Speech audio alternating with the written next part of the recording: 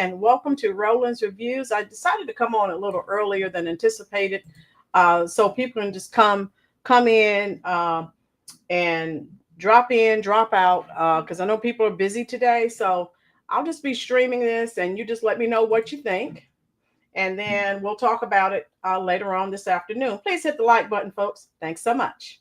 If you told me 5 years ago that the richest man on earth would be tweeting about me,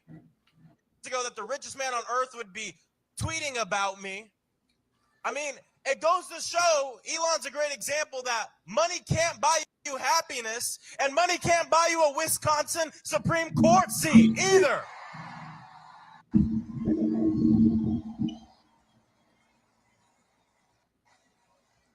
But I'll tell you, our way out of this is not to back down, is not to be silent, and is not to be divided. Throughout human history, authoritarians, they're never satisfied with the power that they have. And so they test the bounds, they push the limits, they break the law, and then they look at the public to see if they're quiet or if they're loud. If we are quiet, if elected officials are quiet, then we are complicit. And we cannot be complicit in the tearing apart of Medicaid, of Social Security, of food stamps, of nutritional assistance, of the things that we fought for and earned.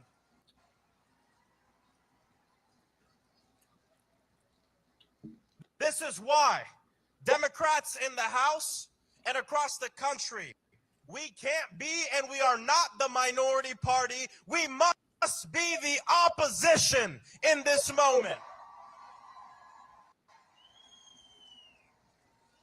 And then in less than 2 years, we will become the majority. And I'll tell you this, Elon Musk was on the news the other day saying, well, if the Democrats win, it's just going to be subpoenas and investigations. It's the one thing he's right about. You're damn right there's going to be subpoenas. You're damn right there's going to be investigations. Because when you steal from the people, expect the people to rise up at the ballot box and on the streets.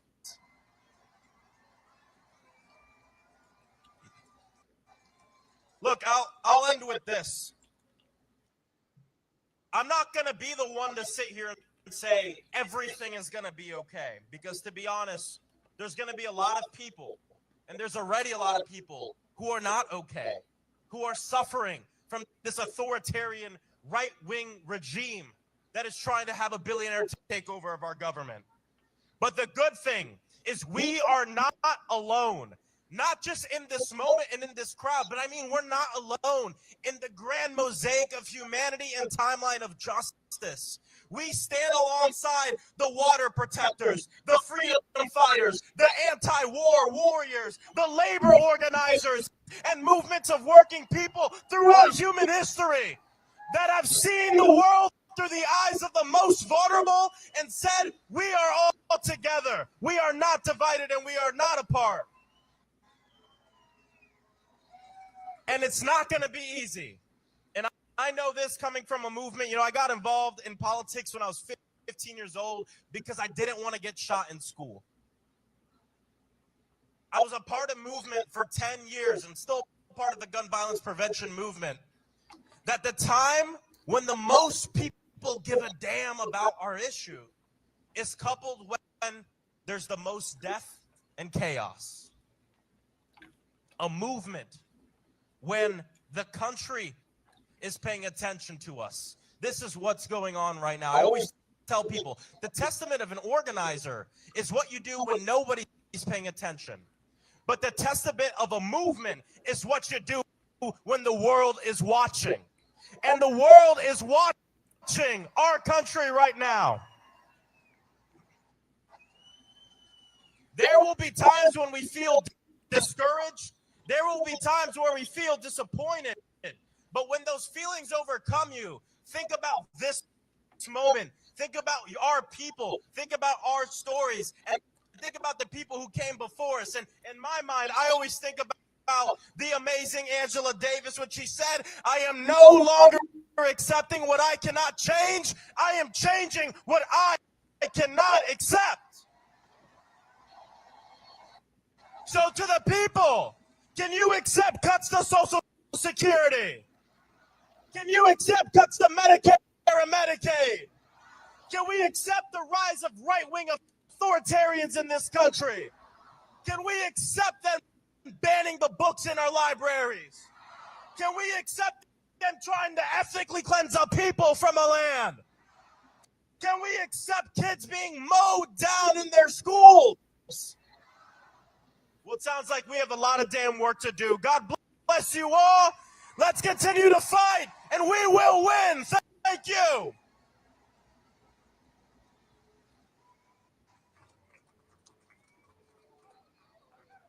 Please welcome Move On Executive Director, Rana Epting.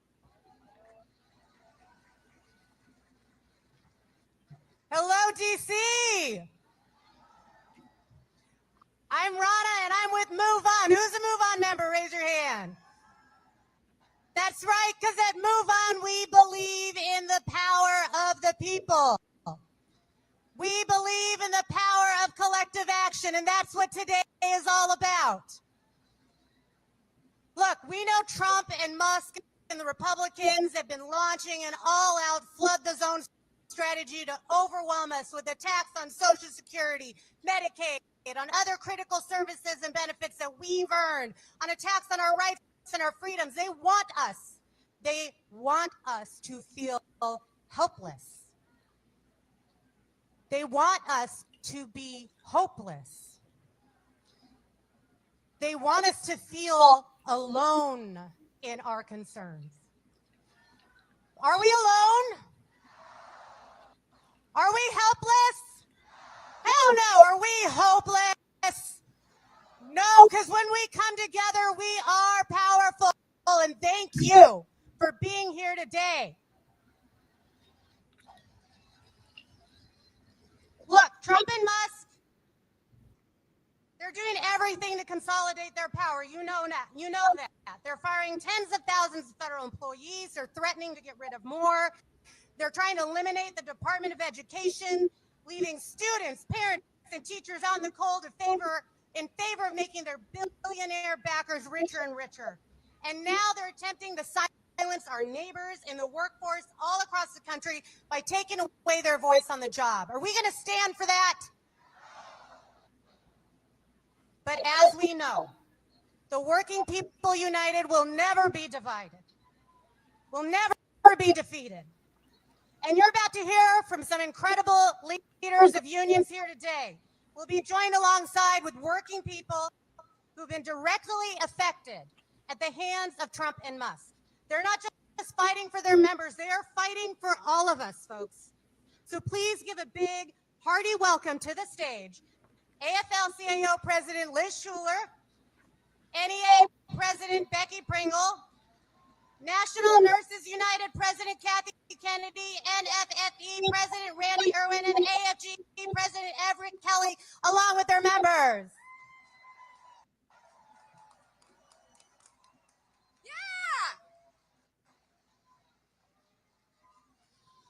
Wow, what a beautiful sight. Thank you so much.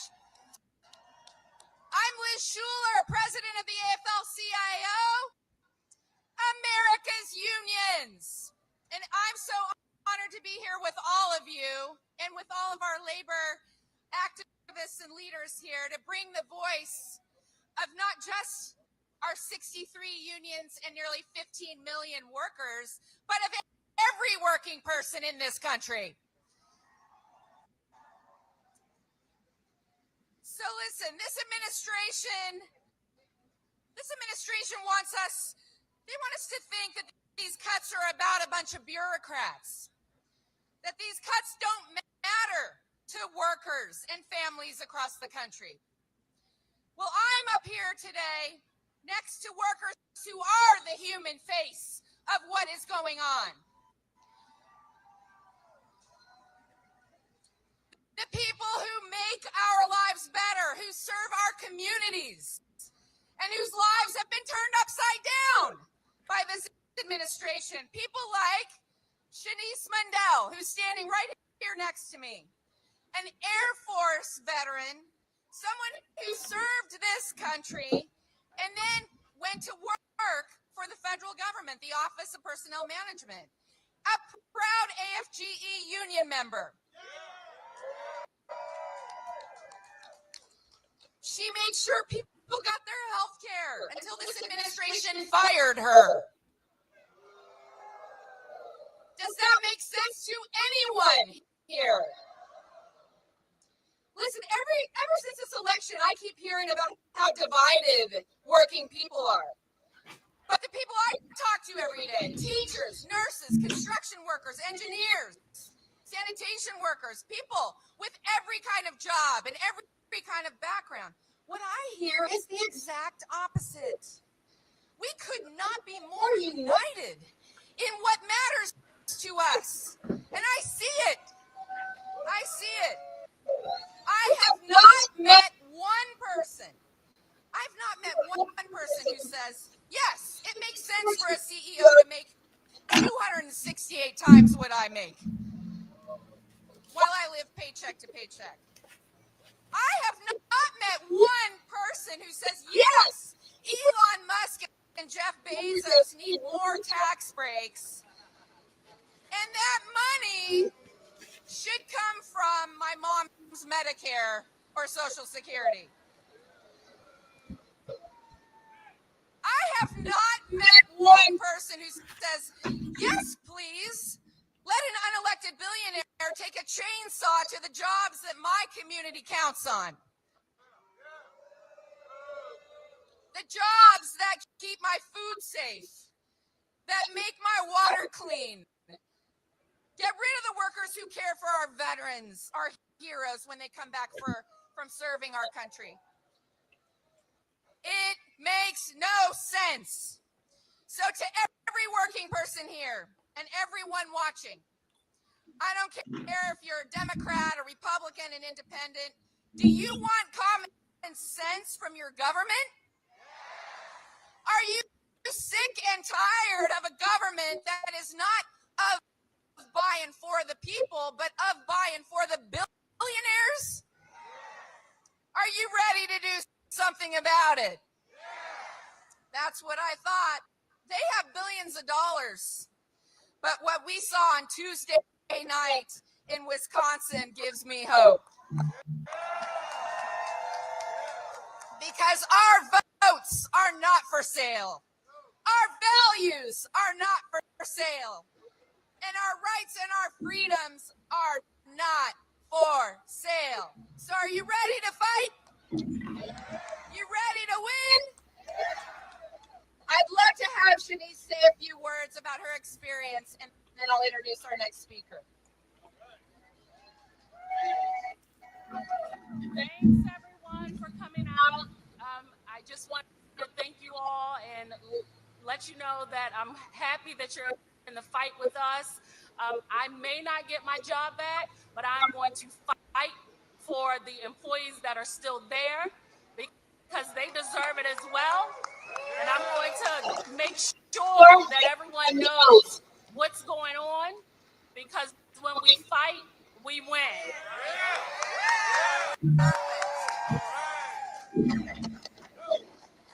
And now it's my joy to introduce an absolute fighter for our nation's kids, someone who protects not only our educators, our students, but all working people in this country, the president of the National Education Association, Becky Pringle.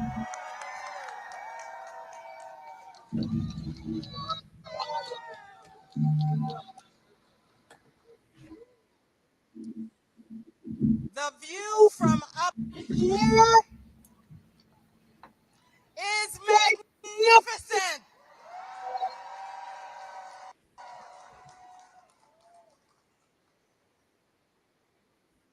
Of all the civil rights for which this world has fought and died for 5,000 years, the right to learn is the most fundamental. The freedom to learn has been bought by bitter sacrifice. So whatever you might think about the curtailment of other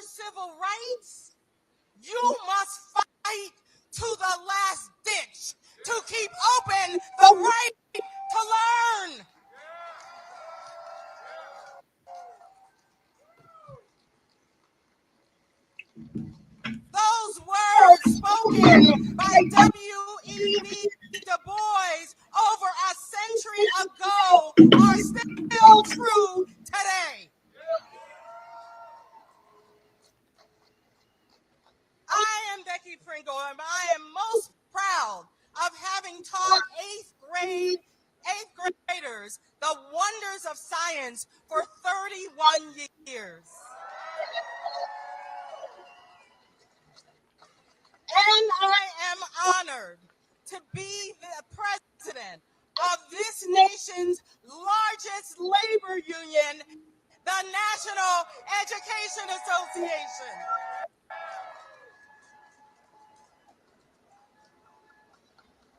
I am joined here on stage by teachers and education support staff. And we are joined by the 3 million people who have dedicated their lives to teaching and nurturing, counseling and feeding, driving and taking care of this nation's 50 million students. And we're all here to say, hands off our public schools.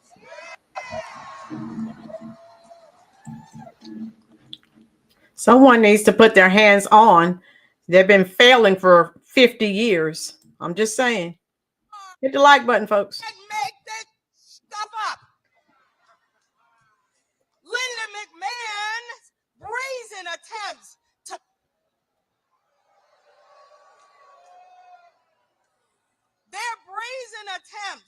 to undermine public education in America. Their devastating, dangerous, and disrespectful mass firing of half of our public servants in the Department of Education. We all know that will hurt all students in all rural and all urban and all suburban schools across this country. We know that class sizes will soar and arts and music and after-school programs will be diminished. Job training programs will disappear. Higher education will be further out of reach for most Americans. And our most vulnerable children, our children with disabilities, will be left adrift without desperately needed special education services. And the civil rights of our students will be eroded. Yeah, what is? That's why the NEA and our partners sue them. Hands off, Donald Trump. Hands off, Elon Musk. Hands off, Linda McMahon. I just left Kentucky where we were celebrating their success. 120 counties, every one of them voted no to vouchers.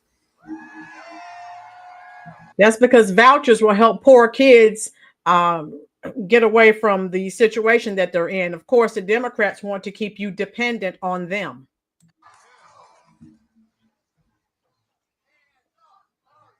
Hands off our schools! Hands off our schools! Hands off our schools! And after that victory, now they're worried that federal vouchers will take all of the funds out of our schools and give them to private schools. They need to take them. And who will be left to stand in those gaps for our babies? Educators all over this country who bear that burden every day.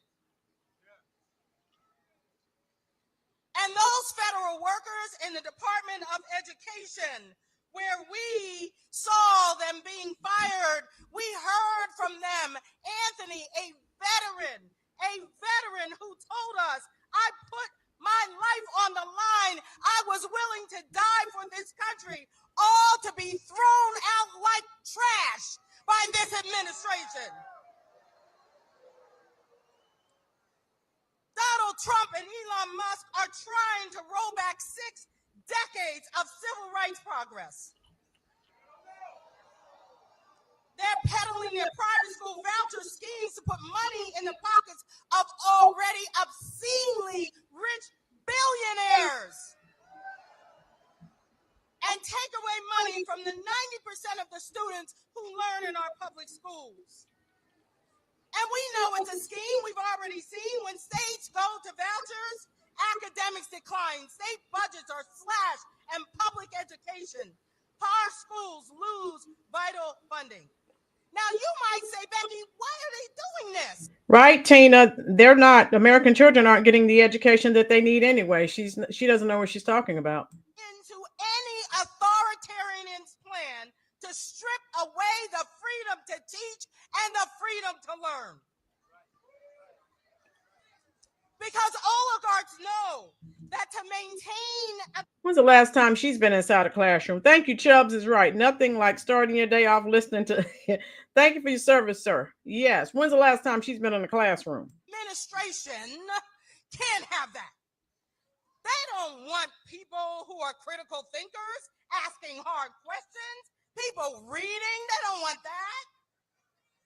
Discerning the truth.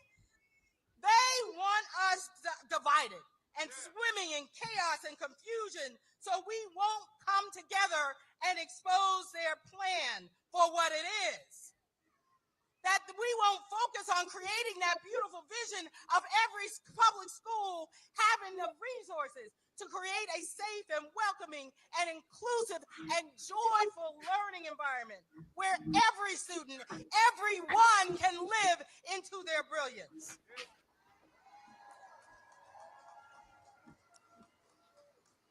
I am deliberate and afraid of nothing.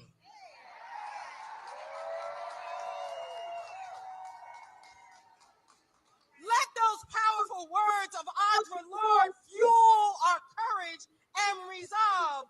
Deliberate and unafraid, we will demand that every student has what they need and what they deserve. Deliberate and unafraid, we will fight for every educator to be respected and compensated for what they do for this country. Deliberate and unafraid, we will continue the fight for education justice and economic justice and social justice until this country lives into the promise and the poetry of our Constitution. We the people, say it with me, we the people, we the people, we the people, all of us deserve that right to life, liberty, and the pursuit of justice. So we will continue to demand that you keep your hands off our schools, keep your hands off our rights, and we won't stop. We the people won't stop because our children, our babies are depending on us. They're depending on us to be worthy of them. And now, from the National Nurses United, give it up for Kathy Kennedy.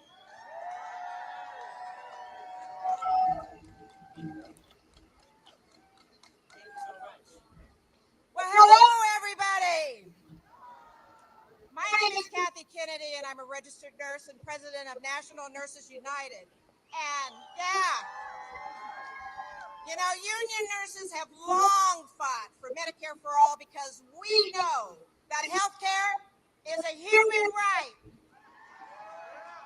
And we know that health is not just about medical treatment, it's also about the world that we live in and the support systems we all rely on. Those include Medicaid, Medicare, Social Security, the Department of Health and Human Services, and the Veterans Affairs Administration. Yes, this current administration administration wants to weaken and privatize those programs that have helped millions of people stay alive, housed, and cared for.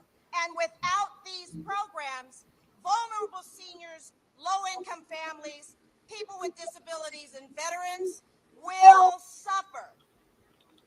Yes.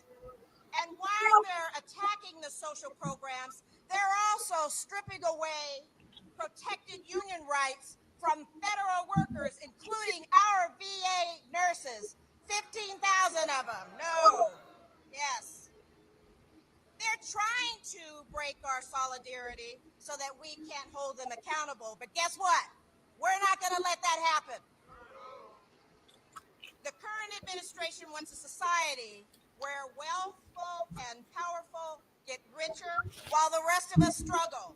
They say that people should be responsible for themselves while they're handing out billions of tax breaks, subsidies, and bailouts to giant corporations. What do you say? No way. No way. So let's be very clear. Our nation's public programs were created for a reason.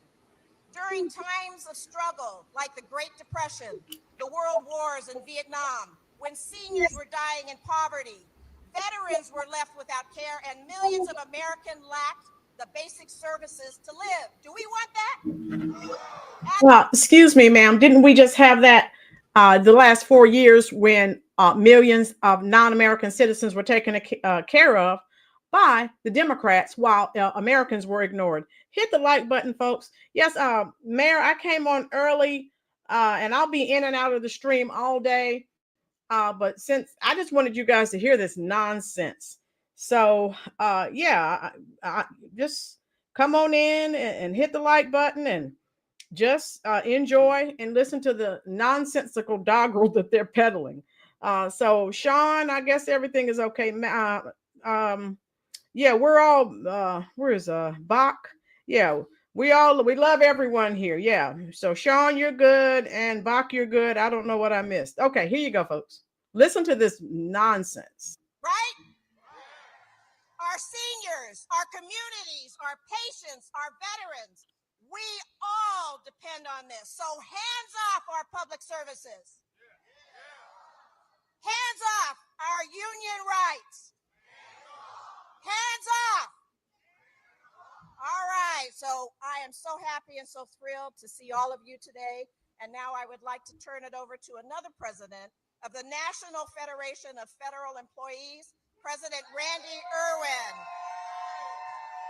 Again, I think it was Robert that said something earlier. Of course, they're not going to say anything about what has happened, what has transpired the last 4 years. Again, where they spent billions of dollars on non-American citizens. So, ma'ams, sirs, I do not want to hear anything that you're talking about. Hit the like button, folks. Tell me what you think. Tijuana Border Jumper, thank you for your super chat, love. So why are they handing out all that to illegals? Rolling, you took the word right, Tijuana. I don't want to hear anything that these people have to say. You've taken our tax money. You've done as you pleased with our tax money, and you didn't even spend it on American citizens. And thank God the IRS, I hope Trump does shut it down. I'm glad he is laying off IRS workers, because what were the Democrats going to do? Thank God the Curry Queen was not elected. They were going to continue to take money from the American people to fund their illegals. No, ma'am. No, sir. No, thank you. I'm fine with what's going on, and I'm glad that they are being exposed. Hit the like button, folks. And don't forget, I'll be in and out of the stream all day. So if you say something that I don't respond right away, just know I'm in and out. That's why I went ahead. I decided to start the stream earlier, but I'll be in and out, folks. And that's just the tip of the iceberg. Let me ask you a question. Are you okay with Trump eliminating essential services? Yes. No. Hell no. Now, never forget this fact. 30% of the federal workforce are veterans.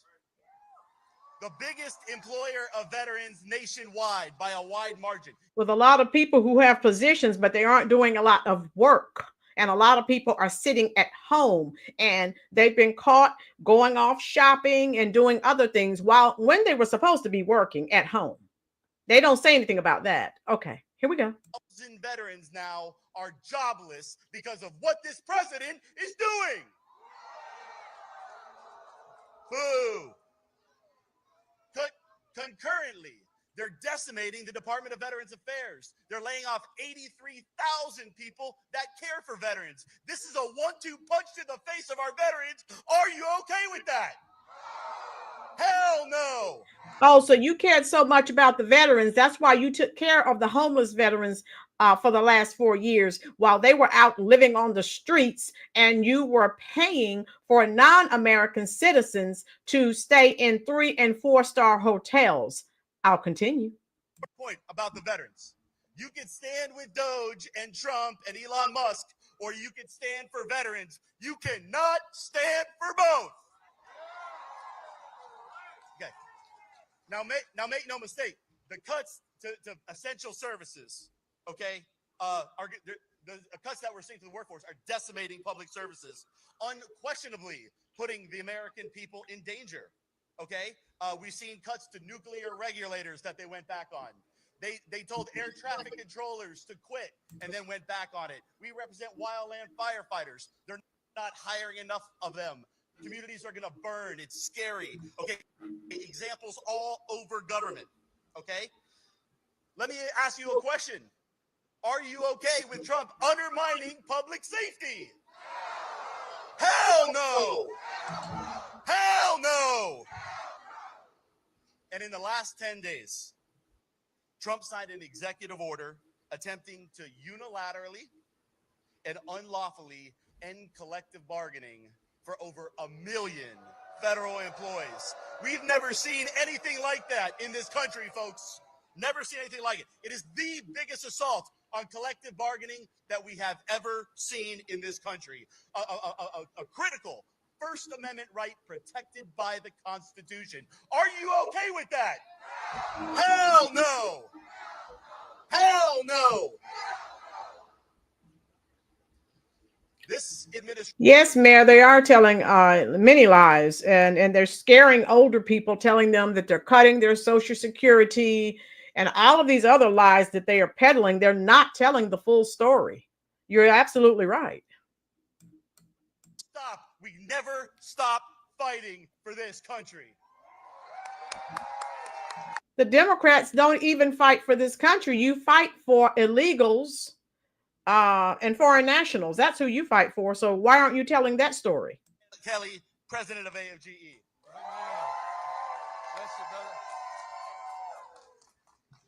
Good evening. How everybody feel? Are you excited? Let me hear you say, I'm excited. Brothers, sisters, allies, on behalf of the 820,000 federal and D.C. government workers we represented AFGE, I want to begin by saying thank you. Thank you for showing up today. Listen. Everybody look at your neighbor on your left side and say thank you. Come on, I don't hear you. Everybody look at your neighbor on your right side and say thank you. Thank you for your unwavering solidarity. Thank you for supporting the patriotic American civil service that my union represents. Thank you for standing for the services we provide to the American people, not some days, but every single day. And thank you for showing our members that you have their back. Thank you. Now, I can't begin by telling you how much it means to me, to every AFG member, and to every federal employee across the nation to see this crowd here today. What crowd? Why aren't they panning and scanning the crowds? I'd love to know. I'm going to check some other sources and see if we can find out some numbers. Adri Tierra, hit the like button for me. Thank you for stopping in. If you're enjoying this content, folks, hit that subscribe button. If you will, do me a small favor. Yes, Monique, we are winning. If you will, share this stream out, folks. I'll be live streaming most of the day, so I'll be in and out. I'm trying to do some things around the house. So if I miss your comment, charge it to my head, not my heart. I may miss a comment or two because I am in and out. Here we go. They're blending illegals with legal immigrants so they can confuse the American people. Mayor, yes. Truth bomb. Robert, giving health care to American citizens, right, instead of illegals. Yeah. Oh, that's right. Americans don't get anything. Okay, here we go. Government on our communities, on our union, and on the very freedom guaranteed to us by our Constitution. What do we say? We say no. Now, just last week, the president issued an unprecedented executive order, and the union of over 1 million American workers who serve their country every single day, a third of whom are veterans themselves, and that is an attack on FGE. But let me tell you something, it's not just an attack on FGE, but it's an attack on all of us. Because if he is able to deny our members their rights under the law, guess what? He won't stop there. Because you're next. He'll deny your rights. More fear mongering from the liberals. Okay. They thought it was easy. They thought we were easy targets. But let me tell you something about union members and veterans. We will not be intimidated. I'm a veteran myself. I'm an Army veteran. We will not be silenced. We will not bow down. You were silent and you said nothing for 4 years when the Biden administration did nothing for veterans. They only took care of illegals. So I don't want to hear anything you have to say, sir. We'll stand up and say, hands off our democracy. Hands off our freedom. And we'll stand up and speak truth to power. Let me just tell somebody that might be listening that AFGE and the labor force, 15 million of us, we're going nowhere. We're going to stand our ground. We're not going to stand by and let you dismantle the agencies that protect American workers against greedy billionaires and corporations. Hands off. Let them hear you. Let them hear you. We ain't going to let them dismantle Social Security and steal the money that Americans have contributed toward their retirement their entire life.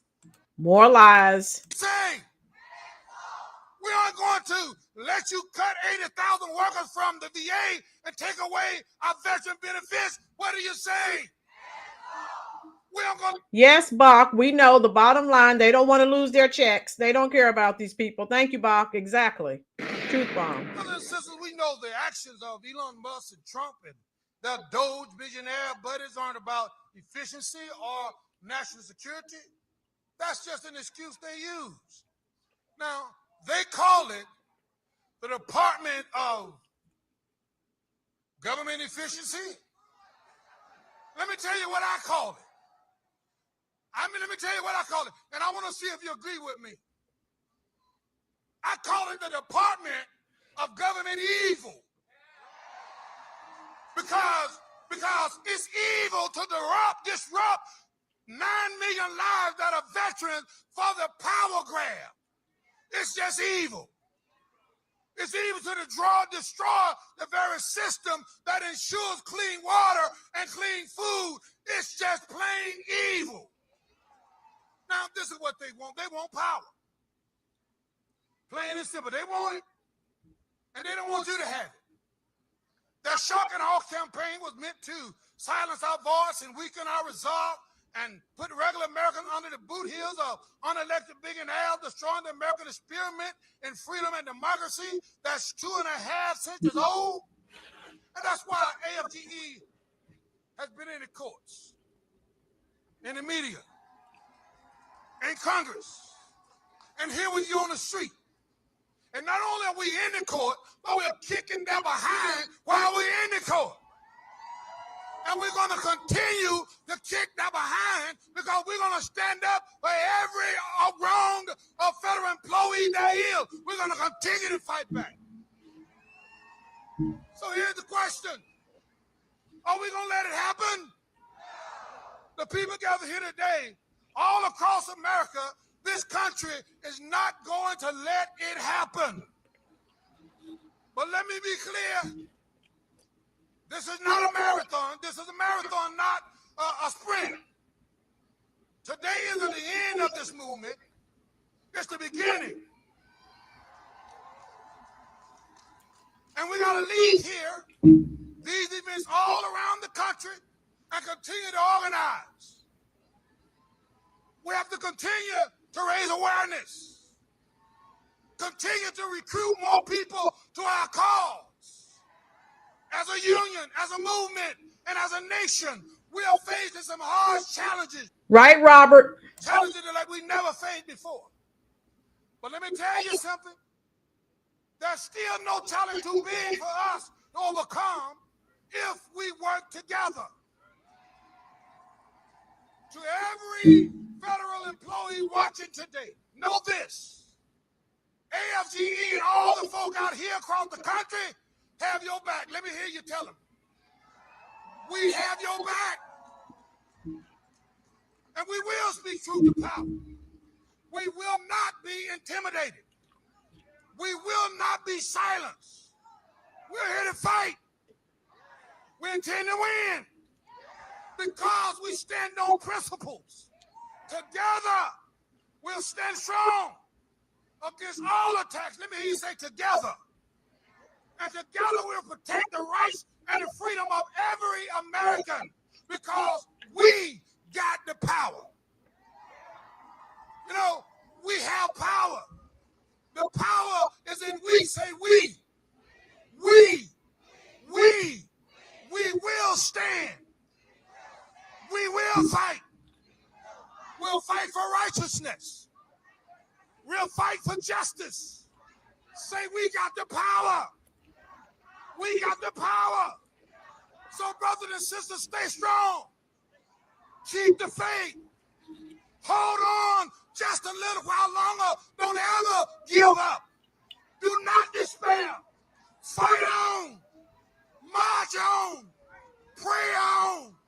I heard the scripture say that weeping may endure for the night, but joy comes in the morning. Say joy is coming. Joy is coming. Say joy. Say joy. Say joy. Joy is coming. Don't give up. All right, folks. Have you noticed who they're using? What did I tell you? They are trying to get Black America. Most of the people that they've had up here talking, that what are they trying to, get people emotional, trying to get Black America out and protesting. And that's primarily who they've been using to talk.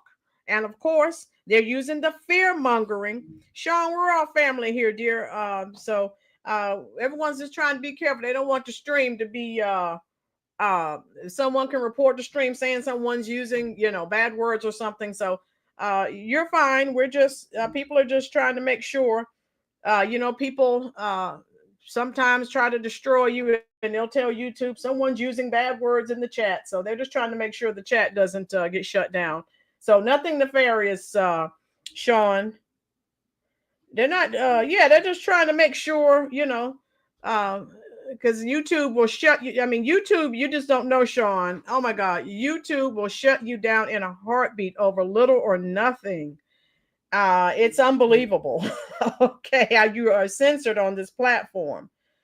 We're just trying to make sure the stream can keep going. Sean. Yeah, nothing bad. No one's against you. We're glad you're here. Okay. We're just trying to make sure that YouTube doesn't, shut the stream down because they are unbelievable, Sean. You don't want to know, dear. You don't. 5051 movement and all the other partners who have been here throwing down since January and every week, give them a shout. If you got here on a bus, if you use Tina, yes, American citizens have been easy targets for the last 4 years. I don't recall hearing from any of those people. And so again, I'm sorry, not sorry. Of course, none of us is glad that anyone is losing their jobs. But if you're being paid, our tax dollars are paying your salary, and you're out getting your hair or your nails done, or you're shopping or doing something else, that is fraud, waste, and abuse. And I don't have a problem with them Doge stopping fraud, waste, and abuse. And when they're telling us what some of these millions of dollars were spent on, sorry, not sorry. Hit the like button, folks. Share this on your Greg, Bach, Mari, Sean, Olivia, Mayor, Donna. Share this on your Facebook pages, please, people. If you have Truth Social, share it on there as well. Greg, great way to ruin my Saturday morning. Can't we watch some positivity? Greg, I know, but I was going to come on later, but since they started, I wanted to go ahead and let you hear it in real time as it's going on. So the stream will be live all day. So you can drop in and out, and I myself will be dropping in and out because I'm trying to do things around the house. Okay. And I know, Greg, you want to see something positive, and nothing, that they're saying is to me is positive because thank you, Mayor, because again, all I can think of is what happened and what transpired the last 4 years, and all these people. I don't recall hearing from any of these people. Let's see what she's saying. they want us to feel powerless, but we have people power, and people power is the best power. The only people who felt powerless were American citizens, as we were being robbed and essayed and unalived by illegals. But of course, they don't care about us. Remember the song by Michael Jackson? All I can say is they don't really care about us. Yes. So I don't want to hear anything that these people are saying. Sorry, not sorry.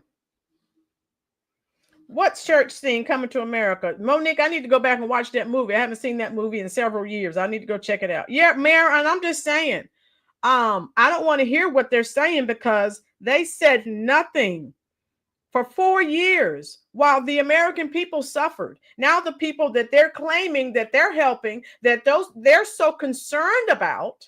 Oh, now you're concerned about veterans now. For 4 years, you said nothing. You did nothing. Robert, that guy's a veteran. He should have been speaking and helping the Black veterans. Robert, that guy's trying to keep his check coming, just like the rest of these plants and these gatekeepers. And as I said, you see primarily what they've used, right? The Black gatekeepers. Sean, exactly. Monique, surprise is not a problem here for me. Yeah, I'm saying, guys. I don't know, Sean. I must have missed your statement. I don't know. Oh, okay. Where am I? Government. Yeah, Robert. Government evil. Right. He didn't say anything about the evil that transpired the last 4 years. So as you notice, everything they're saying, I have one sentence. Where were you the last 4 years? Or really one question for them. You were nowhere to be found. Oh, so now that things are changing, here you are because you don't like the changes. How you doing, Dorian? They hated the tariff policy. Yeah. Of course, they're going to hate everything that Trump does. And of course, he's cutting a lot of money. All this waste, fraud, and abuse. I don't care. I'm glad he's stopping it. My tax dollars are funding a lot of that crap. Your tax dollars are funding a lot of that crap. I'm glad he's cutting some of that money. All right, let's see. Okay, let's see who they're going to bring up next. So again, if you're just coming in, hit the like button. I'll be in and out. If I miss your statement, I'm not ignoring you. It's just that I'm trying to do things around the house. And so don't hold it against me. Mayor, yeah, they don't care if they destroy this country, which is pretty much what they did the last 4 years. And so I don't want to hear anything that they're saying. I don't. Okay. Director Graysa Martinez Rosas. All right, so they have someone else coming up now. So these are mostly Black and Hispanic people speaking. So let's see what she's saying. What up, my people? Buenas tardes a toda mi gente latina. ¿Dónde estamos? A toda mi gente de habla hispana. Trump ha dicho que no quiere que hablemos español. Y le decimos, no, gracias. My name is Graysa Martinez Rosas. I am an immigrant. I am undocumented, unafraid, queer, and unashamed. I lead the organization, the most beautiful organization called United We Dream Action. We are the nation's largest network of immigrant young people fighting for queer rights, immigrant rights, and the rights of everyday working class people. So y'all look so beautiful. I wish you could be in this place, and there's so many of you. I want you to take a moment to say high five to your neighbor. Y'all have been here for a while. Say, hey, what's up, neighbor? We're doing this. We got this. Yes. I'm here today because this fight is about all of us. Not just the people standing here in this podium, but this fight is about you. About the people that you love. About the people that you miss. Those we lost and those that we are waiting for, our babies. We are facing a national flashpoint. There's a creepy cult of billionaires. Creepy billionaires that have bought their way into our government. They're so creepy that they think that they can declare power to make their own rules without accountability. They're so creepy that they think that they can do it without oversight. They're so creepy that they think they can do it without consequences. But this country is not theirs to buy. This country is not theirs to buy. This country is ours. It's the everyday people, immigrants, queer and trans people, immigrant workers and families, and our allies. Every single one of us sees ICE snatching our people off the street. Throwing students, moms, dads, friends into mass detention camps here and abroad. From student activists demanding an end to genocide like Mahmoud Khalil and Rumeysa Öztürk, to organizers like Janet Vizguerra and hardworking people like Hilmar, a father from Maryland who was deported to the mega prisons in El Salvador. These kidnappings, they are proof that they are coming after all of us. All of us, whether we have papers or not. And I'm here to deliver a message. I'm Graysa Martinez Rosas. I'm the daughter of Luis and Elia Martinez, immigrants that did the most bravest thing to decide to make this country our home. If they were to snatch me or disappear me at any time, I want you to know that I love this country. That within its borders or outside of it, I will fight to defend the vision of our people. That within its borders or outside of it, we will not stop speaking out against what's happening in our communities.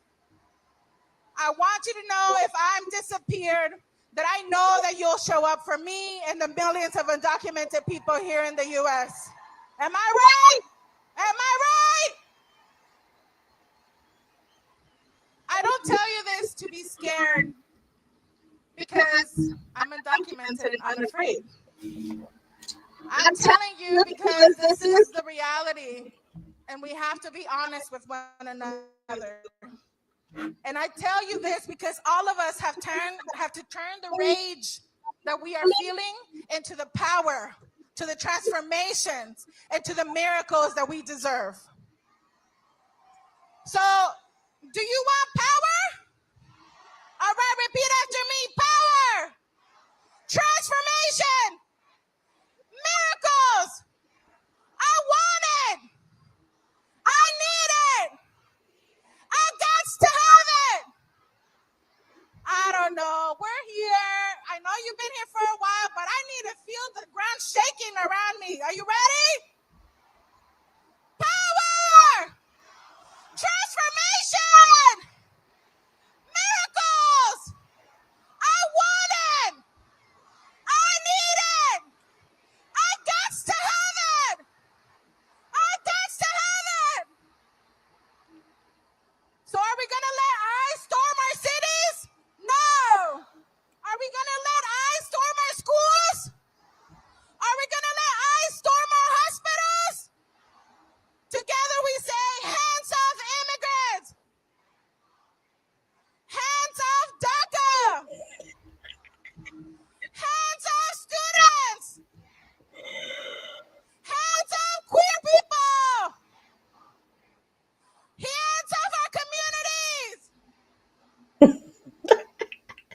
This moment is not unique in our history. There have been many moments in our history where freedom fighters just like you marched these streets, this very ground that your feet are standing on, where it was Black leaders leading us into the civil rights era, whether it was queer people demanding an end to AIDS and HIV crisis. We are standing on hallowed ground.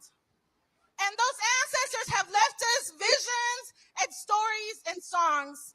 And so I want to end with one of my favorite. It's by June Jordan. Are you ready to sing with me? This chat is making me laugh so hard. Oh my God. Stop it. I love it. We're putting our hands up because we're ready to fight. We're ready to put our hands to work. We're ready to put our hands to defend our democracy. Are you ready to put your hands in to defend our democracy? Oh my God. Sing after me. Oh no. We have come too far. We won't turn around. Oh my God. We'll flood the streets with justice. We are freedom bound. Oh my God. And now we're going to sing it one more time. I want to put your hands in your heart and remember this moment. Okay, I'll let you. This chat is a mess. I'm trying to hold my laughter in, but I cannot. Dorian says she thinks she's Nelson Mandela. I'm giving you a break from her singing. Okay. Go back where you came from. Someone called Holman. James said you're too fat to disappear. Kelly Ray said bye. Sean said she's Margarine Mandela. Oh my God. Caesar here illegally and complaining. Yes. James said get out. Florida said when she spoke Spanish, she said that Trump doesn't want us to speak Spanish. What a clown. Yes. Dorian said my ears are bleeding. Sean said losers. Dorian nails on a chalkboard. Call Tom Holman. Did she hear me across the states? I hear no crowd. Sean, I don't either. She needs the carnivore diet. Fat. She's fat. Oh my God. These truth bombs are for all of you. James, free buffet. I got to have it. Oh my God.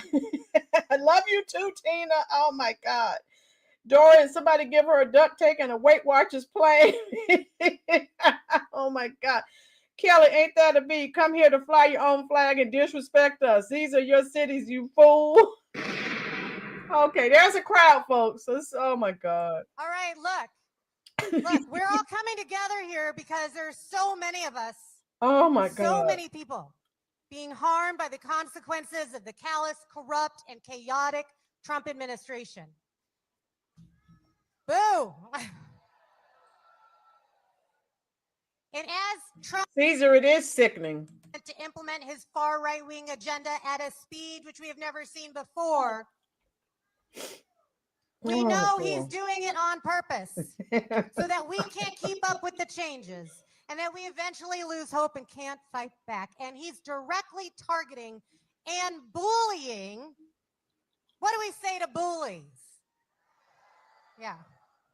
He's directly targeting and bullying the most vulnerable people in our country. He's trying to tell us that immigrants, our LGBTQ friends, and trans neighbors are making this, they're the reason this country is worse off. Fuck that! It could not be further from the truth. LGBTQ people make our country better, stronger, and more beautiful every single day.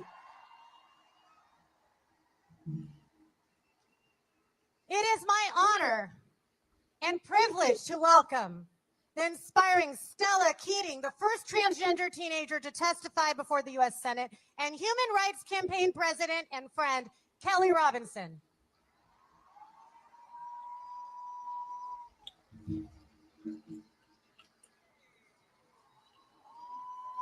Whoa, what's up, good people? It's a beautiful day to defend democracy, isn't it? I'm Kelly Robinson, president of the Human Rights Campaign. And more importantly, I'm black and I'm queer and I'm not going anywhere. Lesbian, gay, bi, trans, and queer folks, we are not going anywhere. We are standing 1,000 strong, million strong today to tell them hands off, hands off, hands off, hands off. Hands off our bodies, our families, our books, our ballots, and hands off our trans kids, y'all. Someone called ICE. That's right, on the previous lady. It's not going to be defined by our opposition. It's going to be defined by our courage. The courage that we summoned from our ancestors from Selma to Stonewall. The courage of Cory Booker, who stood up for 25 hours, speaking truth to power.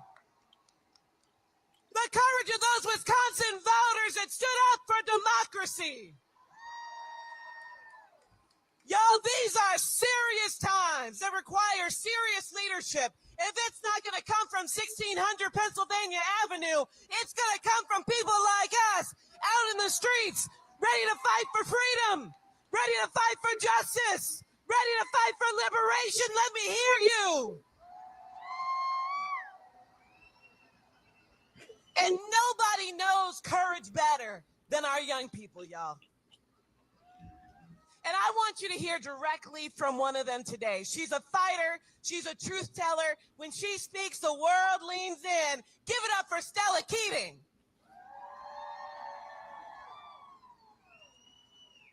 Thank you, Kelly. 4 years ago, I became the first trans teen to ever testify before the United States Senate. They can't take that away from me. I was young, and I believed we were turning a corner. I believed that we would be protected, and I believed that we were seen. But today, the promise that I believed in feels like it's slipping just out of reach. Just yesterday, I had a TSA officer look at my ID, confused, and tell me, pretty sure that's you. That's what it means to be trans in America right now. And while the economy is crumbling and families are struggling, this administration wants you to think that I'm the threat. They want you to think that I'm the threat for visiting my doctor, for using a restroom, or playing tennis, or God forbid, flying a plane. Donald Trump and Elon Musk will tell you that I don't exist. But I do. I exist. We all exist. Trans people are here and we're not going anywhere. We are not the threat. We are the future. We deserve to live in a country that sees us, protects us, and lets us thrive.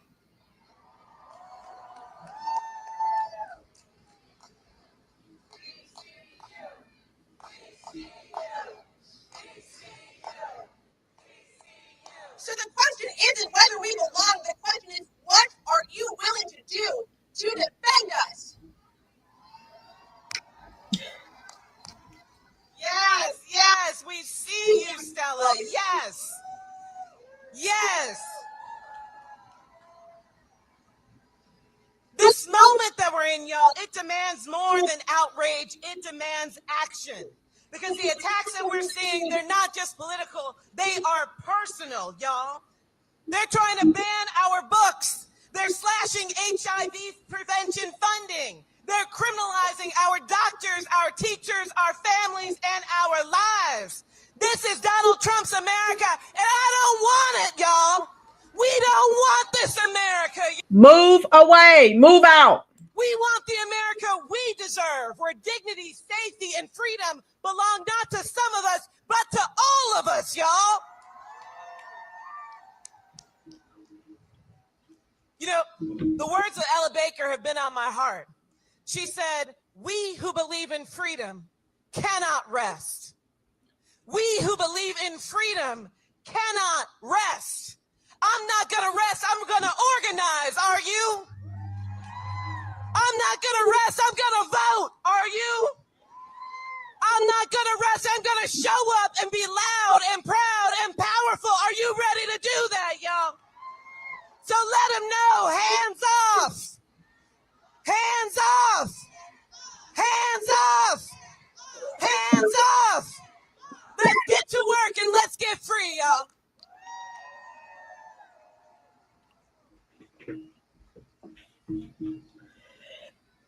Excuse me. What a mess. What are your thoughts? This comment section is hilarious.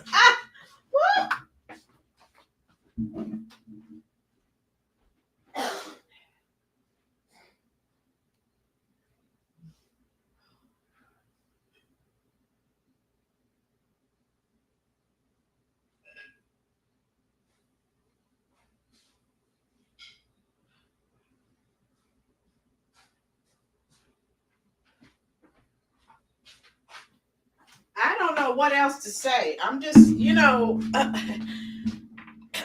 I cannot. And this chat, you're not making it any better because I'm trying to hold my composure, but you're making me laugh. Here, let's see what he's saying. Of us. He's stopping us from tackling climate change while our communities are experiencing extreme weather, fires, tornadoes, floods that hurt all of us and our neighbors. He's selling off our public lands that belong to us.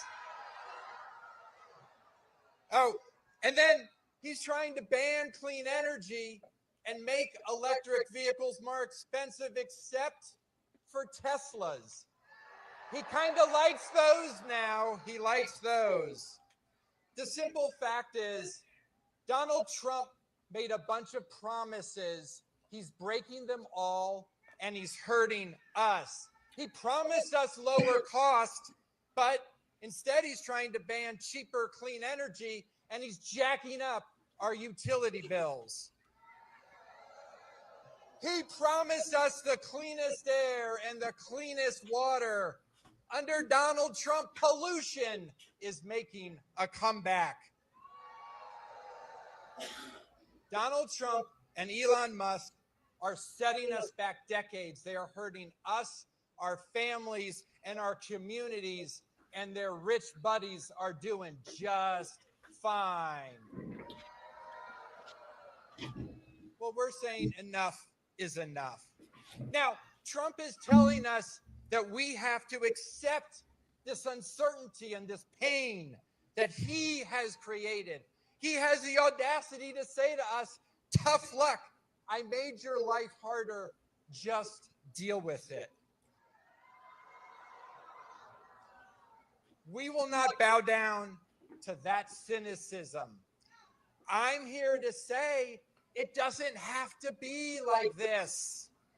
Now, what if instead of banning clean energy, we tackle the climate crisis head on, creating jobs and lowering your energy bills? What if instead of selling off our public lands, we protected them for generations to come and boosted local economies? What if instead of telling polluters you can do whatever you want to do, we made them pay to clean up the messes they make? What if instead of destroying our democracy, we make sure every eligible vote is counted and communities have a voice in decisions that impact them. Now today, hundreds of thousands of us are gathering all around the country, and it is the beginning. We're going to take this energy and build on it, but we need to do it together. All of us have to do it because our earth is worth fighting for. Because our democracy is worth fighting for. Because our families are worth fighting for. So today we say, hands off our clean air. We say, hands off our clean water. Hands off our clean energy. Hands off our public lands. And hands off our democracy. Thank you. If you didn't watch the video I did last night, I check it out.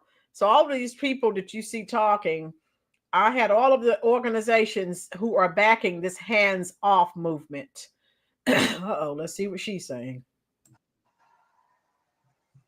Hey, everybody. Thank you so much for having us today. We heard there's like 100,000 of you, so you guys are freaking phenomenal. You're amazing for being here. Thank you so much. We really wanted to start off with a chant. So we are a grassroots organization originally. That is our core. So we are very big on the chanting, and y'all have all the energy today. So no Trump, no KKK, no fascist USA. No Trump, no KKK, no fascist USA. No Trump, no KKK, no fascist USA. No Trump. Hell yes.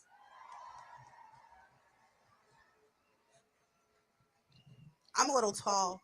I first want to introduce Glow, who is the founder of Political Revolution, also a dear friend, and a national coordinator with 5051. Make some noise. Thank you, Sarah. I've been organizing with 5051 for 3 months since Trump became president, but it feels like 3 years. I first started organizing with Bernie Sanders' presidential campaign 8 years ago. Bernie taught me the importance of organizing with your community and standing up for what is right.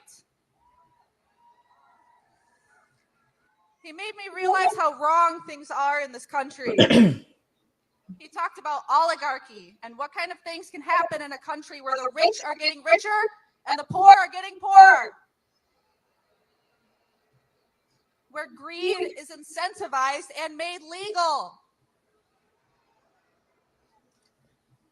Now we have oligarchs in charge, and we have seen the kind of damage they've done. They are corrupting our democratic processes, controlling our media, and influencing policies that benefit only themselves, widening the gap between those who have and those who have not. This happened for 4 years. You said nothing. Filled with hope. I see all of you passionate and ready to fight for a better tomorrow. U.S. Army. Together, we have the power to enact change, to fight this growing inequality and reclaim our democracy. Facts, James. So what do we do now? We organize. We hit the like button, folks. We know this is a bunch of malarkey. Kyle, how you doing, dear? Hit the like button, hit the subscribe button. If you have Facebook or any other form of social media, folks, please share this out. I'm going to live stream this all day because this U.S. Army, I need to pin your comment. Is this a comedy skit? But if there's one thing I've learned, my God, it's that people united in a common cause with determination and compassion can overcome the greatest of odds.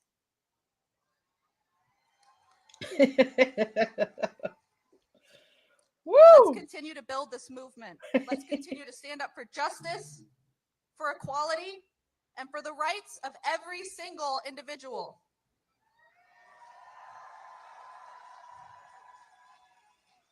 We must demand change, and we must refuse to be silent until we achieve it. Thank you, each and every one of you, to the 5051 organizers and organizers of every banner, for your commitment and your courage. Together, we will make a difference.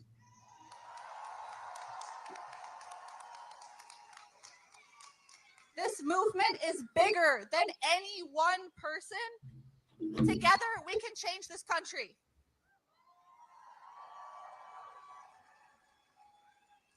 Thank you so much. Next, we'll have Cy Day Smith speaking, the Deputy Director of Voices of Florida. Thank you.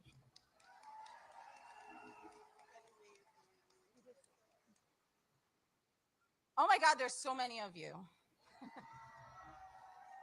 And you know what? Y'all are just the beginning, because there are people out today marching in 5051 protests all over the nation, in cities everywhere. There are thousands upon thousands.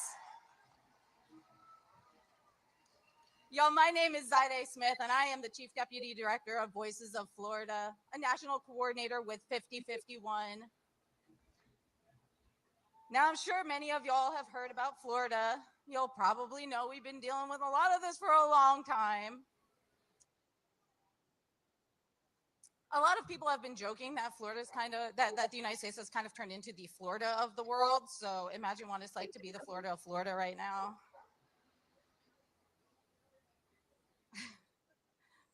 U.S. Army. Listen, Florida has been sort of the testing ground for a lot of what y'all are seeing before you. None of this is really new. It's just straight out of the Florida handbook. Voices of Florida has been battling in our state for reproductive justice, equitable education, healthcare access, and LGBTQIA+ rights for ages now. Again, the liberal agenda, they don't get it. The American people rejected your agenda. You're still harping on that same tired, losing agenda. Problems are everybody's problems, and that's how we wound up here today. So we are so grateful to be sitting at the table with 5051 to combat these issues on a national level with new activists like yourselves to give y'all access to the resources that we didn't have when we first started.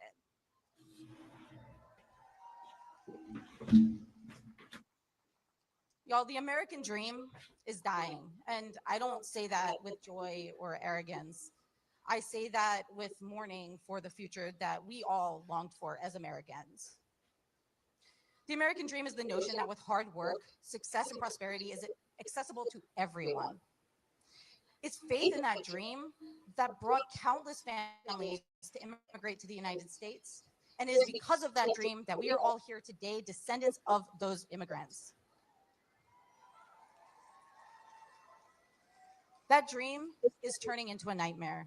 Today, Americans have the highest level of income inequality in the rich world. And in the past 20 years, Americans have experienced the greatest increase in that income inequality in the world. And that's not a mistake. That is by design. We are experiencing the death of the American dream in real time. And it's not only dying, it is being violently murdered in front of us. The ultra wealthy are not merely accumulating wealth, they are stockpiling it in obscene amounts while watching the nation fall into economic collapse. They have created a system in which they amass absurd net worth on the backs of hardworking, impoverished Americans. And what they don't want to tell you is that the system only works if they maintain control over the workforce.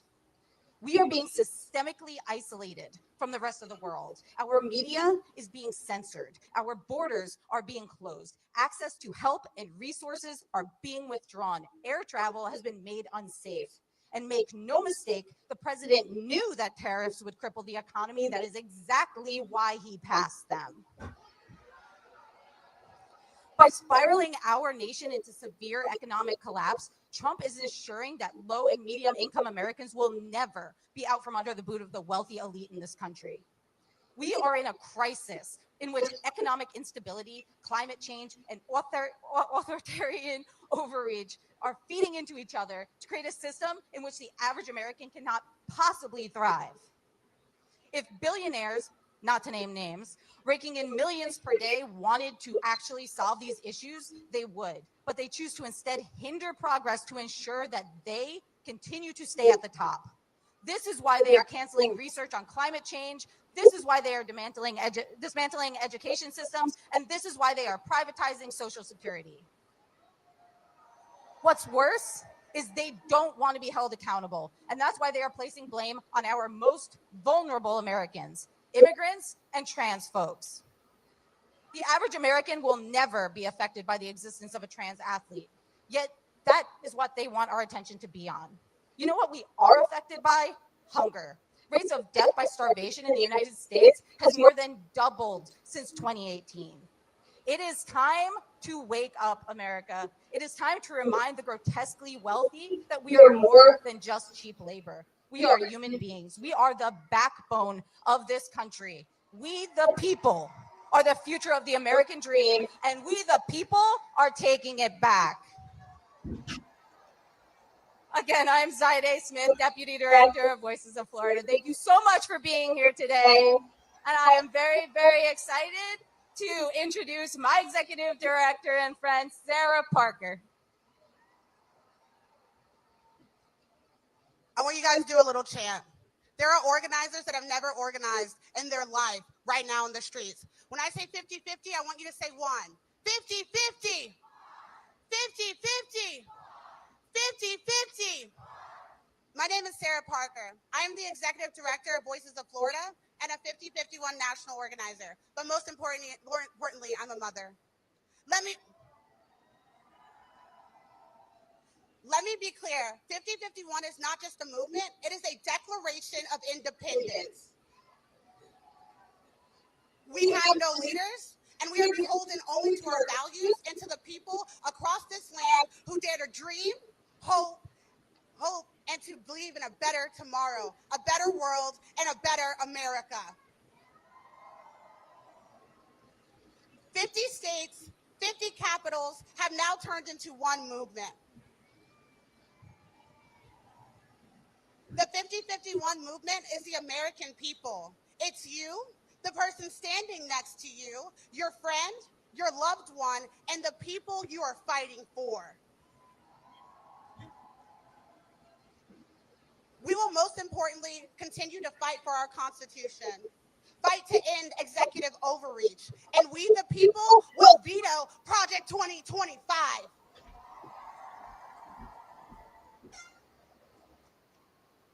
What started as a single post on Reddit by a user has now grown into a full-blown movement.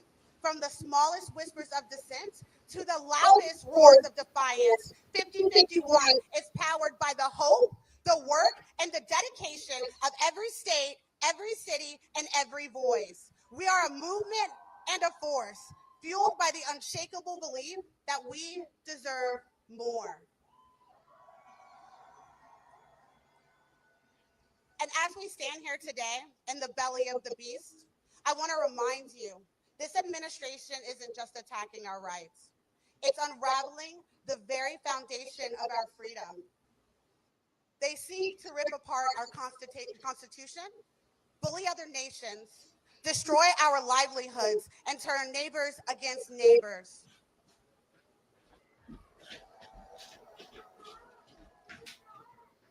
But most of all, they seek to unravel you. They want to steal your dreams, extinguish your hope, and erode your faith. Their goal was never simply to capture the White House or subvert our Constitution. It was to break us, to leave us hopeless, exhausted, and fractured.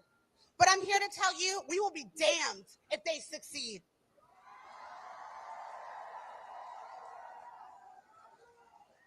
Because we will not be broken. They will not destroy our faith because it was never theirs to destroy. We will not tolerate the eradication of our First Amendment rights. Our voices will not be silenced.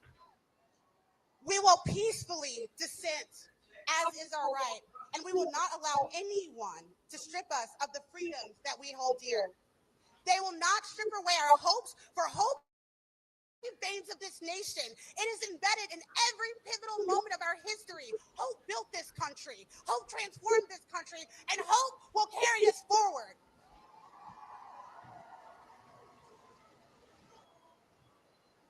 They will not destroy our dreams because my ancestors lived and died for the dream of freedom in this nation. And I'll say this with my last breath. Their sacrifices will never be in vain. Their dreams, our dreams, live on in each of us. And we stand here today across the country, shoulder to shoulder, in a critical mass to fight against every attempt to shatter what has been built. Understand this. This is not a sprint, and it never has been. It is a marathon. Long before any of us were born, long before the movement, before they thought that they could seize control, this battle was set in motion. It was set in motion by the brave people who have long fought and died for a better America. It is now our turn to carry that torch, and we will do that with honor. And we are armed with the lessons of their struggles, the victories they won, and the unwavering belief that America can always become better.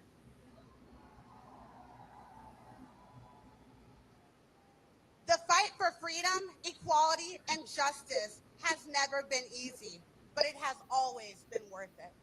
And in that spirit, we rise together with all of these amazing organizations as not just a movement, but a coalition under one simple truth. This is our civil rights moment. This is our call to action. It is our power.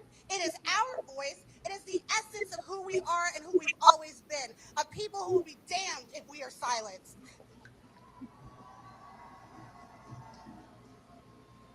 They will never break us. They will never steal our future. We are the movement, and with hope and faith, we are unstoppable. We must and we will save ourselves. Because reality check, no one is coming to save us. We, the people, will never stop fighting for the country we deserve. You are, I am, we are all 50-51. Before I go, I do this at a lot of different protests, and I did this when we lost Amendment 4 in Florida, which is an abortion rights ballot initiative. I want you to turn to the person next to you, and I want you to say, you are loved. You are resilient. And you are important. We have a long road ahead of us. So remember, joy is resistance. Hope is resistance. Self-care is resistance. We are the resistance. And I have one message to the administration. They say America first. I say balls in your court because America is right here and we're knocking at your door. Thank you. Please welcome Executive Director Sarah Hagdusti, Win Without War.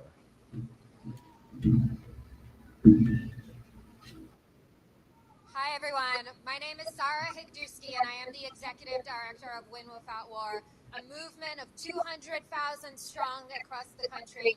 And I am here today to tell Elon Musk and Donald Trump to keep their hands off our families. Donald Trump tried to tear my family apart. When the Muslim ban first came down, I was pregnant with my first child and terrified that my mother would not be allowed in the country because she, like me, simply happened to be born in Iran. And I want to say thank you to every single person who showed up today, because it was because of protests just like this, as well as legal action from our movements, that my family was okay. That said, there are so many others who are not.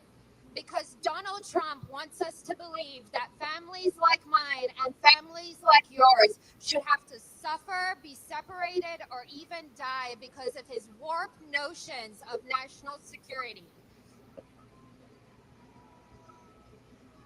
Donald Trump claimed that it was because of national security that Mahmoud Khalil was abducted in front of his wife, who was 8 months pregnant, and shipped off to Louisiana because of his free speech.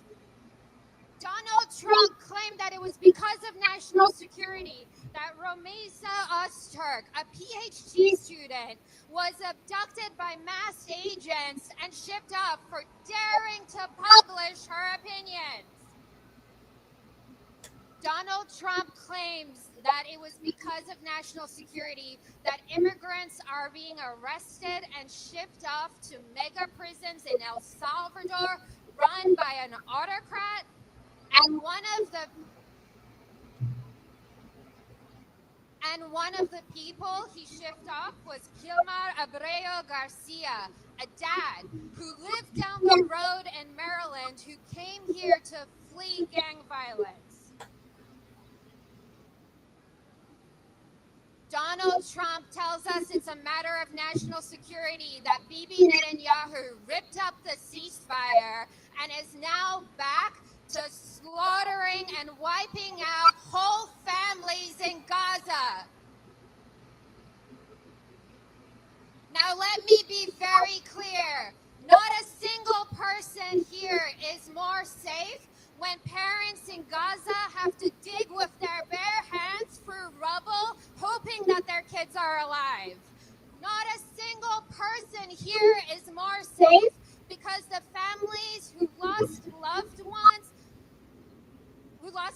and had loved ones taken hostage by Hamas during the horrific October 7th attacks are still waiting to have their loved ones come home. When Donald Trump cozies up to dictators like Putin, when he takes away critical HIV treatment from so many in need, when he lets food rot in warehouses instead of giving them to people, he makes every single one of us less safe. That's why I'm here today to say hands off our families. Right, Tina. Hands off our students. Hands off our neighbors. Hands off aid. And hands off Gaza. I want you all to remember that from South Korea to Brazil, we have seen time and time again the power of movements just like this one and their success in pushing back against right-wing coups and authoritarianism. And that is what we are here doing today, and that is what we will keep doing until we win. And I am so grateful to be here with you as we get it done. Thank you. Right, Tina. Excellent comment. American citizens need security. We've been killed and essayed all across this country. Kelly, go to Gaza. We're busy trying to protect our own children. 2 truth bombs for each of you ladies. There you go. Uh-oh. See what he's saying. Fantastic. I wish you could see this. Great work on the signs, too. You guys did a fantastic job. You showed out today. Hey, so it's great to be here with so many of you beautiful, smiling people.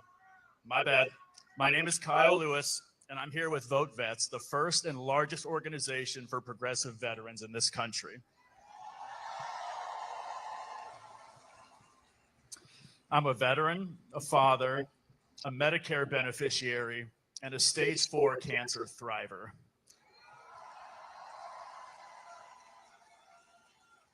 So 5 years ago, I was diagnosed with an aggressive stage 4 cancer, and I was told I just had weeks to live. My doctors recommended I begin an innovative immunotherapy treatment.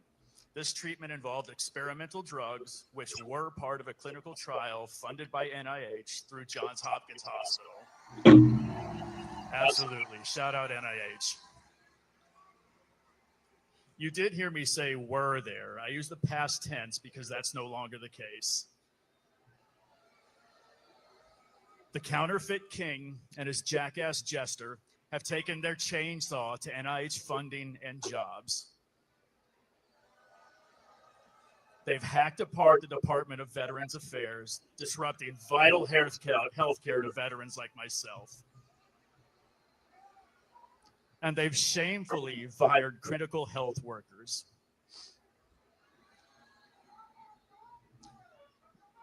They've wantonly slashed money for clinical trials and other crucial medical and scientific work which leads to breakthroughs like the drugs that saved my life, drugs that in many cases are no longer available. My life and the lives of millions of Americans with cancer and other life-threatening diseases are now at even greater risk.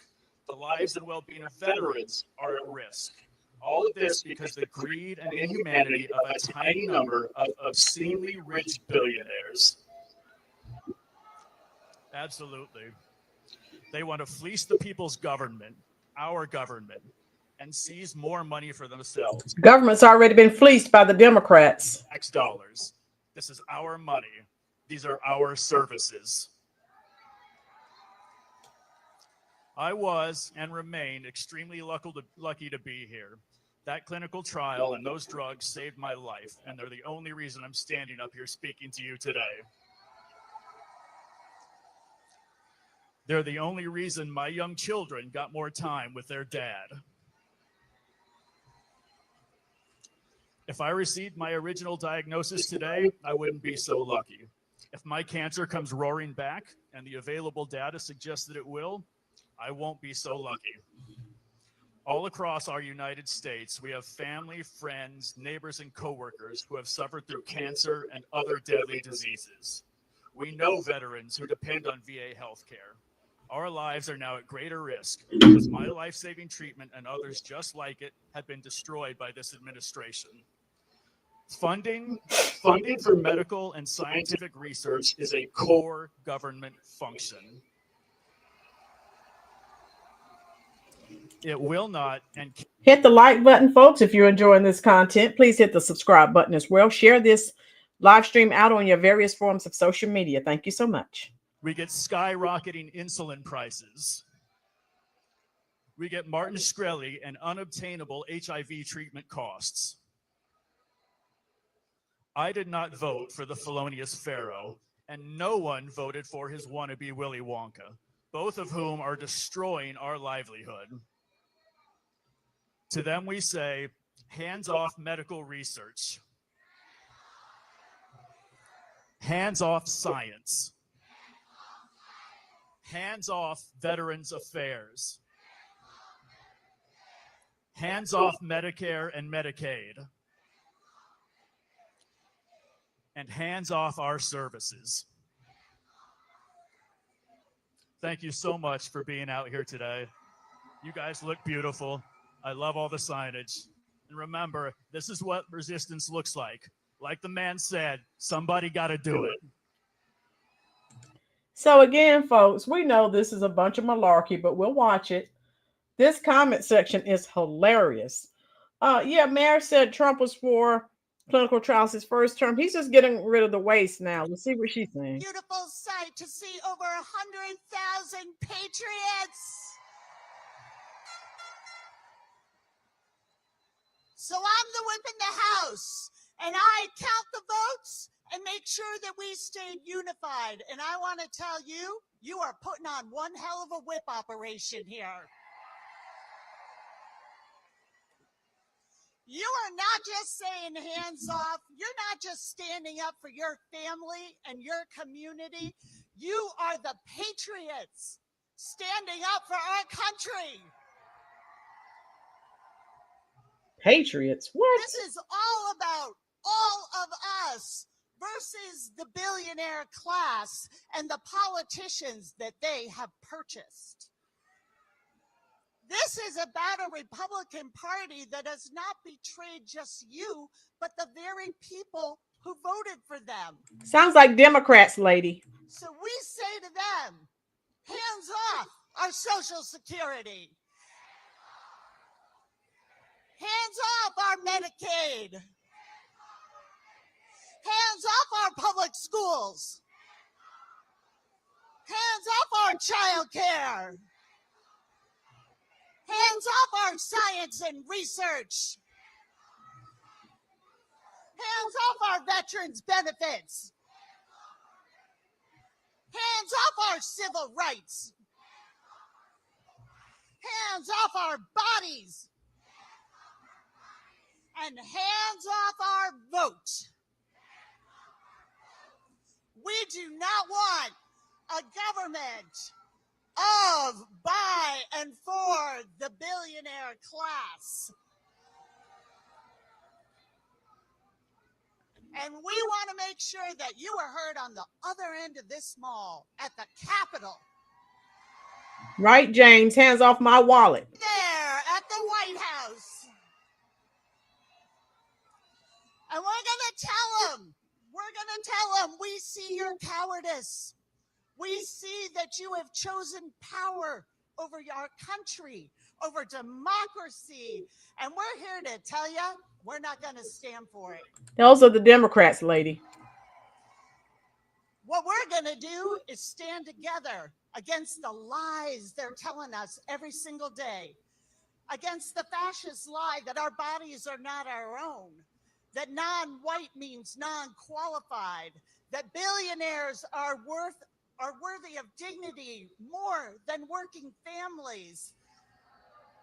The lie that our children should go to school hungry and that our seniors should die in poverty. So these have been desperate times, and we can get full of despair. That's the strategy. But I'll tell you, look around. Our power lies in our number. So we're going to keep up the fight, and we are going to build a future that is worthy of our children. Thank you for being. Yes, shadow seeker, hands off giving money to people that didn't earn it with illegal immigration. U.S. Democrats need slaves in the field. Yeah, hands off our money taking care of non-citizens. How about that? Truth bomb. See what he's talking about.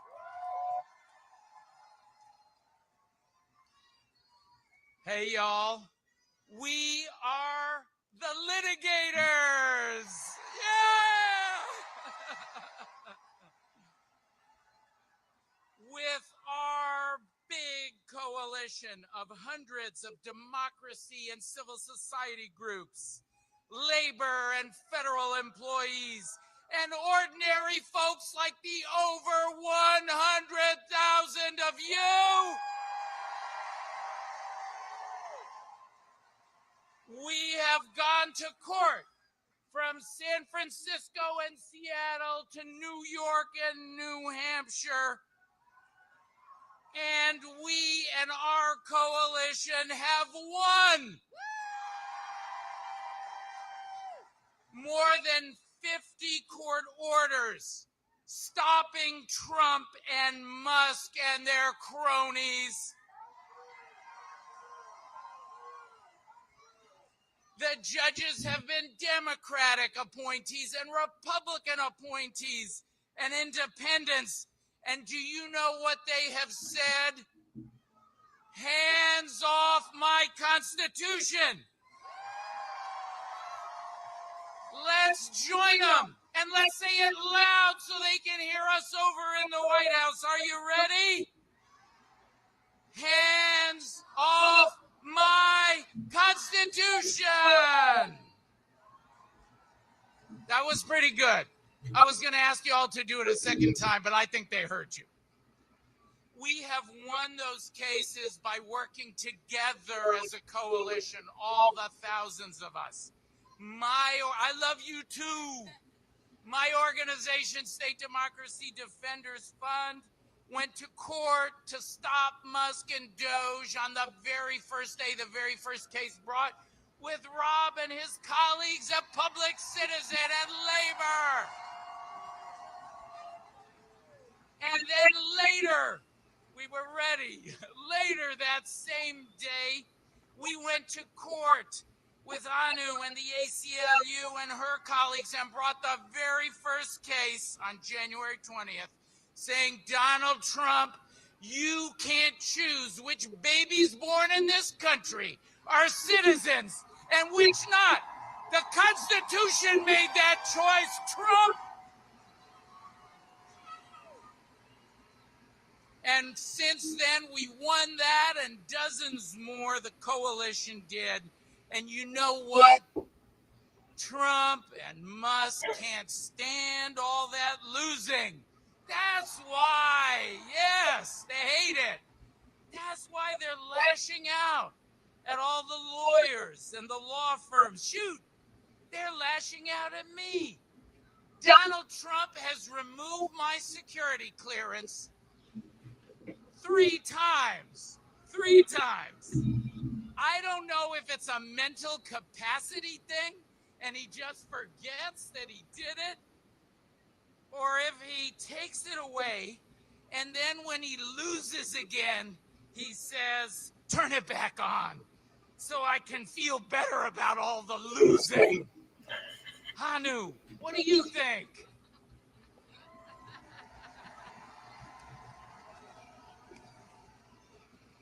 How are we feeling? My name is Anu Joshi, and I am with the American Civil Liberties Union. In the just over 2 months since Inauguration Day, the ACLU has filed over 30 lawsuits against the Trump administration for their extreme, cruel, and illegal actions. And we are winning, and we are not slowing down. But the truth is, while fighting and winning in court is important, we all know it's not nearly enough. We need the power of the people. And together, we must demand that our members of Congress and our governors and our mayors and big law and university presidents and CEOs get in these damn streets with us. They need to show us that they will not capitulate to the Trump administration's threats. The Trump administration's attacks on our right to dissent are the biggest threat to the First Amendment since the Red Scare. The unconscionable and unconstitutional arrests of international students and scholars should alarm every one of us. ICE has illegally snatched people from their homes and neighborhoods, threatened their legal status, and sent them across the country with no notice to their loved ones or their lawyers. All of this in direct retaliation for constitutionally protected speech. The government cannot punish us because they don't like what we say.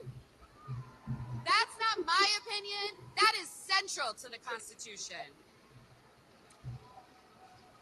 One of those students that was rounded up is our client, Rumyesa Oster, a Tufts University student who is illegally accosted and arrested outside of her home by plainclothes federal agents and then sent over 1,000 miles away to a for-profit private prison in Louisiana.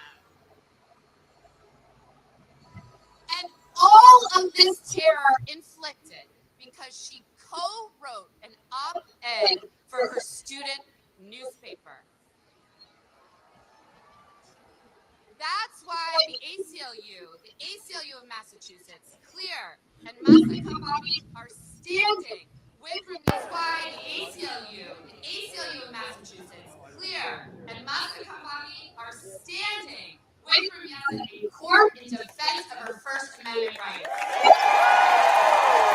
The government cannot punish us because they don't like what we say. I want to end with a statement from Rumyesa that she shared with her legal team earlier this week. I am a PhD student working with children and youth. We know that injustice in the world and systemic brutality towards people of color has long-lasting negative effects on children, youth, and other communities. Writing is one of the most peaceful ways of addressing systemic inequality. Efforts to target me because of my op-ed in the Tufts Daily calling for the equal dignity and humanity of all people will not deter me from my commitment to advocate for the rights of youth and children.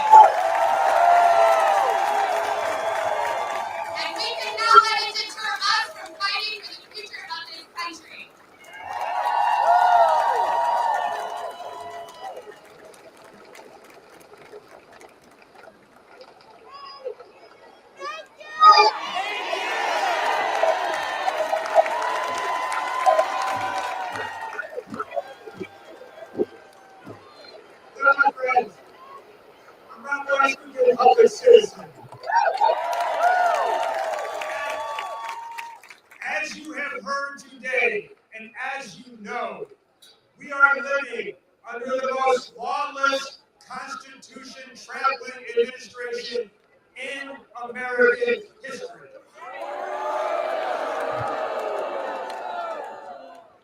And so there's nothing more immediately urgent than for us to go to court and beat Trump again and again and again.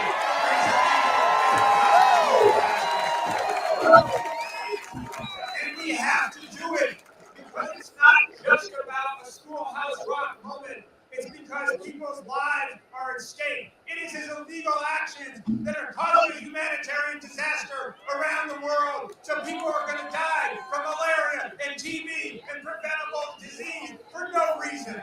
How about take care of Americans first? You didn't say anything about the billions of dollars that were spent overseas or on illegals.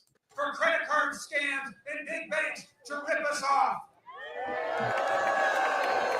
It is his illegal and unconstitutional actions that are rolling back the rules that give us clean air. It is his illegal and unconstitutional action which is racing us towards climate catastrophe.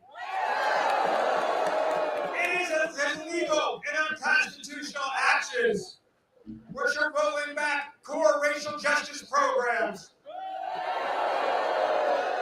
It is his illegal and unconstitutional actions which are stripping away our free speech rights.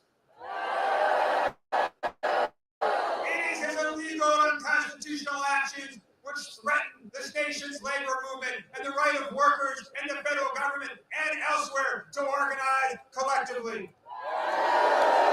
So we have to go to court and we have to keep beating him, and we're going to do that.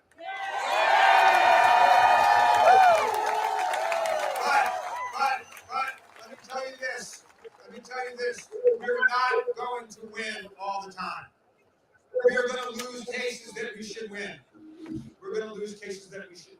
Keep going. And if we won every single case we brought, it wouldn't be enough.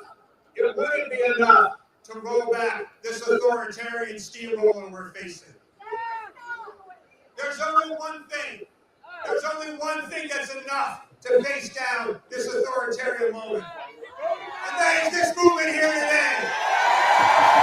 It is us here, more than 100,000 of us here right now, more than 1 million of us across the country, more people watching online, people who can't join us this year, joining together. So it's together we stand when they come after our social security. As a movement we say, hands off. When they come after our Medicare, as a movement we say, hands off. When they come after our free speech rights, as a movement we say, hands off. When they come after our labor unions, as a movement we say, hands off. When they come after our democracy, as a movement we say, hands off.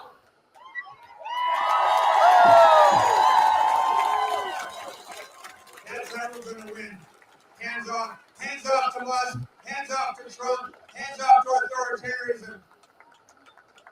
But hands open to each other, my friends. Hands open, embracing each other. And hands together in solidarity. Hands together in love. Hands together in community. Hands together in empathy. That's how we beat autocracy. That's how we beat oligarchy. That's how we beat Trump. That's how we send us backwards in the laws.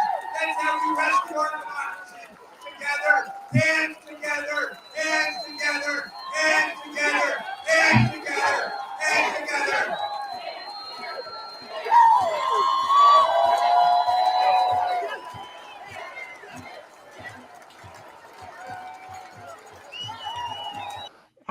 I'm keeping up with your comments in the comment section. You're absolutely right.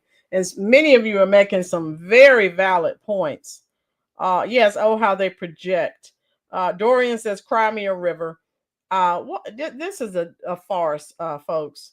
Democrats limited what we could say on Facebook and other platforms. Yes, exactly. Oh, okay. What a joke. I'm just listening to everything that they're saying. And folks, I know some of you may have things to do. I'll have this live stream up all day. So hit the like button, share the stream out. and I'll be in and out. So if I miss your comment, just know I may have dipped out for a few minutes because I am doing things around the house. And so, but I will come back on later, and I will be on screen later. It's just that I'm trying to get some things done in the yard and things. And so, yeah, but I'll be here. TDS severely, Olivia. Truth bomb. Oh my goodness. Let's see if they're saying anything now. Coming together to All stand right. up for our future is a beautiful thing.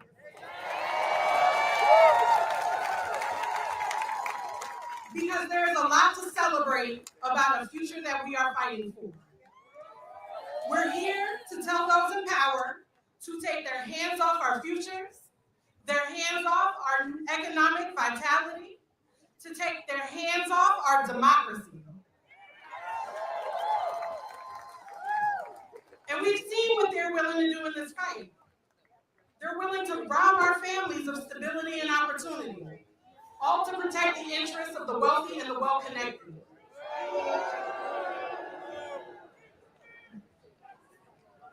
They're willing to steal the dignity of our elders by plundering Social Security, treating a lifetime of hard work as expendable and disposable. They're willing to gut the jobs of government workers who keep our communities running and keep our communities safe, just to consolidate power and profit. And this is just the latest chapter in a story in a long history designed to strip Black communities, Indigenous communities, Latino communities, queer communities, and our disabled brothers and sisters from our power, our purpose, and our possibility. But they can't. And we won't let them. The goal of this administration's agenda is predicated on anti-Blackness and a neo-segregationist agenda and approach that is seeking to erase us and erase our history.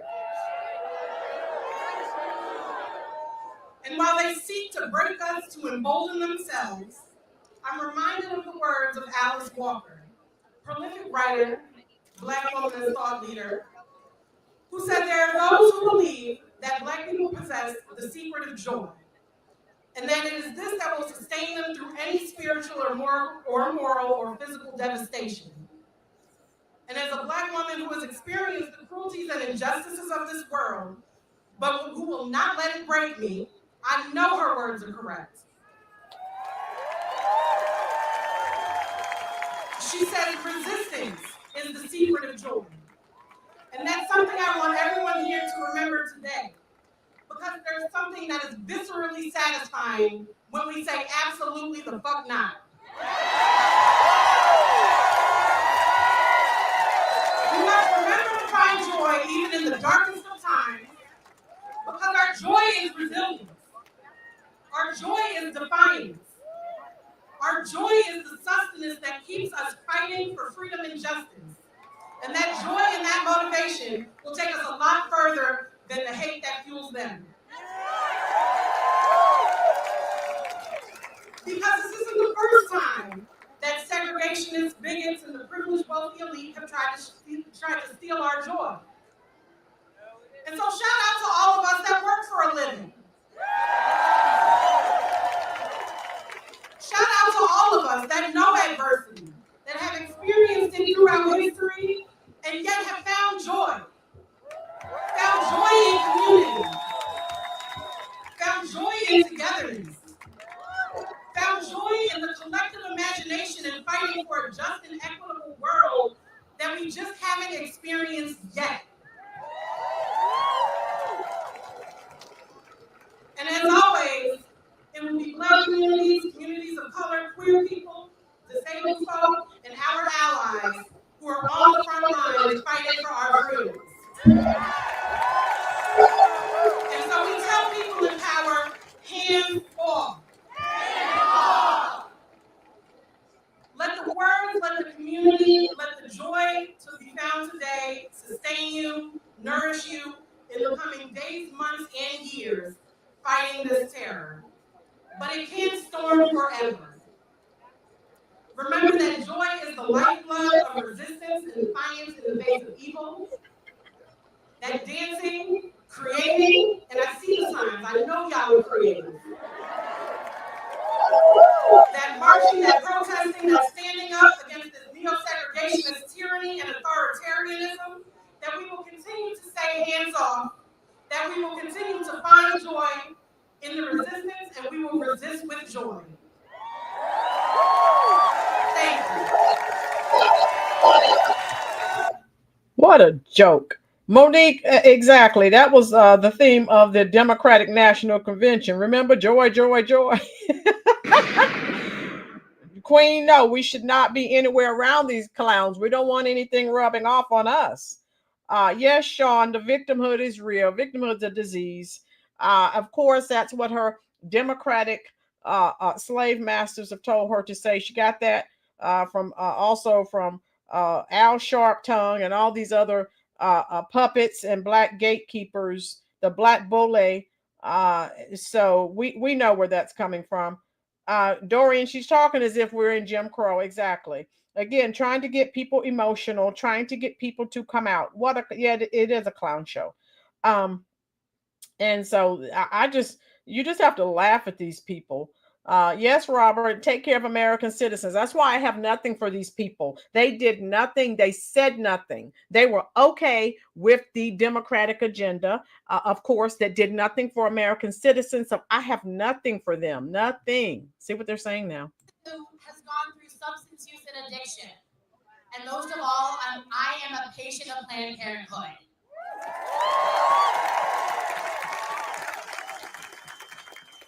I am everything that Donald Trump and Elon Musk want to erase.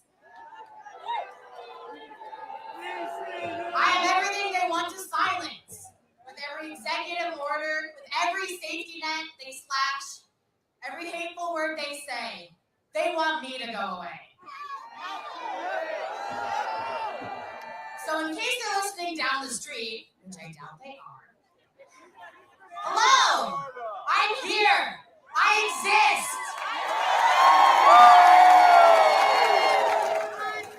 We as people all exist.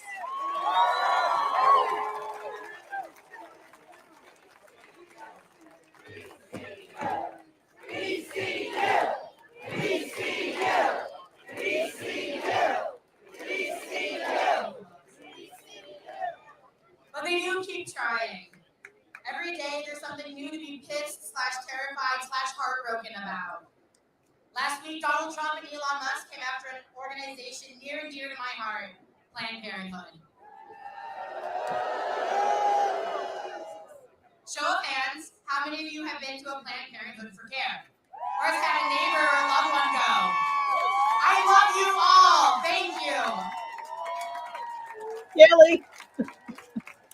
I'm not at all surprised nor shocked because 1 in 4 people have been to Planned Parenthood. It's for our communities and for our neighbors. I've been a Planned Parenthood patient many times over for an IUD and birth control, for life-saving HIV protection through PrEP, for testosterone, for an overabundance of condoms and safer sex materials, for letters of support for my top surgery. Planned Parenthood has our backs. I've always had Planned Parenthood's back, but I'm now here to support and show my love for this organization. And I'm also here to tell you what you need to do. You need to call your members of Congress. You need to call your local politicians. Tell them to protect Planned Parenthood patients by any means necessary. This isn't an ask, this is a tell. Tell your friends, tell your neighbors, tell anybody who will listen to you. Tell them to keep their hands off of our health care. Hands off our health care. Hands off our health care. Hands off our bodies. Hands off our bodies. Hands off our bodies. Hands off our bodies. Tell the billionaires with our bodies and our lives. Tell them to fuck off.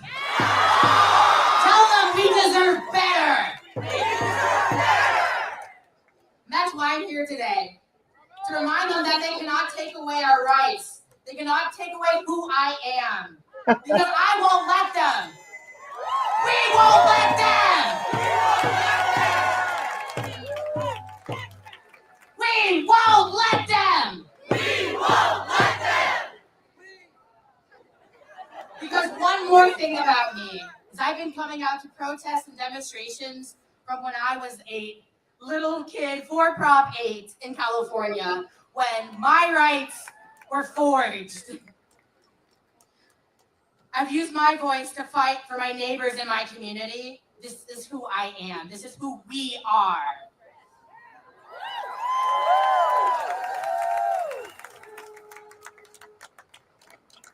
And I know there's always something that you and I can do to fight back. We can volunteer. We can knock doors for the election like I did. We can call our members of Congress and our local politicians to tell them to take their hands off of our health care. You can share your story with anybody who will listen. Please. Tell anyone who will listen, anyone who cares, anyone who will give you the time of day why this matters to you. There are hundreds upon thousands of us, and we are not going away. We will not be erased.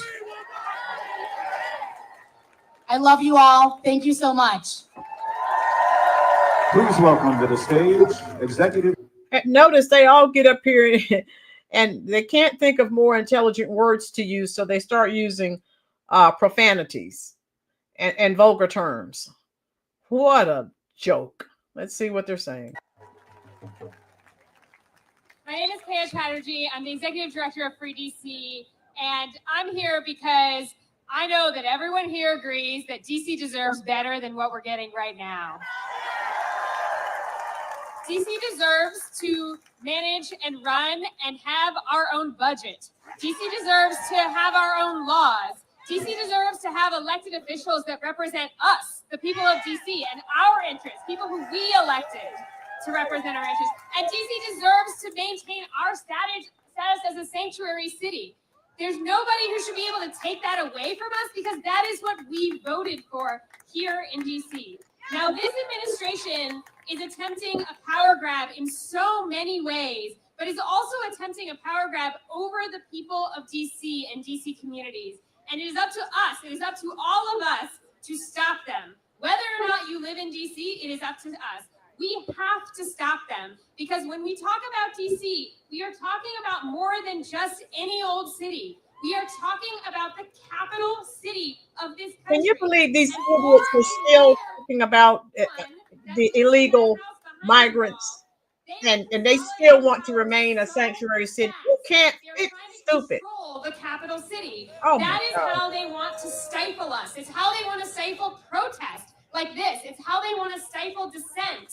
And that's really dangerous, to let them come after DC, the capital. This president is following an authoritarian playbook. He's doing the things that authoritarians have done throughout history to concentrate power and to break down democracy. We've seen him, right? Dismantling federal agencies. Anyone seen that? Retaliating against critics. Allowing some people who he likes to operate above the law. This is what authoritarians do, and we cannot let him take over our capital. It is up to all of us to stop them. And here in DC, we are uniquely powerful.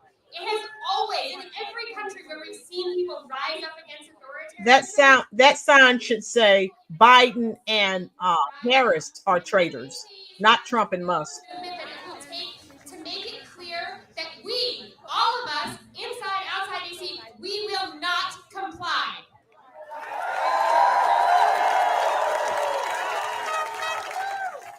I know that we can do this because, unlike the president, I know the people of DC.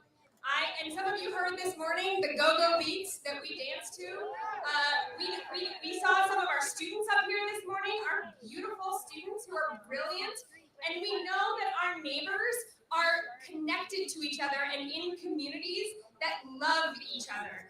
Those are the things that make it impossible for a leader to oppress people. Those communities, those relationships, that beauty, that creativity. So we heard just a few minutes ago a lot about the importance of joy. I want to ask you all to say it with me, to be a part of this movement for joy, because we are going to need to push back. Here in DC, about 3 weeks ago, we did something pretty unprecedented. We flooded 100 Senate offices at once, and we actually, so we didn't get them to save democracy because they didn't have the spine for that, but we did get them to actually pass a standalone bill that let us use our own local dollars in DC. They tried to take that away from us.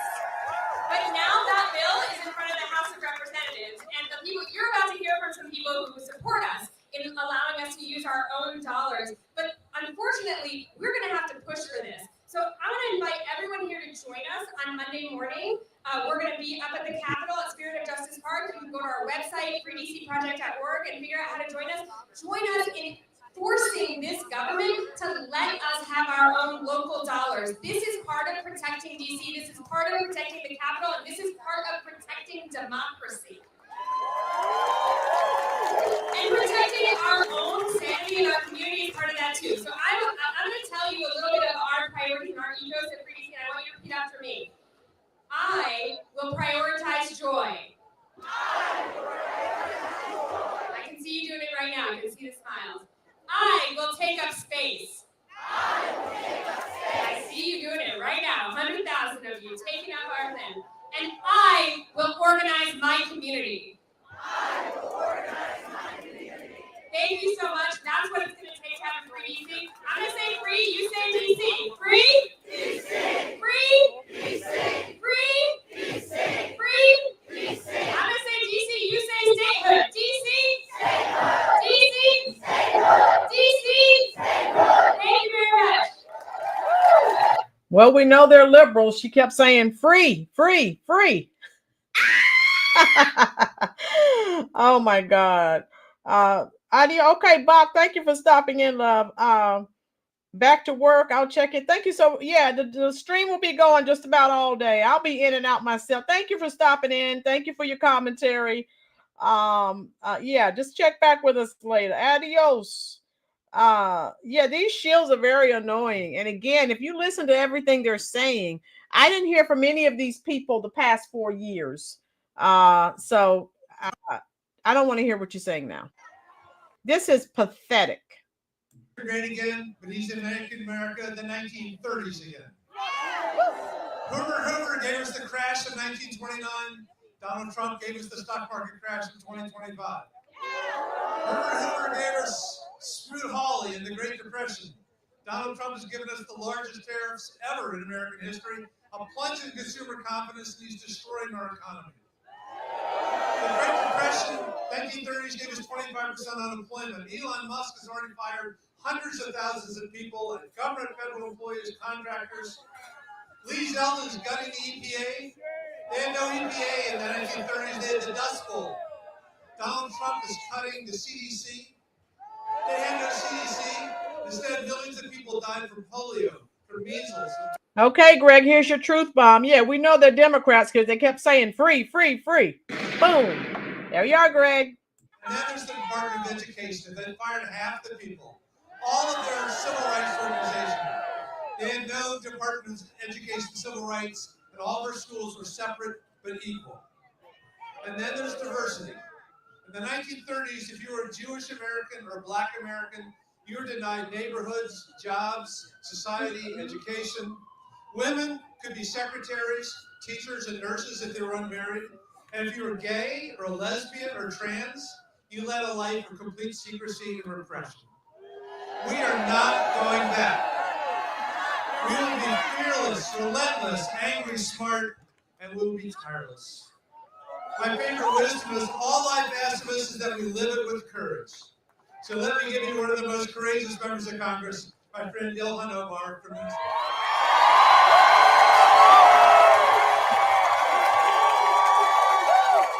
Yeah, we were almost in breadlines due to the Biden-Harris administration. They forgot to mention that. Hello, everyone. It is so good to be here with over 100,000 American patriots. It is a reminder that the American fighting spirit is alive. Because, folks, we are in a fight. We are in a fight for our democracy. We are in a fight for our Constitution. We are in a fight for our families. We are in a fight for the kind of future we want in this country. We are currently living through a president who wants to be a dictator. In America, we do not accept dictators and we do not accept kings. We have a billionaire who has bought a seat next to the president, using him as a puppet. American democracy has never been for sale and it won't be today. We are seeing a cowardice congressional Republicans that are utilizing the chaos our fascist president is creating to cut Medicaid, Social Security, and take away our rights. While they give $4.5 trillion in tax cuts to their billionaire puppeteers. How much money did you give to the illegals? How many billions? Okay, that's what I thought. This is why we have to fight for our Constitution. It is because here's the thing. No matter who you are, Elon Musk and Donald Trump and corrupt congressional Republicans are coming for you. If you are a mother struggling to put food on the table, they are coming for you. If you have elderly parents that you are trying to put in a nursing home, they are coming for you. If you are a senior relying on Social Security, they are coming for you. If you have disabled children and you're trying to make sure they have access to education, by cutting the education department, they're coming for you. So they want you to believe. They want you to believe to look at your neighbor as the enemy. They want you to believe that it is because of trans kids that you can't have the necessary access to the programs we already paid for. She can't even say the word necessary. I love it.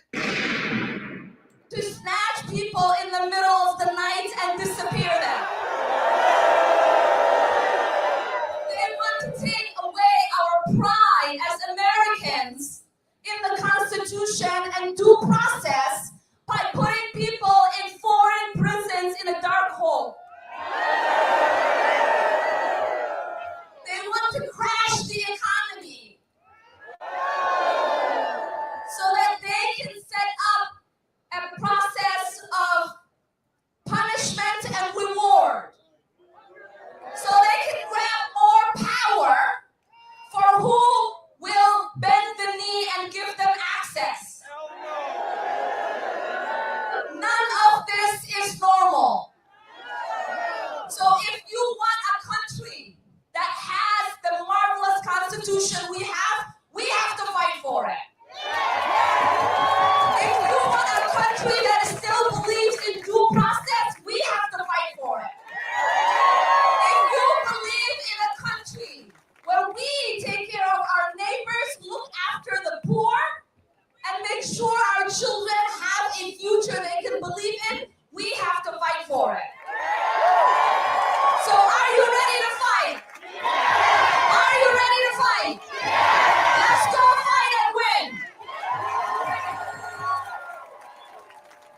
And with that, it is my honor to introduce Representative Simon of California.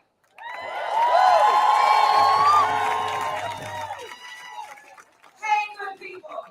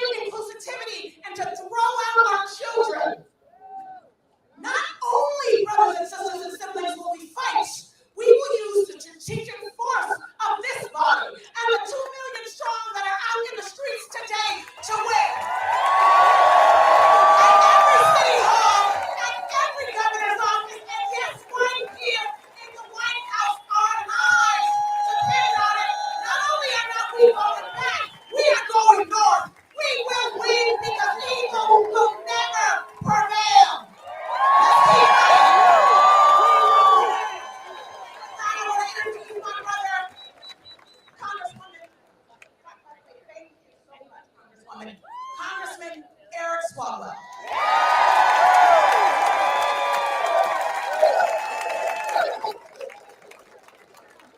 This is what kicking the shit out of fascism looks like. This is what it looks like. We've seen a lot of people cave to fascism in America. We're not. We've seen the CEOs cave. Will you cave? We've seen the law firms cave. Will you cave? We've seen the colleges cave. Will you cave? We can't cave. My name's Eric Swalwell. I'm the son of a cop, a mom who was a baker, and I went to college as the first in the family on a soccer scholarship. And before every big game, before every season, the coach would tell us, I want you to close your eyes and think about what does that last moment of the game look like? And I want you to think as we begin this season of democracy, what does the last moment of this march look like? We win! That's what it looks like. It's justice. It's redemption. It's accountability. And it's renewal. Because as you stand here right now, we have gone from a Trump slump to a Trump train wreck. We are going into a red recession. Our 401ks are 201ks. Our costs at Walmart and Home Depot and Target, where 4 out of 5 of the things we buy are from overseas, are going up. And where is Donald Trump? He's golfing. So to Donald Trump, I say, get your ass off the golf course and face the people.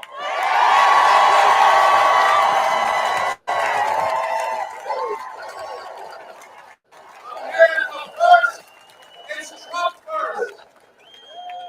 This guy is a con. Trump Bibles, made in China. Trump sneakers, made in China. The Trump shit coin, made in China. And he's not just disappearing people. He's disappearing rights.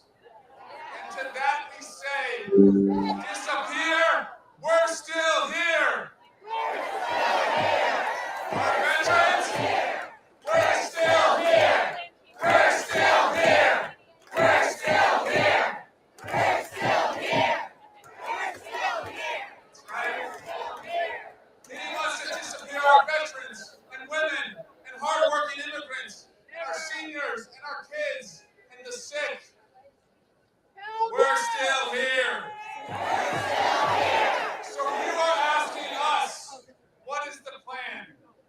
And I'll tell you this, we are not going to give a single vote to fascism inside the Congress because we know you're fighting outside the Congress.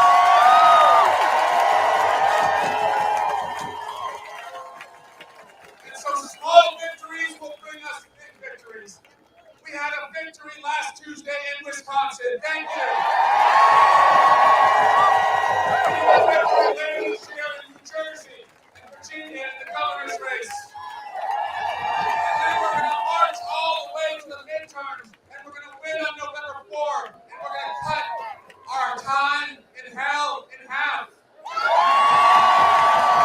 what my colleagues are going to ask you, because just about a mile from here on January 6, 2021, we saw the bravest police officers. They showed up and they defended our democracy. And you don't have to put on body armor. You don't have to take a stun gun to your neck or a Confederate flag to your head. You don't have to suffer a heart attack or a stroke or traumatic brain injury, as we saw from Officer Mike Fanone or Harry Dunn or Danny Hodges or Sergeant Cannell and so many others.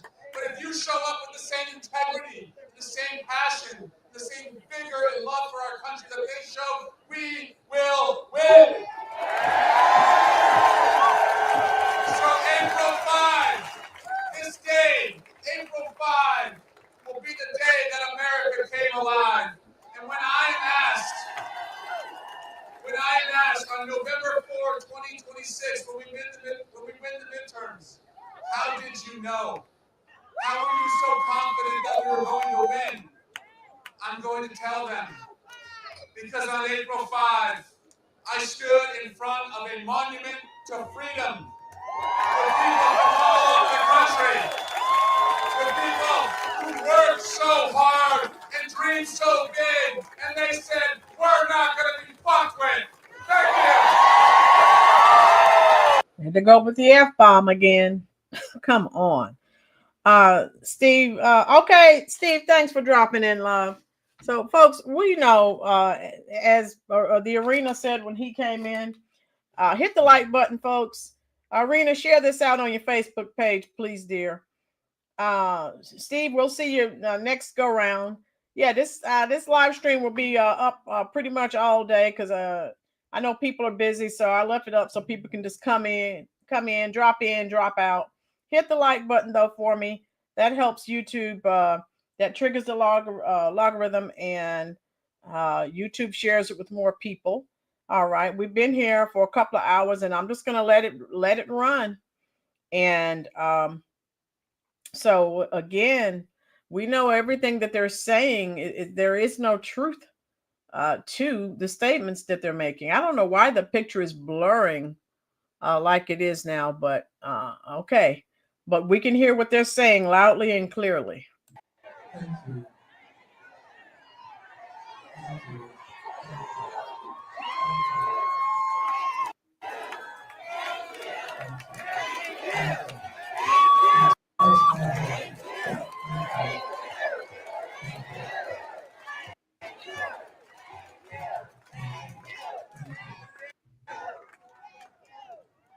I am proud to be here today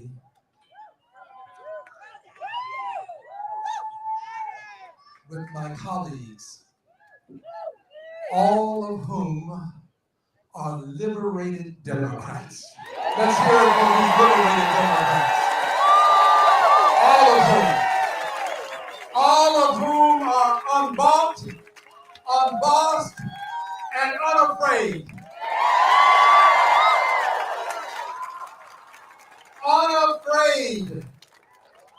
Unafraid to stand up for the many seniors that are among us. We have seniors that are among us. Unafraid to say to Donald John Trump, hands off Medicaid and Medicare. It belongs to our seniors. Social Security is not a Ponzi scheme. It is a part of the American dream that belongs to our seniors. And we have to tell President Trump that Canada is not going to become the 51st state. Russia invaded Ukraine. Greenland is not for sale.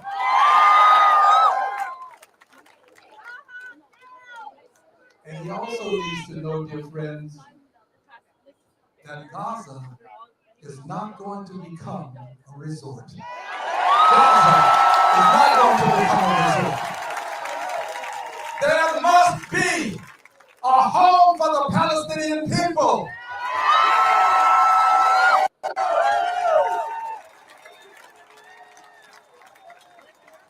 There must be. And I'm here to speak from my heart. This message is from my heart. It's not from my head. This is my heart. I want you to know something. I carry this cane because there are people who don't like me. They don't like my cane. But I carry this cane because after having celebrated my 25th birthday 3 times, 2 years into my 4th 25th, I carry this cane. And I carry this cane because I believe in the 23rd Psalm. That portion that reads, yea, though I walk through the valley of the shadow of death, I will fear no evil, because my rod and my staff comforts me. This is my comforter. This is my comforter. And I want you to know that I'm going to take this staff of truth and I'm going to take this rod and I want President Trump to know that he is not going to have a third term.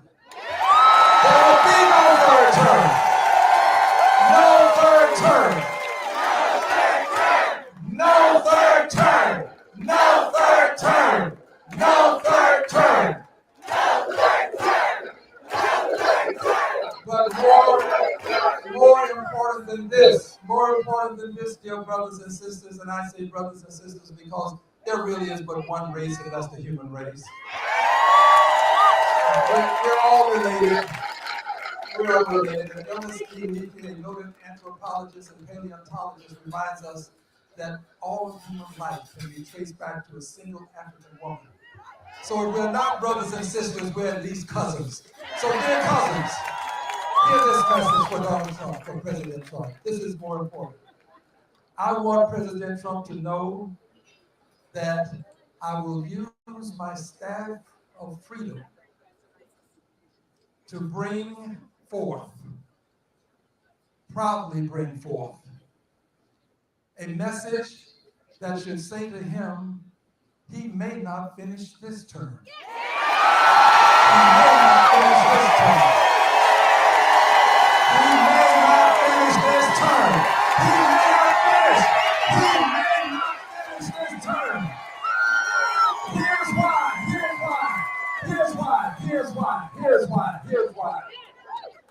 Because you are now sowing the seeds that can lead to a Congress being elected that will have the courage to not only have articles of impeachment filed, but to impeach him a third time.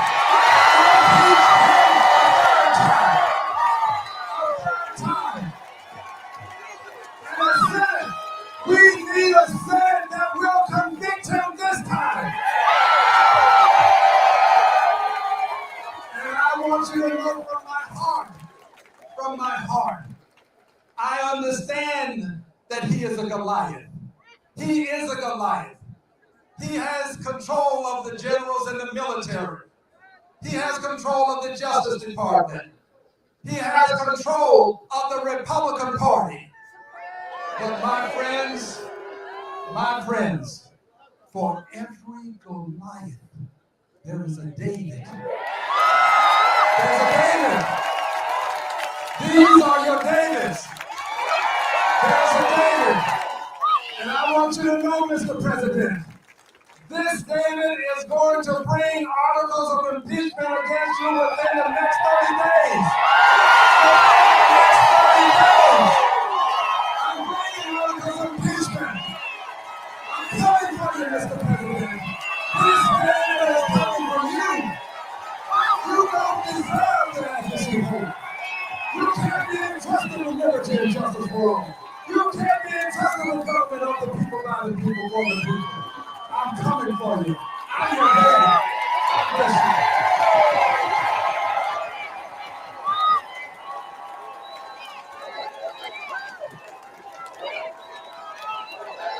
Please welcome to the stage co-executive directors Leah Greenberg and Ezra Levin. These people are nuts. Queen, Mayor, yes, Tina, left-wing lunatics. You see what I type, F-A-F-O, they'll see, F-A-F-O. Yes, Lanita, weather 65 degrees, cool, humid. The weirdos came out while most people avoided them, mainly gathered in liberal ring nose area parks with permits. All is quiet in the core of Akron, Ohio. Yeah, Lanita, I did a video last night and I warned people. I put the map up so people could avoid these clowns. See what they're saying now. Let's see. We represent a movement of thousands of local and indivisible groups around the country. People who decided that politics and our democracy are too important to be left up to the politicians who raised their hand and said, I gotta do something.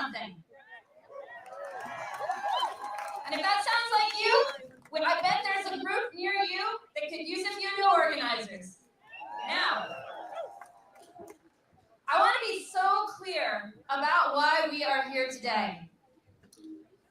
Over the last 3 months, Donald Trump has handed the federal government, the awesome powers of the federal government, over to the richest man in the world.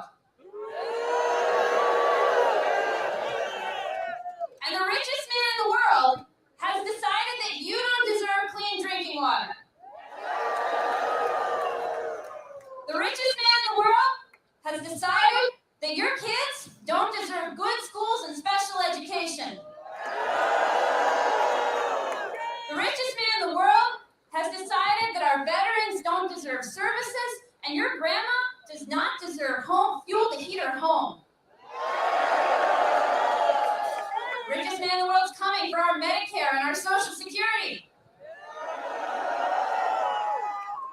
The richest man in the world is firing the people who protect our workers' rights, who protect our civil rights, who protect our public lands and national parks, who research the cancer and the Alzheimer's and the diabetes cures that we and our loved ones depend on. And they're doing it all. They are doing this all so that they can fund their next round of giveaways to their fellow billionaire buddies. So that Donald Trump and Jeff Bezos and Elon Musk can have another yacht and another fat tax cut. And they know that this is not popular. They know that the vast majority of Americans do not want this. That is why they are attacking our democracy to cement their own power. They are attacking our freedom to vote. They are taking kids off the streets, students off the streets for their social media posts. They're imprisoning innocent fathers in a foreign prison. They're doing all of this.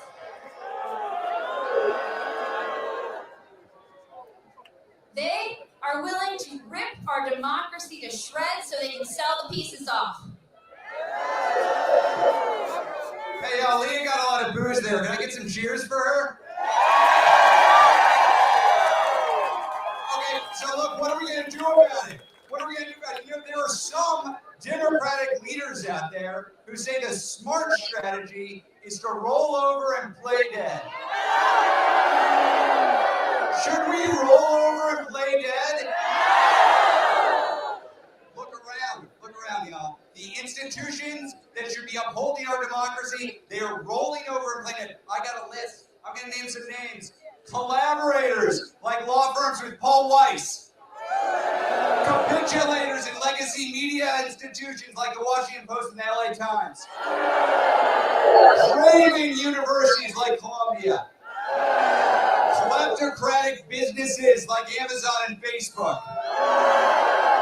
Look, when institutions that are supposed to uphold our democratic norms fail and fall, it's up to the people to step up. Are we going to step up? Are we stepping up? Hey, are we stepping up? You bet your ass we are. You know why? You know what? Because as much as Musk, as much as Trump, as much as congressional Republicans want us to think that they are in control, that they are all powerful, are they all powerful? Here, let me ask you something. I believe that America is a constitutional republic. Is that right? What are the ideal number of kings in a constitutional republic? How many kings? How many kings? That sounds pretty good to me. 0 sounds like the right number to me. Now, everyone here, there are over 100,000 folks in DC right now. DC, which is taxed without representation, 100,000 here. But it's not just in DC. Today, right now, we are all part of the single largest pro-democracy protest in years. Every single state, just about every single community, 1,300 worldwide, y'all, worldwide. Now, look, this is incredible. This display of people power is absolutely incredible. It is not the end point in the fight against the fascist attack on our democracy. It's not the end point. It could be an inflection point. It could be an inflection point if we make it an inflection point. Look, we are not victims of world events, y'all. The fascists, they want us to fear them. Do we fear them? No! They know that fear is contagious. You know what else is contagious? Courage! How you doing, Tanya? Welcome to the chat, love. I'm glad you found that like button. These people, these leftist lunatics, we're just here laughing and talking. The chat's been going for a couple of hours. I'm just going to let it run so we'll have something to laugh at. These people are nuts. Please reopen the insane asylums. Someone, please, get these people the help they need. Truth bomb. We love a good rally, but we like a plan too. We want to actually put a plan into action. So here's what I'm going to ask you to do. Step one, there are 100,000 people here. I bet you don't know every one of them.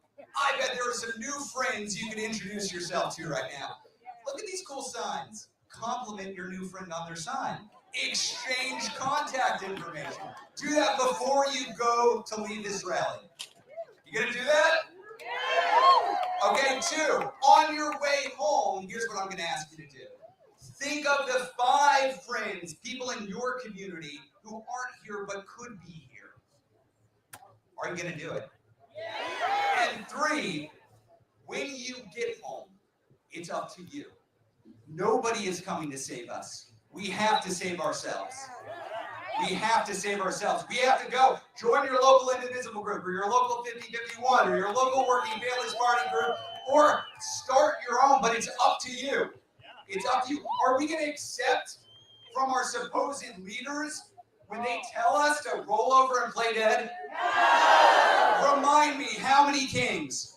0. How many kings? 0. How many kings? 0. Damn straight. Okay, now let's go back home and organize the protest. This one's over.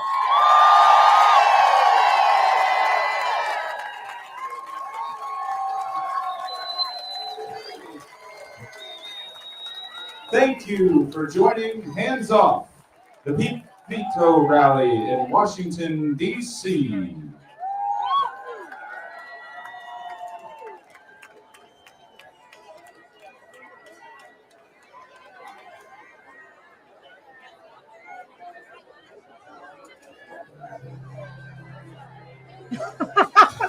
Lanita said these people are off their meds.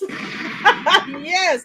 So, yes, Queen, that's exactly who they are. So, if you were at the live that I had last night, this was the rally in DC, but they supposedly they said that they were going to have thousands and thousands of look at these people, the signs that they're making. Oh my God. Yeah, but supposedly they have thousands of rallies going on across the United States. So in last night's video, I did share a map so that you can see, because I was trying to let people know if they were near a rally, because some of these people with the rallies that they're having, I don't know if they did it there in Washington, but some of the places where they've been protesting, they've been stopping traffic, just going out, standing in the streets, holding their signs up.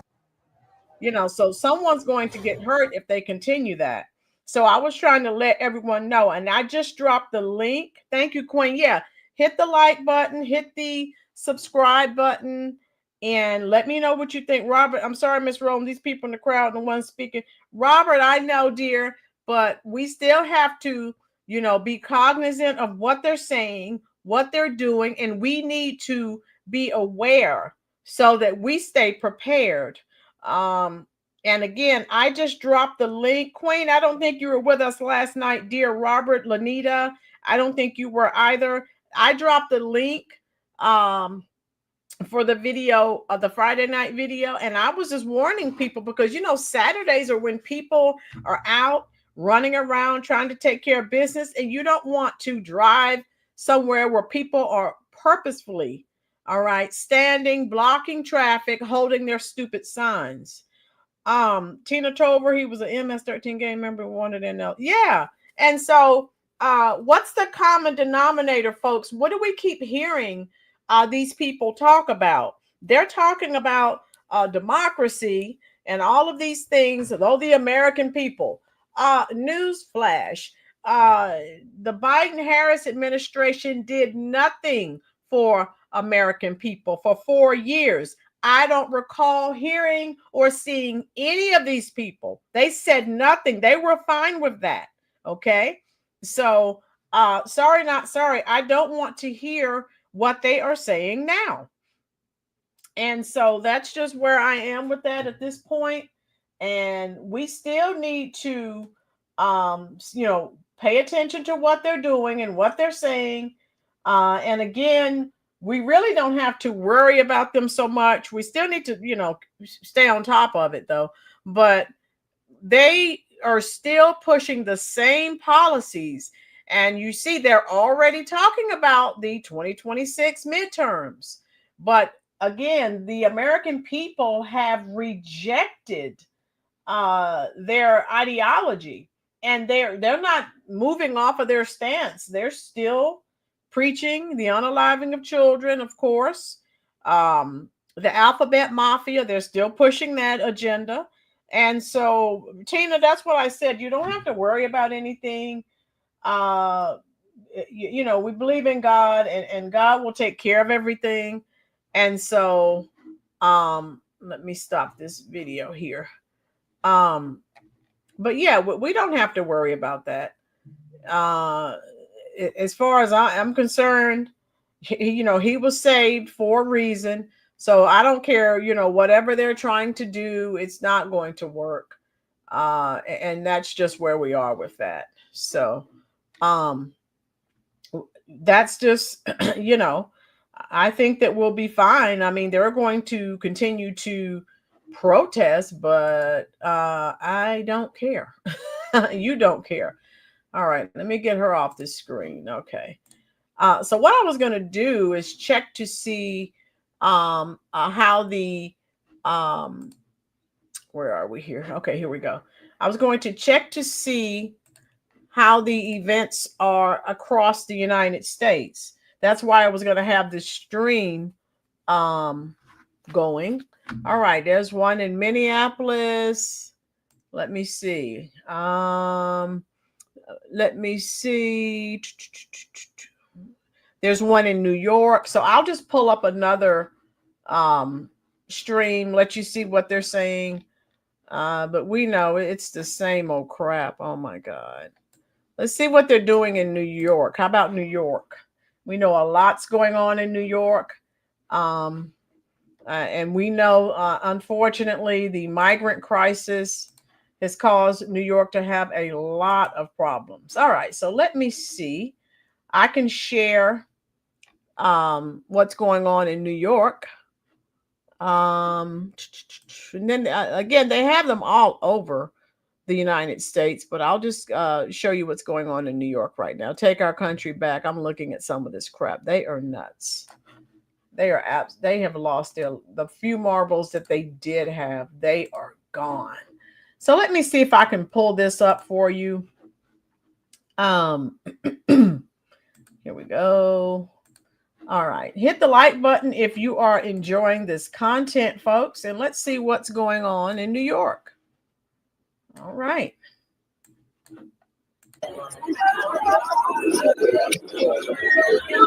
Okay. So I'm going to wait until they get themselves straight right now. But yeah, this is what's going on all over the United States. Mayor, let me see what's going on in Chicago. All right. Yeah, I'm going to check Chicago. God knows. Chicago basically tried to show everyone else how to do. All right. So they just have people standing there in the rain. Let me see what's happening in Chicago, because we know a lot has happened there, and we know, unfortunately, what has happened to our folks in Chicago.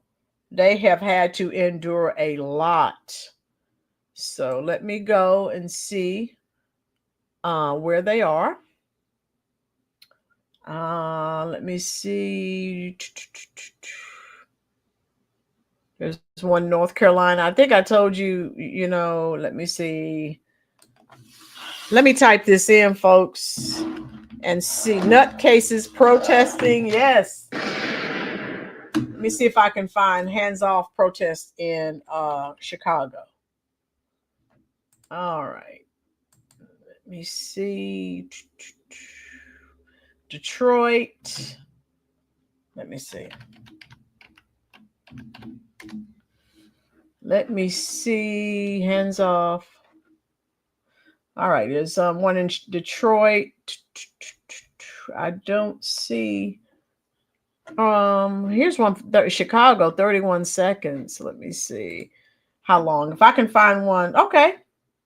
Yeah. All right. Yeah. Let's look at Chicago because we know. My God, those people have had to endure so much. And of course, thank God our family member, Prosperity, has been here telling us everything that's been going on in Chicago. Hit that like button for us, folks. And here we go. I'll go ahead and get this started. Again, this is in Chicago. Talking. They were just sort of standing around.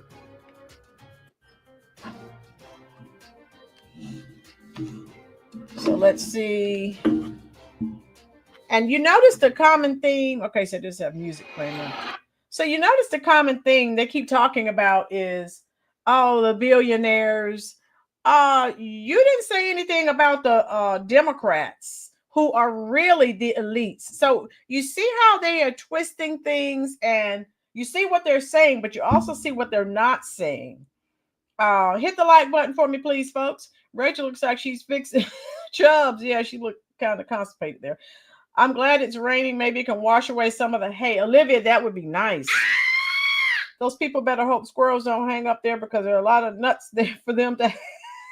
Oh my Chubbs, you behave. Yes, Mayor. Okay, let's see if they're talking yet. This is Chicago. And I just have the volume down because no one is talking yet. So when someone actually starts talking, I will definitely put that on for you. But yeah, the mayor of Chicago, he definitely needs to go. I mean, to have all of these people, how can the Democrats fix their mouths to say anything about anyone when they have these puppets, these plants, these gatekeepers in place who do nothing for Americans?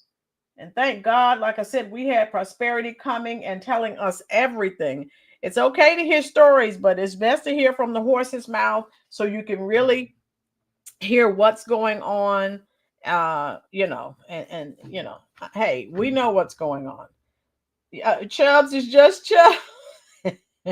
Thank God, don't change, Chubbs. But you're making me laugh too much. You're making me laugh. Woo! So let's see if they're talking yet. All right, still no talking.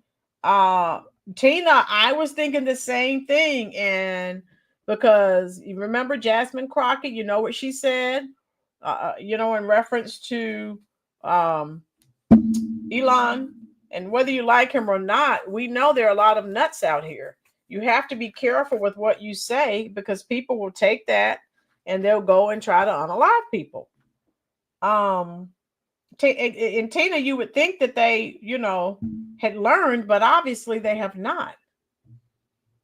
All right. And I wish, like I said, they were talking here so we could see. We just see a bunch of people standing around with signs. I guess all bust in via by George Soros. So this is Chicago. All right. Okay. Let me see if they're talking in Detroit. If you've been watching the channel for a while and you're enjoying the content, please hit the subscribe button. Yeah, let me see. So that's Chicago. I want to try to find a state where they are actually still talking. Okay, there's one in Austin. Okay. Let me see. CNN, of course, they're live.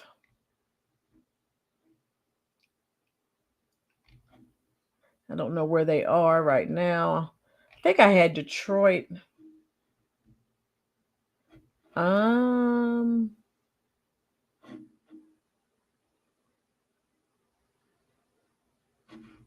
right, let me see. See what's going on here in North Carolina, where I live. Okay.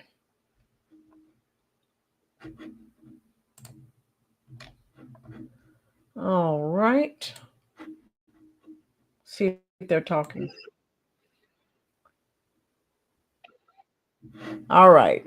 So I can put it on the rally in North Carolina because they're actually talking right now. Okay. Wow. This is unbelievable. And they started streaming 4 hours ago. So they're still going. Oh my goodness. All right. Let me see. So tell me what your thoughts are, folks. We've been watching this for this stream has been going now for 3 hours. I'm surprised Chicago is protesting after Brandon Johnson and being a sanctuary city. Queen. Oh my God. Those people are so brainwashed. It's really sad. So I'll take, let me see if Chicago's not going to talk. I'm going to take you somewhere where you can hear some talking here.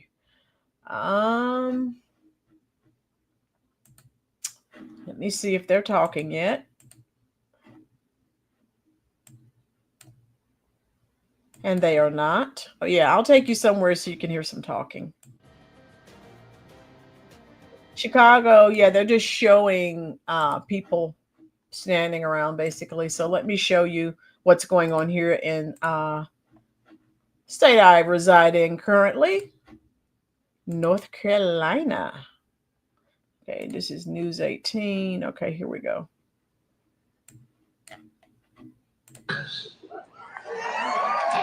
Social Security.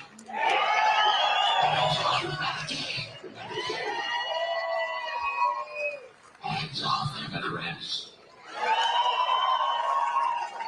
Hands off the LGBT.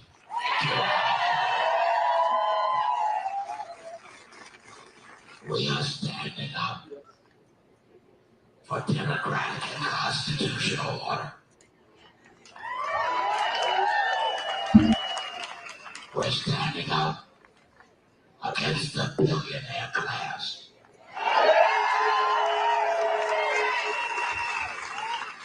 And for working people. For those of you who've come in from other places, welcome to D.C. Refugee in D.C. stands for diversity. Because we are a diverse community representing everyone, every color, every language, the gender of diversity, the lifestyle of diversity. We are a woke city.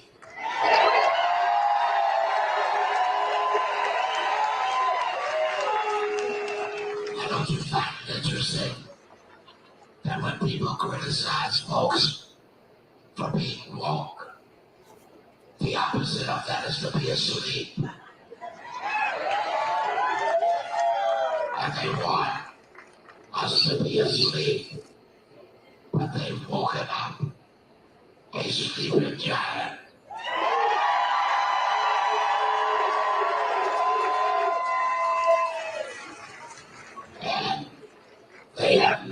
seen nothing yet.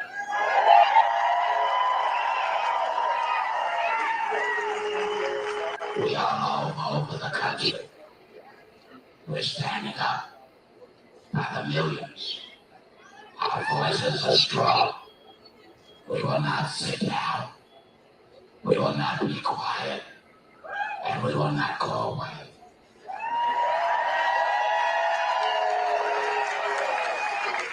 Let all the racists and the ignorant folks and the bigot folks running this government understand that we are people strong and America strong, and we're not going away. Continue to stand strong. Continue to represent the best of the U.S., which is free speech, the right to assemble, and the right to challenge government. Challenge it, challenge it, and challenge it.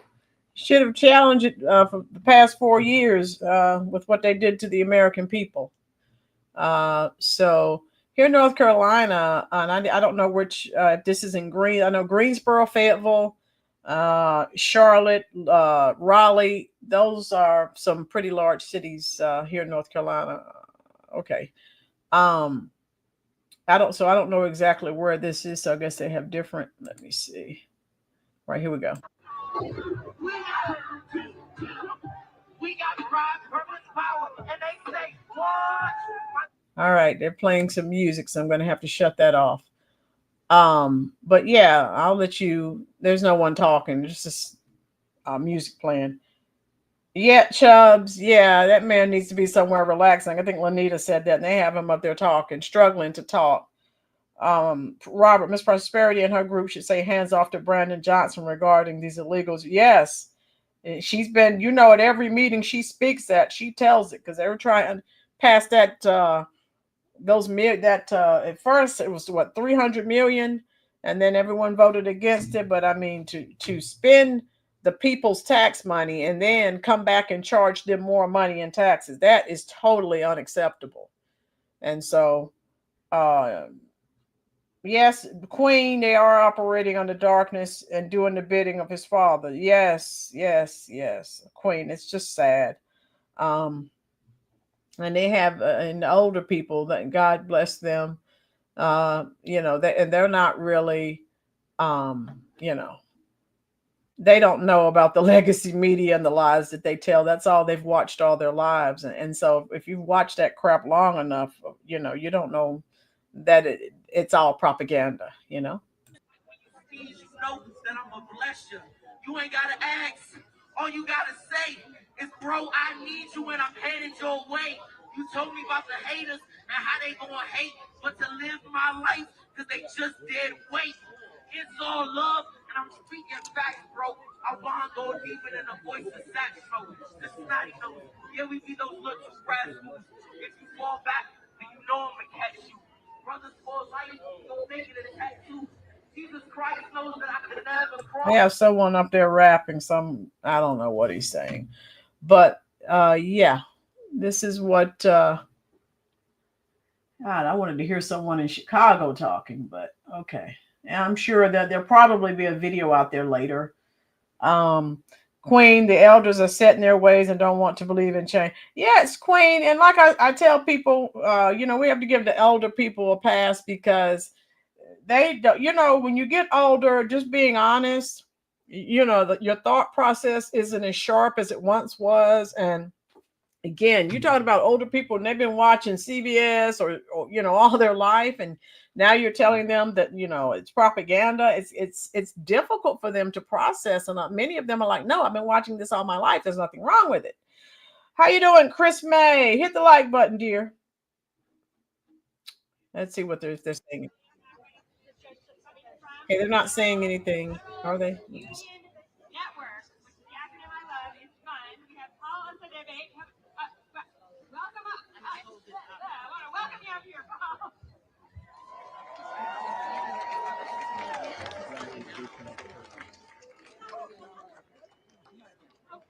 morning, everyone.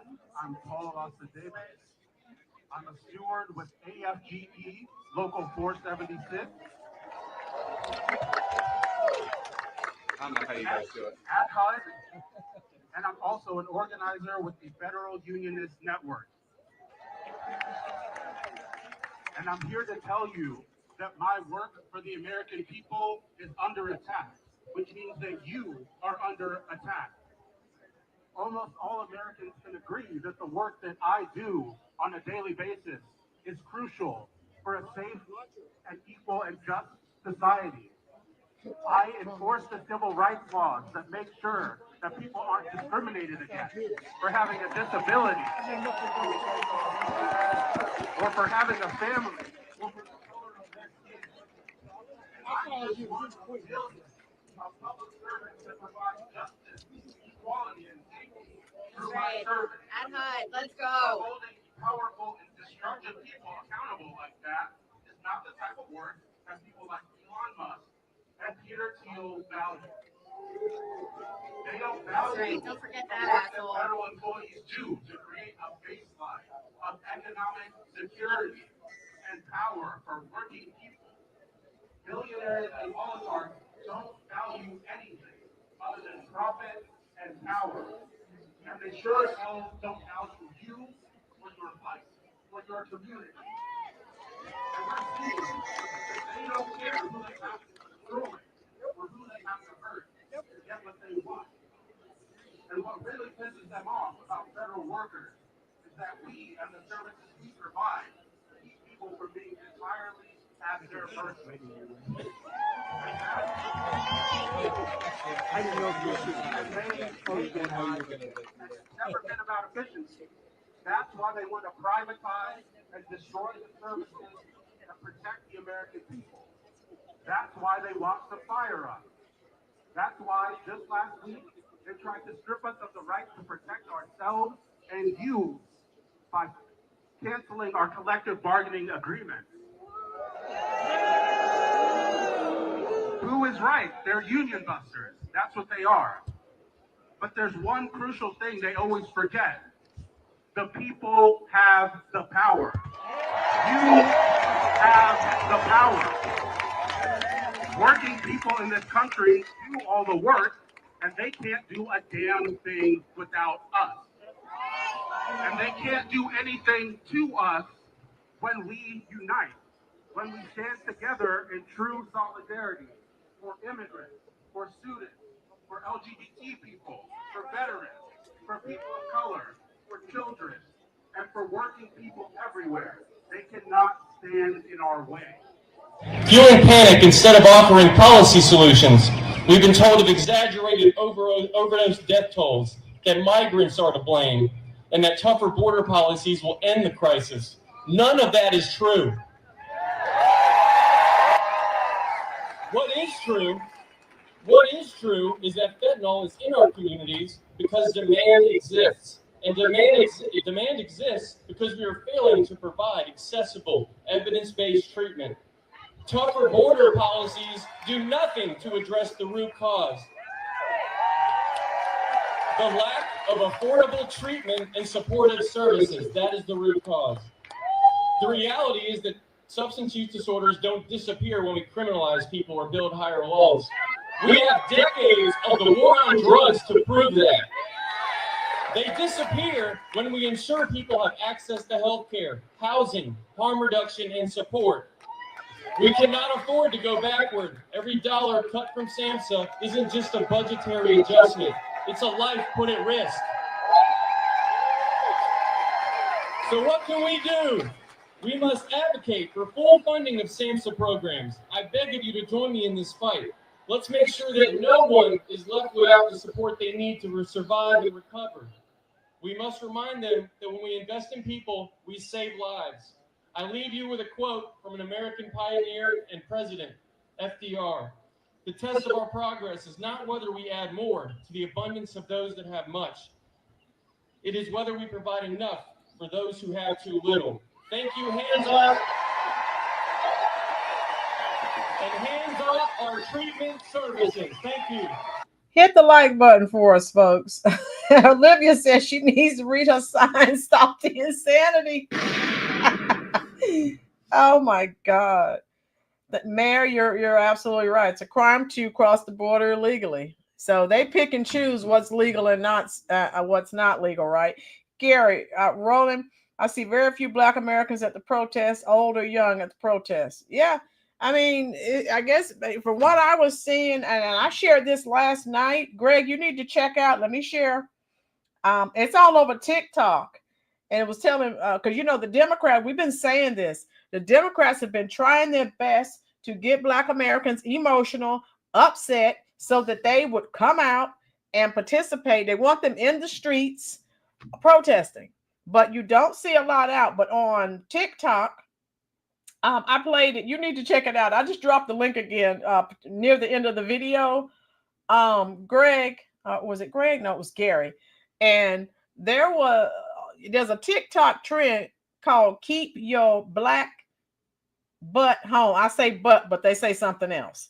So a Black person is getting ready to stand up and go to protest, and then you hear this "Keep Your Black Home," and then they sit back down. It's a trend on TikTok. So check out.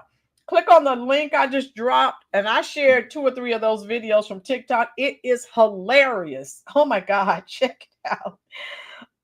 And so yeah, there aren't a lot. Lanita said, ancestral souls to stay home. What are you out there protesting for? Because like I said, the status quo is changing.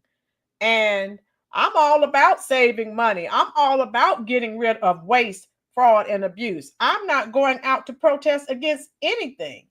Chubbs, they help the illegals. Now these brainwashed people still can't see they're not going to help them. No, they're not, Chubbs. These people are nuts.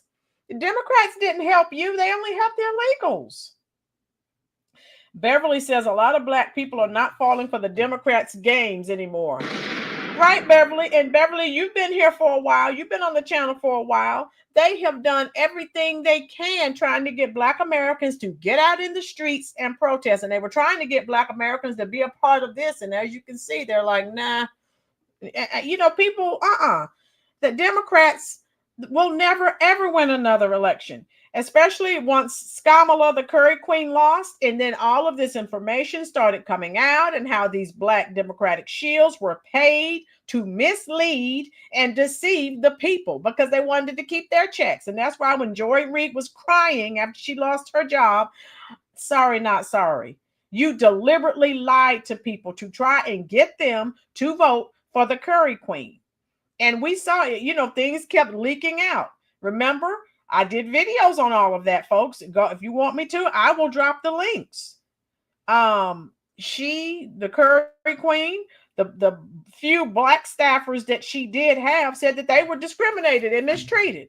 Her Black staffers, but Kamala Harris is Black. Get out of here with that nonsense. So, and again, these people know this, but they mislead, right, Chris? Chris, I tell it like it is, sweetie. And so you deliberately misled and lied to people with your propaganda so that your checks would continue to come. Thank God. That's why when Joy Reid lost her job, I don't like to see anyone lose their job, but I'm glad she's not in a position to spew her lies and propaganda anymore to people. Everything came out. All of these people were paid handsomely. Roly Poly Martin was paid handsomely. Al Sharptongue, he was paid. I don't know about you. If I believe in something and I fully support something, you don't have to pay me anything. I willingly get out and support you. Okay, that's how I operate. You don't have to pay me because I believe in what you're doing. Where are we? Chris said, oh yeah, 100%. Yes, exactly. Yes. Beverly, they wanted to use FBAs as a fall guy for them to blame for Lanita. No one's listening to the Democrats. That's why the Democrats are like, oh, look at what Trump's doing. He's taking it back to segregation. He's firing Black people from the federal government. Well, newsflash, he's firing white people too. Stop it. Stop it. No one's listening to this white supremacy and racism. No one wants to hear that crap. And someone left me a message up on one of my videos, and I meant to. If I don't pull it up today, I'll pull it up tomorrow. Saying in reference to I'm brushing off racism or discrimination. I said no, basically, and like I said, I'll pull it up and share it with you tomorrow. I'm saying nothing. I'm not a victim, and I don't care. Racism or white supremacy, black supremacy, nothing can hold me back. Okay, because I do believe in God. So if someone doesn't like me, that's their problem. I don't have anything to do with that. Queen, look at the Dixiecrats with their hats. They're taking it all in. Yes, Queen. Standing with trans signs next to children. Yes. Some of these illegals paid $20,000 to cartels to cross illegally. Yes. And again, all of these people need to be dumped at the doorstep of Biden and Harris. They encourage crap. Let's see what they're saying now. Along with hundreds of other cancellations across the country, will have significant negative impacts in our community. First, it will mean that Charlotte will be less healthy and less safe, as we're not able to address the needs of LGBTQ+ survivors of sexual violence. This is Charlotte, and they are liberal folks. Sexual assault at 2 to 3 times the rates of others. Mental health care is a human right. Thank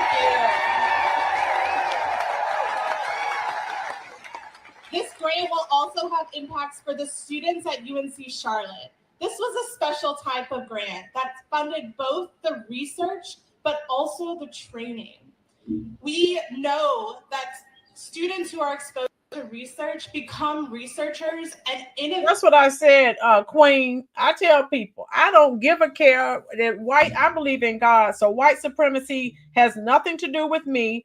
Racial discrimination, you get what God has for you. All right, that's just my mindset. Nothing, white supremacy cannot stop me from where God wants me to go. So lose me with that nonsense. Does it exist? Yes, I'm sure it does, but I'm saying it's not going to affect me. Discrimination. Again, if someone does that, that's between them and their God. It's not going to affect me because wherever God wants me to go, that's where I'm going. It's not going to hold me back. I'm not saying that racism does not exist. It does, but it's not going to affect me. That's what I'm saying. Tell me what you think about that in the comment section, folks. That prevention works. It is cheaper to invest in prevention than it is to deal with the consequences later as intervention. So by choosing not to invest in prevention, Elon and Doge have chose the more expensive option, which sounds like the real waste, fraud, and abuse to me.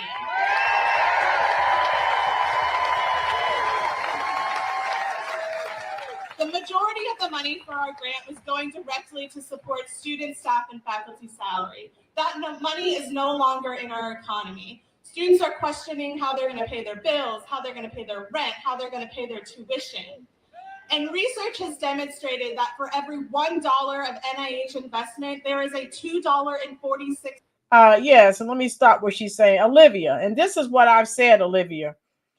Olivia said, I went to 2 Walmart auto care centers and the employees were predominantly Black. Let's stop with the racial divide. And Olivia, that's what I said.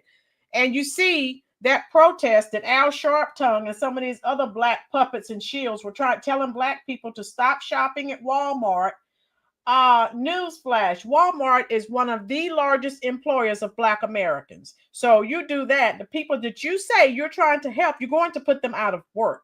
I went to Walmart recently and I had to get a prescription. And so the pharmacist was Black, and the young lady, the cashier who I paid, gave her my insurance card too. I told them I will continue to shop at Walmart so that you can continue to remain gainfully employed. And they just smiled. I'm not going to stop shopping somewhere and then put all these people out of work. Tina, I'm sick of the racist remarks in the country. That's how it keeps a grip on people. Yes. Glenn, if we don't get out and vote for the midterms, we will lose everything. Glenn, that's why I'm going to continue doing videos. You're absolutely right, love. Yes.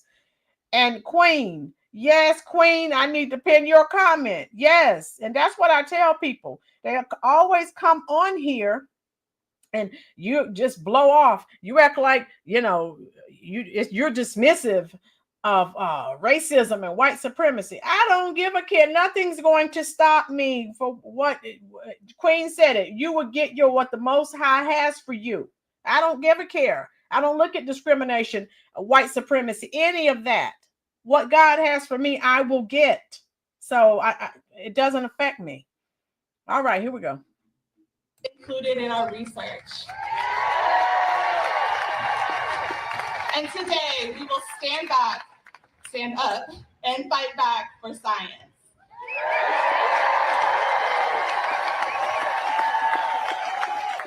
Hands off! Our science!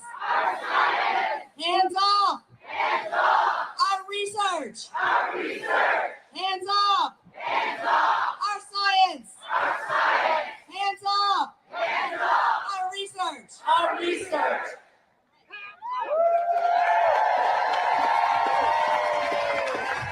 I'll repeat it for you. That was hands off the VA. Hands off the VA. Thank you for your service, I assume.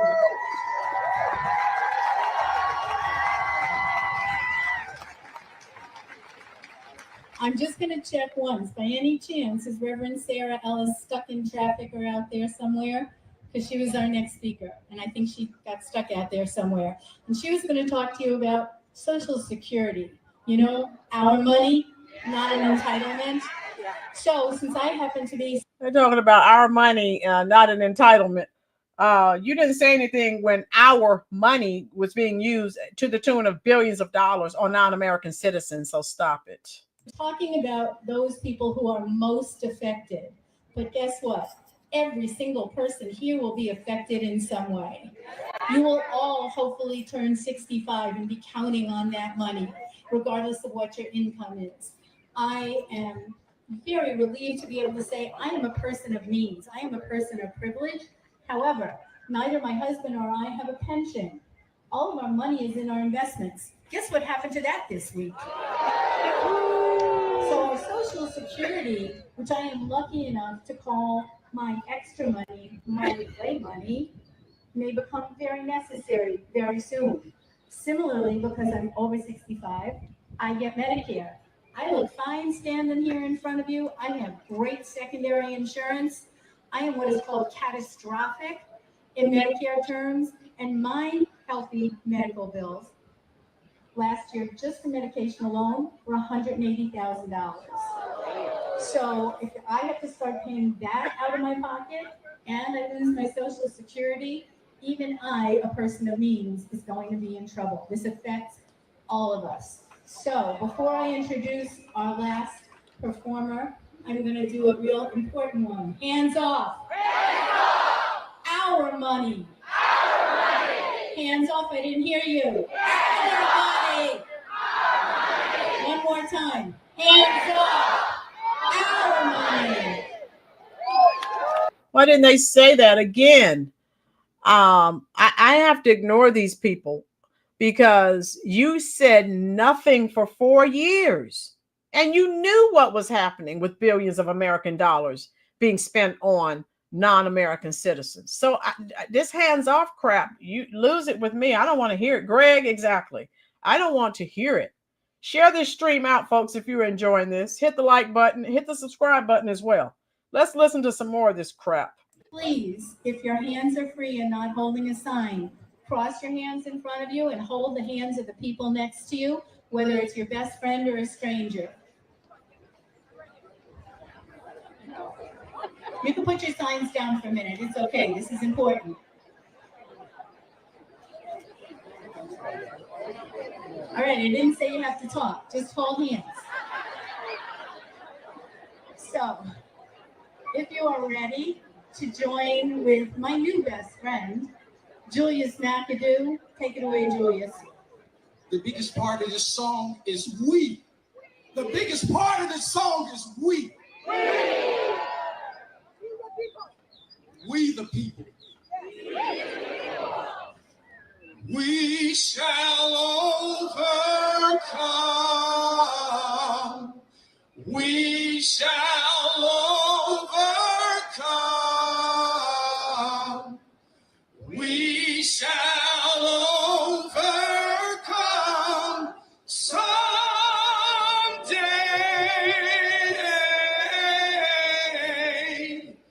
Oh, deep in my heart, I do believe we shall overcome someday.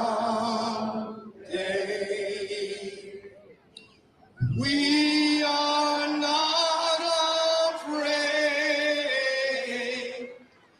We are not afraid. We are not afraid today.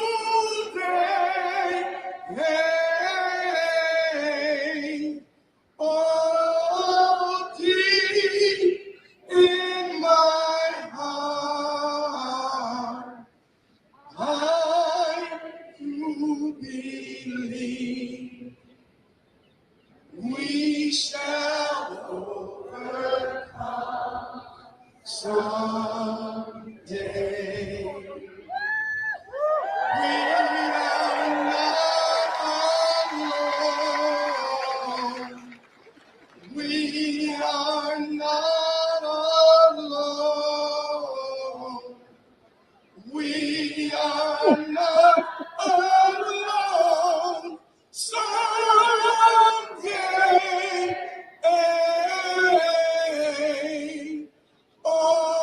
Right, Olivia. They should have said this during the Biden-Harris administration when we were trying to overcome, when we were struggling to pay rent and mortgage and buy gas and eggs and other food items. That's what they should have been singing. We shall overcome. Not now. Overcome someday.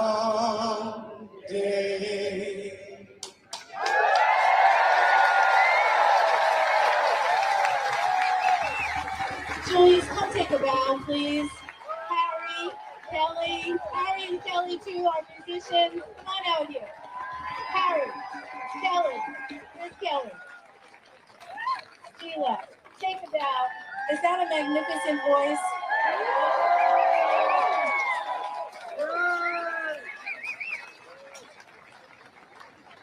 All right, I'm gonna hop over here. All right, it wouldn't be an organizing event if we didn't have calls to action for you, right? All right. First of all, don't forget to visit the table over here or look us up, indivisible.org, indivisiblecharlotte.org, sorry.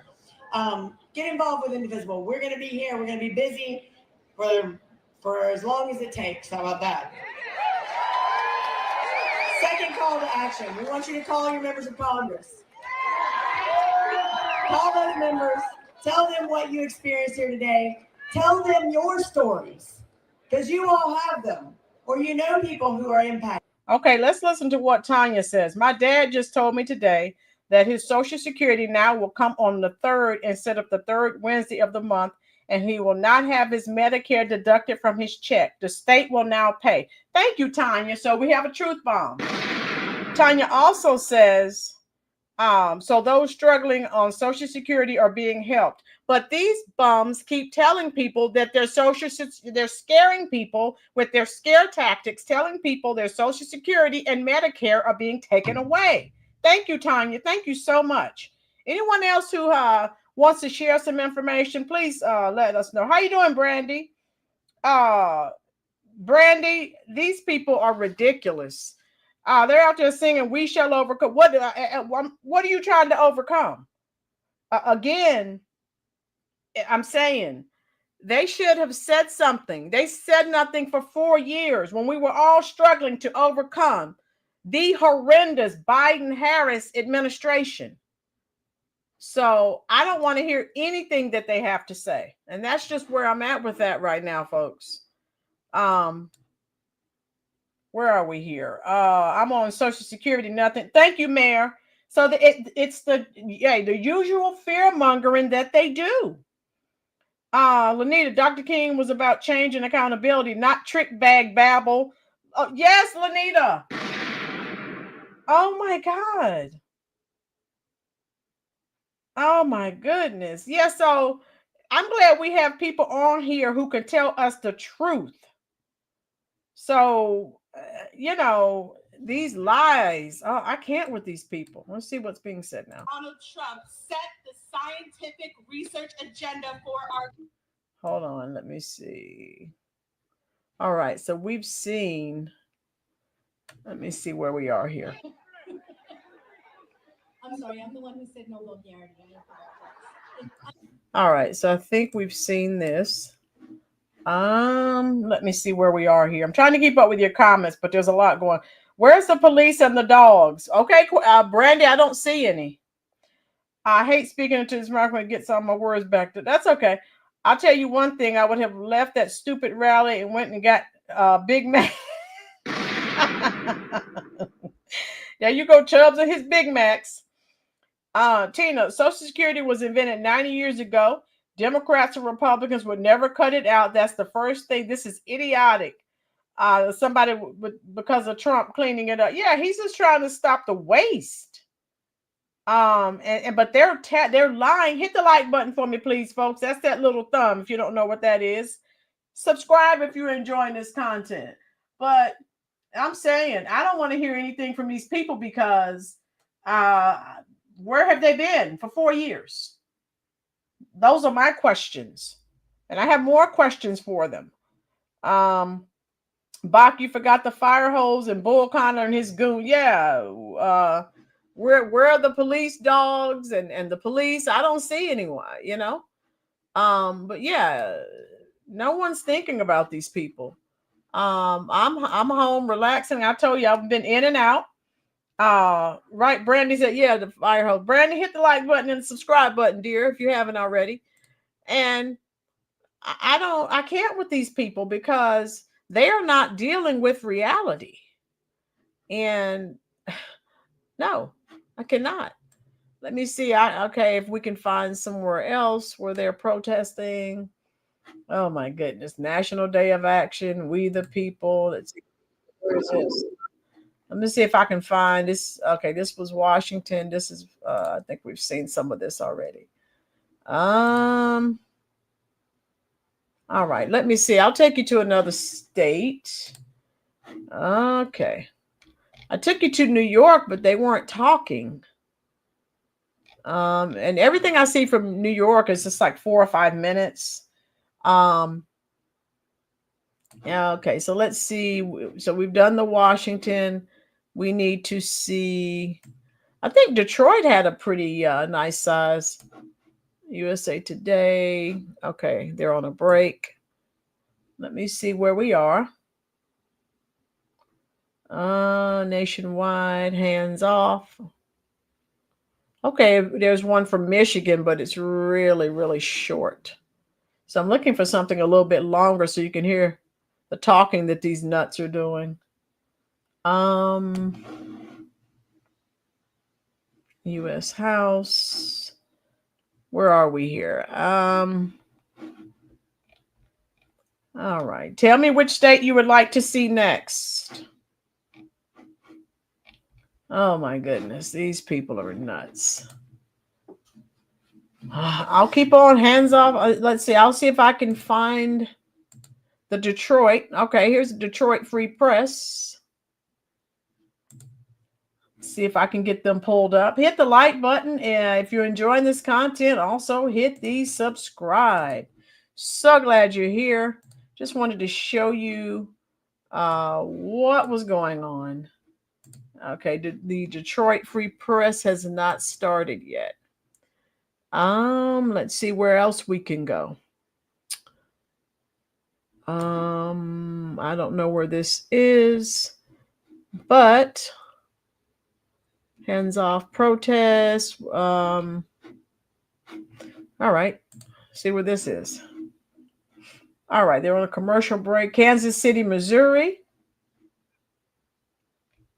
All right. I can't. That one has a whole bunch of stuff. I just wanted to show you the protest. So we've looked at a couple. If you're just joining us, we've already looked at a couple. And we're trying to tell you, my father was afraid of the deduction from his Social Security. They got the miseducated elders believing they're going to cut. Lanita, they're doing that on purpose, scaring those old people. Those old people have enough problems. Quit, stop it. What's wrong with them? I mean, the fear mongering is real. And I'm just like, really? Just the lies. I mean, just tell the truth to people. Why do you have to continue telling lies? All right, there was a let's see, Houston rally. I can take you there. All right, let me take you. I'll take you to the Houston rally. How about that? So we can stop with this one, and I'll take it to the Houston. And again, hopefully you are enjoying the content, and I know everyone's busy. I started early. You see how long this live stream has been going, but I just wanted you to see this nonsense. Hey, everybody. How we doing, Houston? My name's Ethan. I'm with Recall for Houston. We all know about the threat to democracy in the White House. But today, I'm here to talk about the threat to democracy in our mayor's office. Since the election of John Whitmire, he's refused to meet with anybody he disagrees with. He's actively making our city less safe, less accessible. He's gutted our essential services. He's trying to shut down protests. So anyone just joining the stream, this is the Hands Off rally in Houston, Texas. Okay, just so you know. All right. Encouraging comments about immigrants. Now he's trying to collaborate with ICE.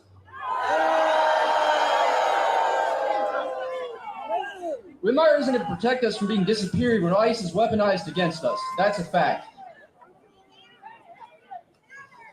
He's appointed his donors to positions of power like Houston First, the Metro Board. It goes on and on and on. Whitmire's the reason our prisons have no air conditioning. He doesn't value human rights. He's tried to criminalize homelessness. He's talking about prisons not having air conditioning. Well, if you don't commit crimes, you won't be incarcerated, and you can stay in your very nice, comfy home with air conditioning. I'll continue. What we need is a mayor that collaborates with our community.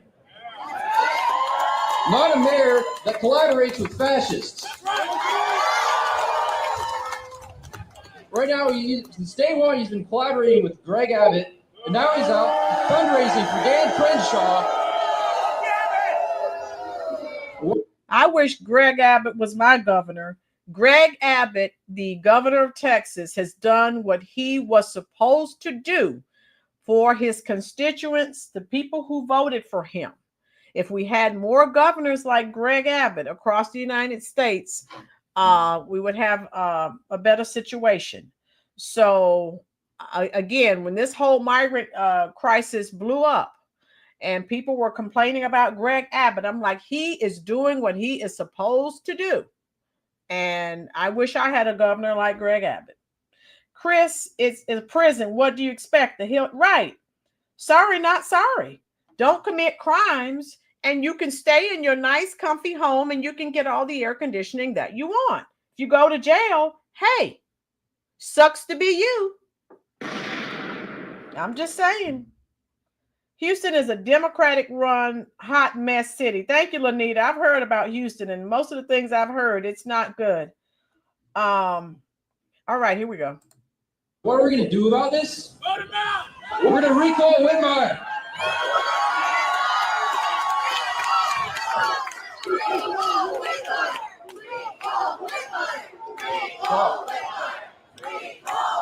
If you find us, recallhouston.org. We're on Twitter, Blue Sky, all social media. And again, that's recallhouston.org. Let's get this man out of office together.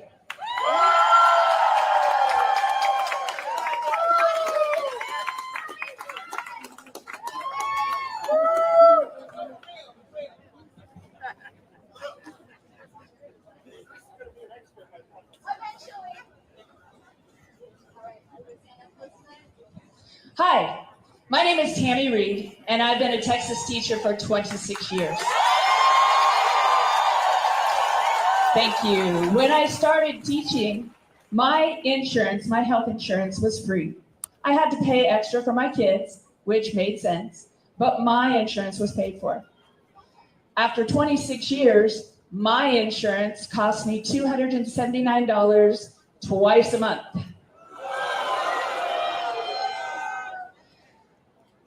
My students are why I'm still doing this, because I gotta tell you,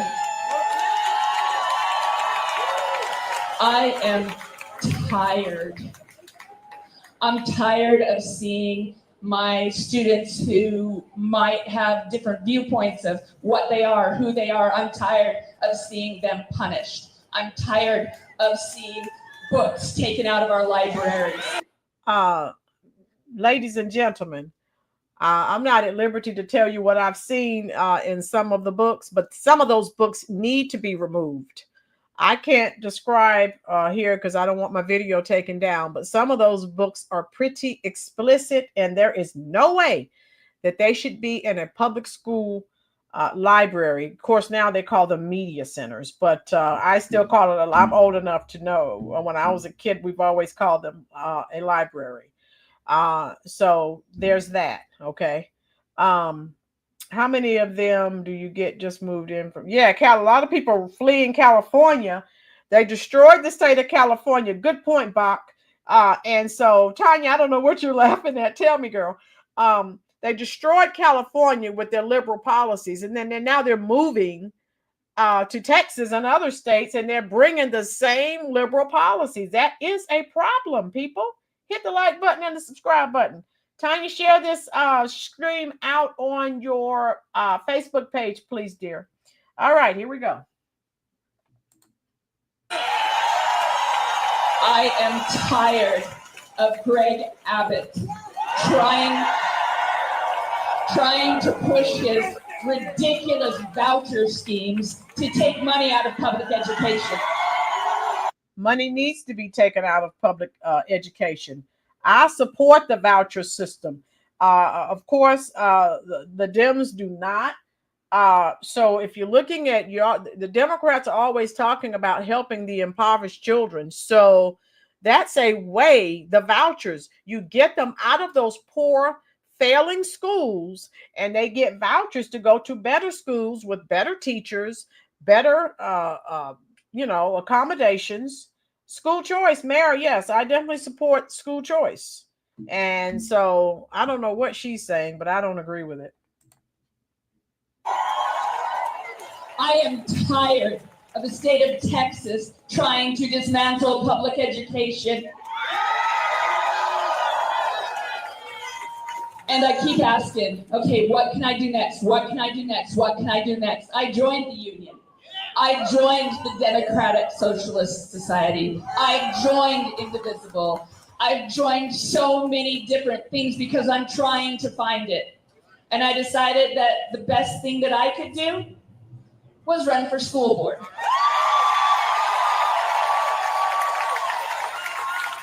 So I waited until the very last day because I wanted to make sure that I wasn't going to split votes like happened last time to put some really scary people in our Katy ISD school board. So on the last day, I put it in. And on the very first time that I got to speak as a candidate, the very first thing one of my opponents said was that I was obviously a communist and a child groomer because I don't believe in banning books.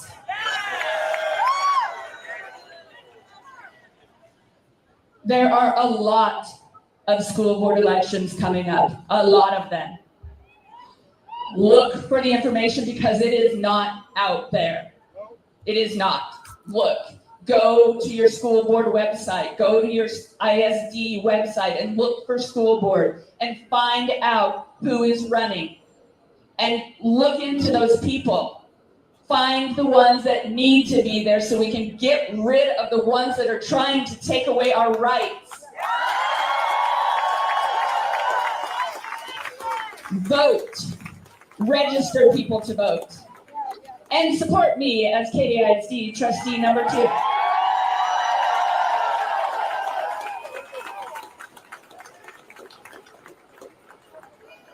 Okay, let me read Lanita's statement. She's a lie. I taught in Dallas, Texas before retiring 12 years ago. The HMO plans were good. I used to also be on the curriculum adoption committee in Dallas. Now they're so left. The kids are so confused and lost. Yeah, Lanita, I don't know what she's talking about, but I haven't seen any transgender kids or anything like that discriminated against. And that, as a matter of fact, they get extra protections and things in the schools. And so I don't know what she's talking about, but I haven't seen it. So there's that.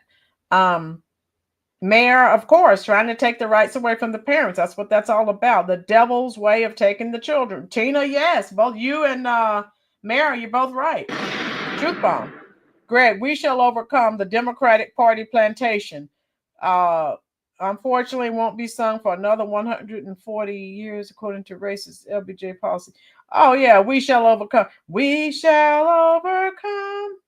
Get out of here. When they started that, I said, okay, it's a wrap. Come on. Really? All right, here we go.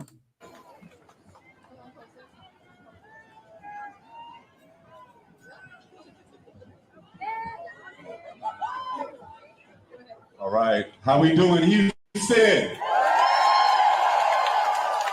The most diverse city in the country. And we believe that diversity is a value. I want to talk about a couple things. I don't think we're playing on the same playing field. Do you know, I heard we have some people registering voters out here. Raise your hand for me. Do you know if you try to incentivize somebody with $1 to register to vote, you could go to jail? Robert, that guy won't be saying anything. If he's harmed by an illegal, with all the crimes that they've committed. So all of these people, they don't say anything about all of the atrocities that took place from non-American citizens. So this is the platform that they're using, right? Tina says she needs to go to church. And so let's talk. I don't want to talk to these people. I want to talk to the people. Some of the family members for the people who were unalived, some of the people who were SA'd, some of the people who were robbed, and all of these other crimes that happened. They never mention that. Why? Queen, the school system in Cali said students didn't have to tell parents anything. I was against it and let them know my minor child makes no decisions without telling me. Queen, truth bomb. Exactly. People forget LB Johnson was governor of Texas and a rich racist Democrat that was anti-black. Lanita knows her history, and he said when he passed that what was it, the War on Poverty, the Voting Rights Act, I will have the ends voting Democratic for the next, what did he say, 200 years? All right, time to wake up, folks. Wake up. Here we go. Now, do you know, when we have lobbyists go to Congress and the Senate and lobby and give money to these politicians to speak for them, it's legal. Do y'all agree with that? We're not playing on the same playing field. They're trying to suppress our right to protest. They have students in Colombia that's been detained for protesting. But we have that happening right in our backyard. I'm with Food Not Bombs, where we share food as an act of protest. And this administration and the previous administration has been actively weaponizing the police against us for sharing food. We've received almost 100 tickets for sharing food for people that are hungry. What is going on? What is going on where we can't even share food with our neighbors without being ticketed? But we'll spend money to fund wars and kill people. Look at what they're doing with Palestine. All the money that's being spent, killing children. You see this sign? These people are sick. Oh my God. Jesus help these people. Who the heck closed the insane asylum? Someone please open them up again. Oh. Women, civilians. There needs to be a stop, but I know one thing. Food Not Bombs has been sharing food as an act of protest since 1995. What he's talking about, sharing of food. Remember we were talking about the super mayor, and she was giving out those food boxes. So of course they never tell you the full story. So some of the things that they were doing, they were involved in some nefarious activities as it relates to sharing food with your neighbor. That's not what it was about. So stop it. Anytime they give you something, it's quid pro quo, whatever that statement is. I give you something, you give me something. We know what that's about, folks. Just like with the super mayor. I'm feeding the people. I'm feeding the people. Yes, you're giving the people food, but and you were saying you were helping pay the people's bills for votes. You weren't doing it to help the people because you cared about the people. And he's not going to tell you the truth. So they were doing things for votes. So he didn't tell you, but I did. I'll continue. And we recently just got a court order where they cannot give us tickets anymore for sharing food with the homeless. So I know if we come together. How about sharing it with American people who are homeless? That's an idea. I'll continue. And we protest. And we care about our neighbor. And we look at what's happening in our own backyards where people are being suppressed from the right to protest, that we can make a change and that we can come together. Thank you.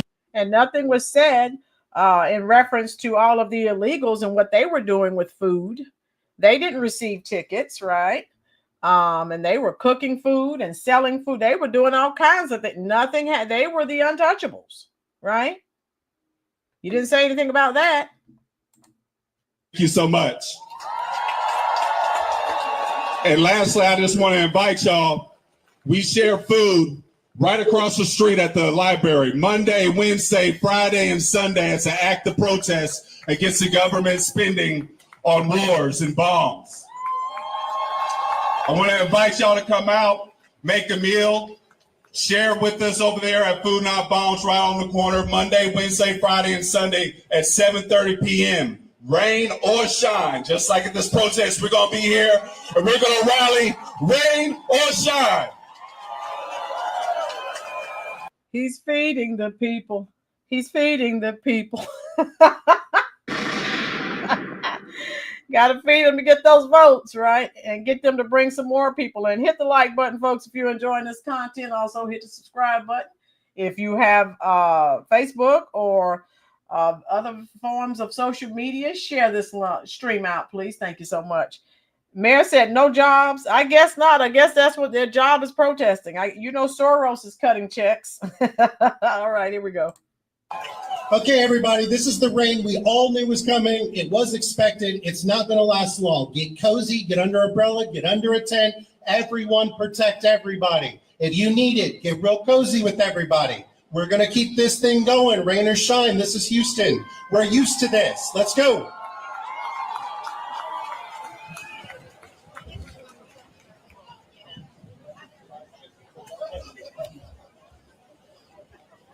How you doing, Houston? My name is Jamarian Banks, and I am a proud supporter of Kamala Harris.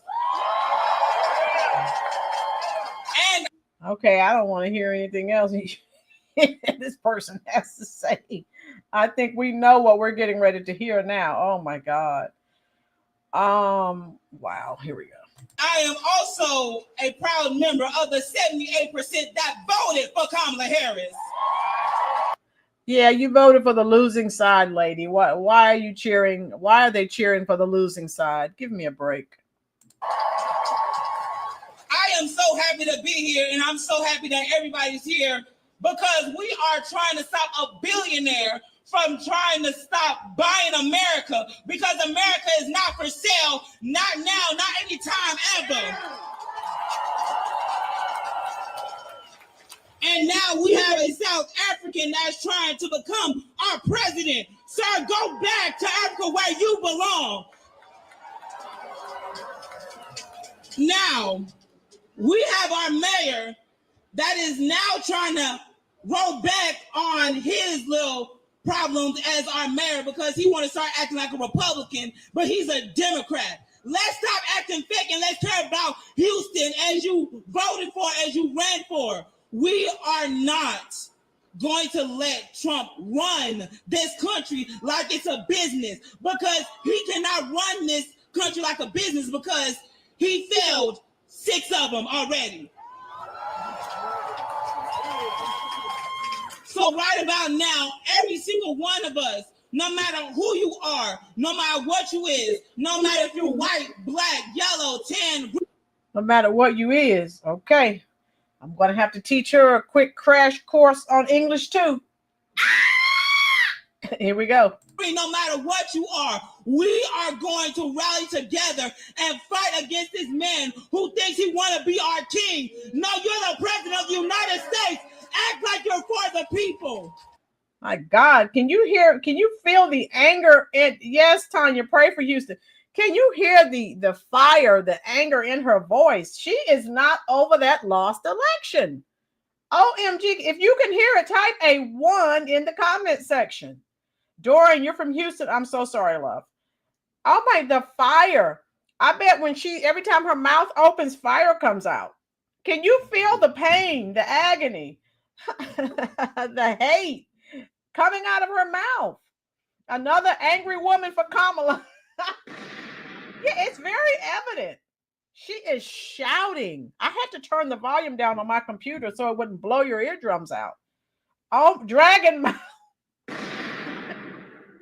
Mayor said dragon mouth. Yes, she's still upset about the lost election. I love it. Here we go.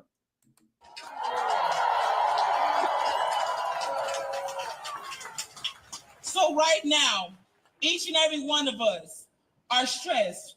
Each and every one of us are tired of what's going on. But it's okay, because the people that voted for Trump is going to F around and find out that Donald Trump is not a good president. What is she talking about? He's not a good president. Folks, we better be glad that the Curry Queen did not win. This country, I said it. Go back and look at my old videos. I said if we did not take this country, this election, America would be no more. She would have continued to flood this country with illegals. The crime would have continued to increase. And those of us who happen to live in a sanctuary city or near a sanctuary city would be suffering. And these people, these Democrats, these elites, they go back to their beautiful gated communities and they don't have to deal with the crap. So I don't want to hear this stuff she's spewing. The hate is real. Never that. But I also want to say that I am for women's liberation, women's rights, and of women to own the body that they've been born with. Is that a man or a woman? What? Okay, let me start this video again. Keep your hands off of women, because without women, your behind wouldn't even be here currently. So to Trump and Mr. Hot Wheels himself. And y'all want to roll back y'all DEI? Well, let me tell y'all something about DEI. Mr. Hot Wheels is nothing but diversity, equity, and inclusion himself, because that wheelchair that you're riding in, that you have to get around with, that's diversity, equity, and inclusion. So fix your mouth about it. Okay, someone help me with this. I can't with her. Chubbs. Oh my. I'm trying to gather my thoughts so I don't say anything incorrect. Brandy, what's going on here? Baldwin, no, Trump's not perfect. I'm not perfect. No one in the chat's perfect. What in the RuPaul is going on here? What? Okay, she says she's a woman, so okay. I'm just gonna read the comment section. I can't with her right now.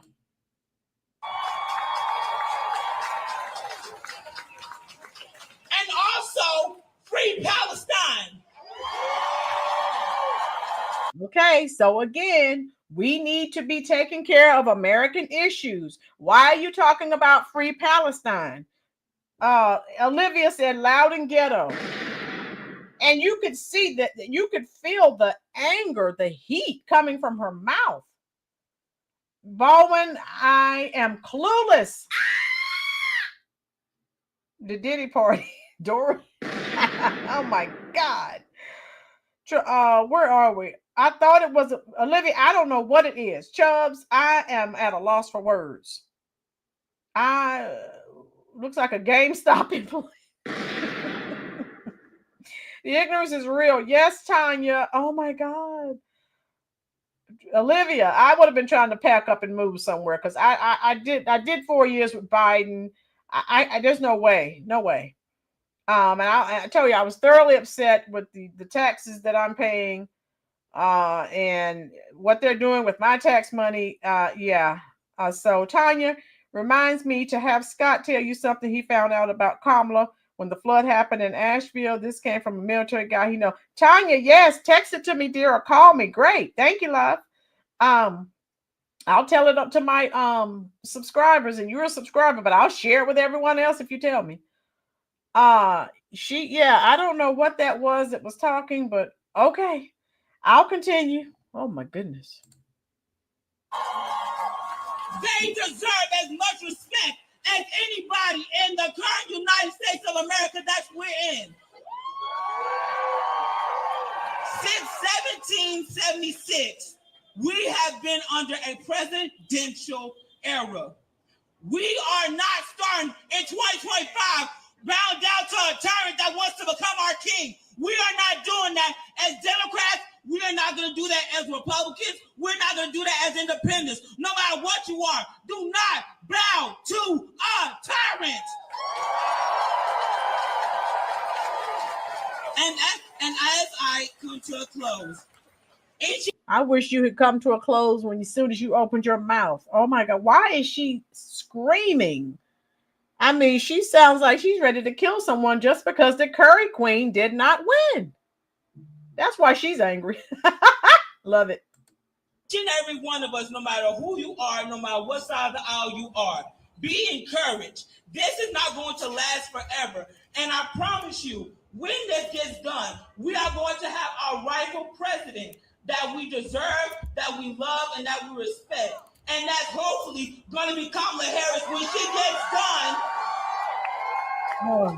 So when she gets done and she finally gets off her break, or which she rightfully deserves as her 21 years of service, now we all must rally together. We all must come together, and we all must say, enough is enough. And when we fight, we win. When we fight, we win. When we fight, we win. Thank you, everyone. This chat is off the chain. Oh my God. Tina, the people that voted for Trump are going, that's it, FAFO. Yes. Dorian, she can't keep a man. Wonder why.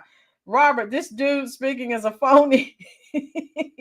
I agree. Hands off. I don't know what it is. Tanya, who does the speaker scream?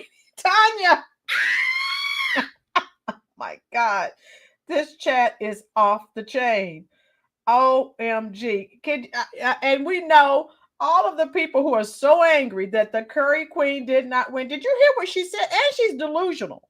She also said when she gets off her break, what is she going to do? Run for president again so she can lose horribly again? Stop it. The American people don't like her. They don't like her liberal policies. What don't you get? Are you a slow learner or what? What the heck is wrong with you? You're an idiot, okay? And you're talking Nonsense, complete nonsense. No, they don't know what merit means, Tina.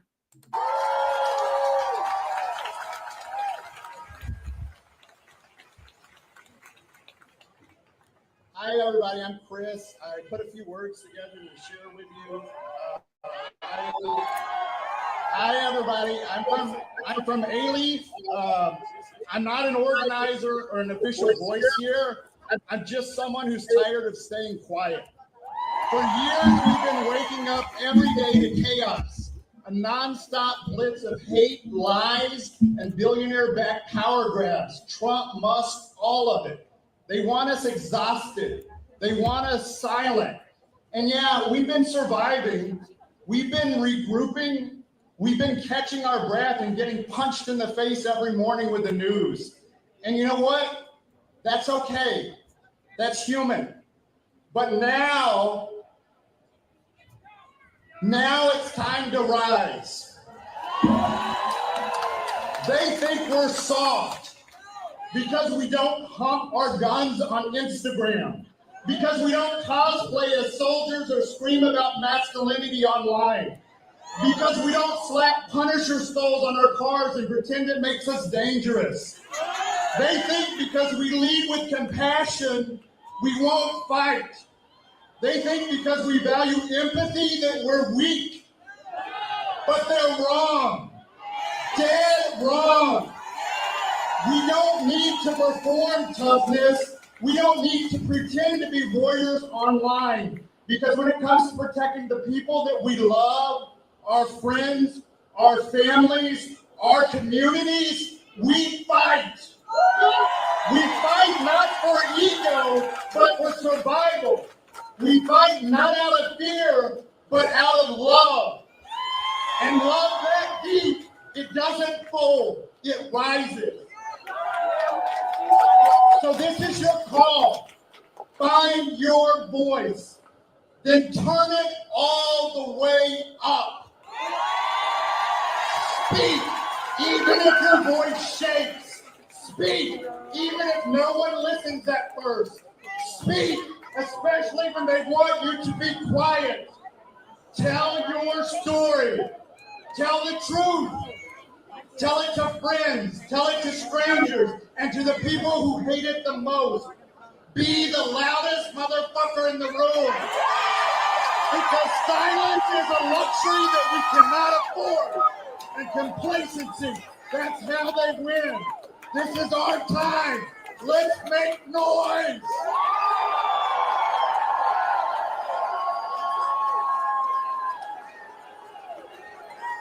Muy buenas tardes. Buenas tardes. Voy a hablar en español. Si usted habla en español, es hispanohablante, su presencia aquí es sumamente importante. Su voz es sumamente importante que usted esté aquí. Necesitamos recordarle a todos los representantes del gobierno que ellos nos representan a nosotros. No representan a las corporaciones millonarias de este país, nos representan a nosotros. Sin el sudor de nuestra frente no hubieran millonarios. ¿Quién les va a construir las casas que venden? ¿Quién les va a cocinar la comida que comen en los restaurantes? ¿Quién les va a cuidar a sus hijos para que ellos vayan a trabajar? Con el sudor de nuestra frente, de la frente de nuestros padres, se han hecho millonarios. ¿Y ahora nos quieren sacar de este país? ¡No! Este país es de los inmigrantes. Porque si nosotros no hubiera millonarios, es tiempo de recordarle a los congresistas, a los senadores, a todo el gobierno de este país que deben de estar para nuestros beneficios de la gente, no en beneficio de las corporaciones millonarias de este país. Este país es de la gente y para la gente. Ningún ser humano es ilegal. Punto. Ningún ser humano es ilegal. Las leyes y la constitución de este país protegen los seres humanos en este país. Y todos somos seres humanos. Protéjanse, sean valientes, griten, lloren, hagan ruido, porque aquí estamos y no nos vamos a ir.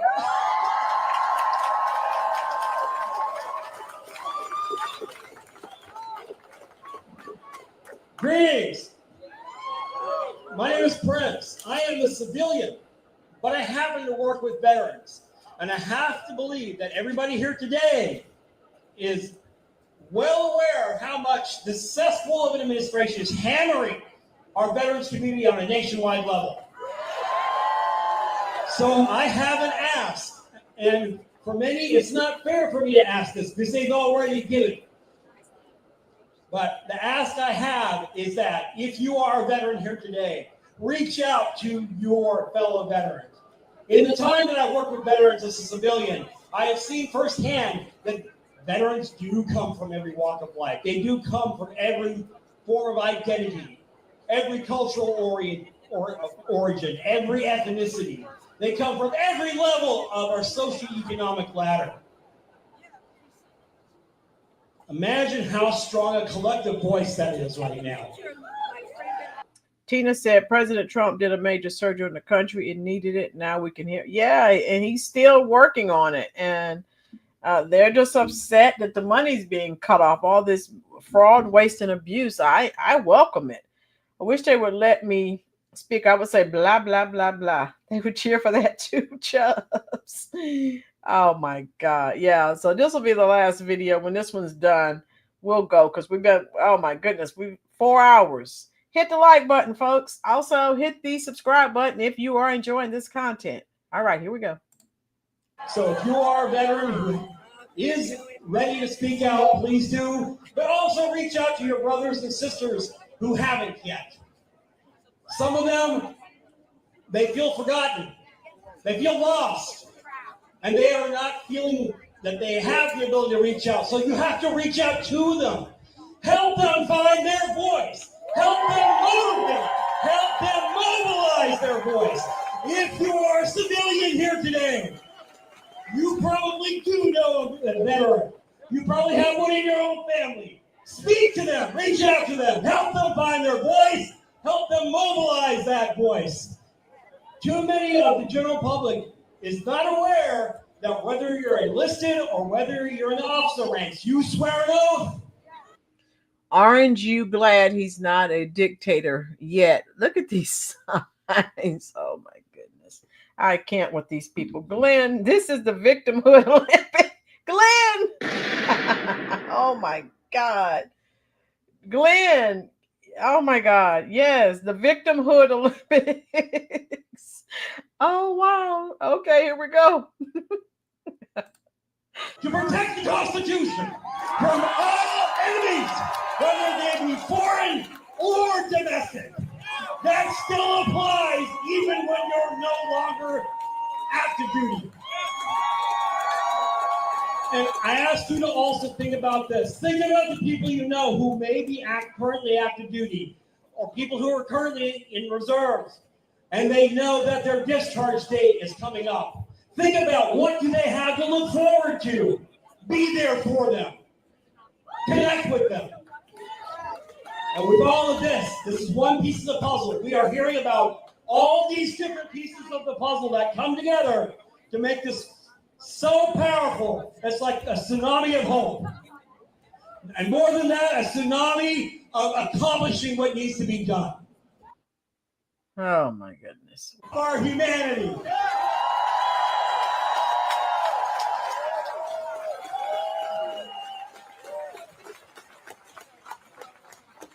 Good afternoon. My name is Justin Bautista, and I work at the NASA Johnson Space Center. I'm here representing the American Federation of Government Employees, and I am the Chief Steward of AFGE Local 2284. Our country relies on the strong, professional, and politically impartial civil service every single day to keep America running. I'm proud to stand here with my sisters and my brothers from the VA, the TSA, the Social Security, the National Oceanic and Atmospheric Administration. AFGE is here, united in Houston, and in over 1,000 events today nationwide to say, hands off our civil service. We're facing a national crisis. Billionaires and their allies in Washington are waging a power grab that slashes the programs and people who make our country work. Enabled by Elon Musk and congressional Republicans, this agenda drives up costs, guts pensions, guts healthcare, and our retirement security for the very people who are proud to serve our communities. So far, I've spent 13 wonderful years in my career alongside dedicated public servants, those people like the air traffic controllers who keep our airs safe, to the TSA officers who help keep our planes safe, and to the scientists down in Clear Lake that are exploring the stars at the Johnson Space Center. Yet now, all of us civil servants, we're being asked to pay more for less. Those in Washington have proposed a nearly $130 billion cuts to our pensions, our health care, and our 401ks. And we have to ask why. It's all to pay for a $5 trillion tax giveaway to the ultra wealthy that don't need it. They have plenty. Federal servants, we've already contributed over $300 billion through pay freezes, forced pension hikes, to close deficits that we did not create. I'm deeply disappointed in our elected leaders who would scapegoat civil servants to reward billionaires. They'd like to think that everything belongs to them. But we're here today and we're showing them. Hands off our pensions. Hands off our health care. Hands off the civil service. We demand an end to this billionaire takeover and these devastating cuts. We demand that our leaders here in Houston, here in Texas, and here in Washington not punish, but award those civil servants who make America work. If you're outraged by a tax on our pay, a tax on our healthcare benefits, a tax on our retirement security, then this moment is for you. Stand up, get involved, take action. Together we will win. We will save the civil service in doing this, and by doing so, we will save our country. Thank you.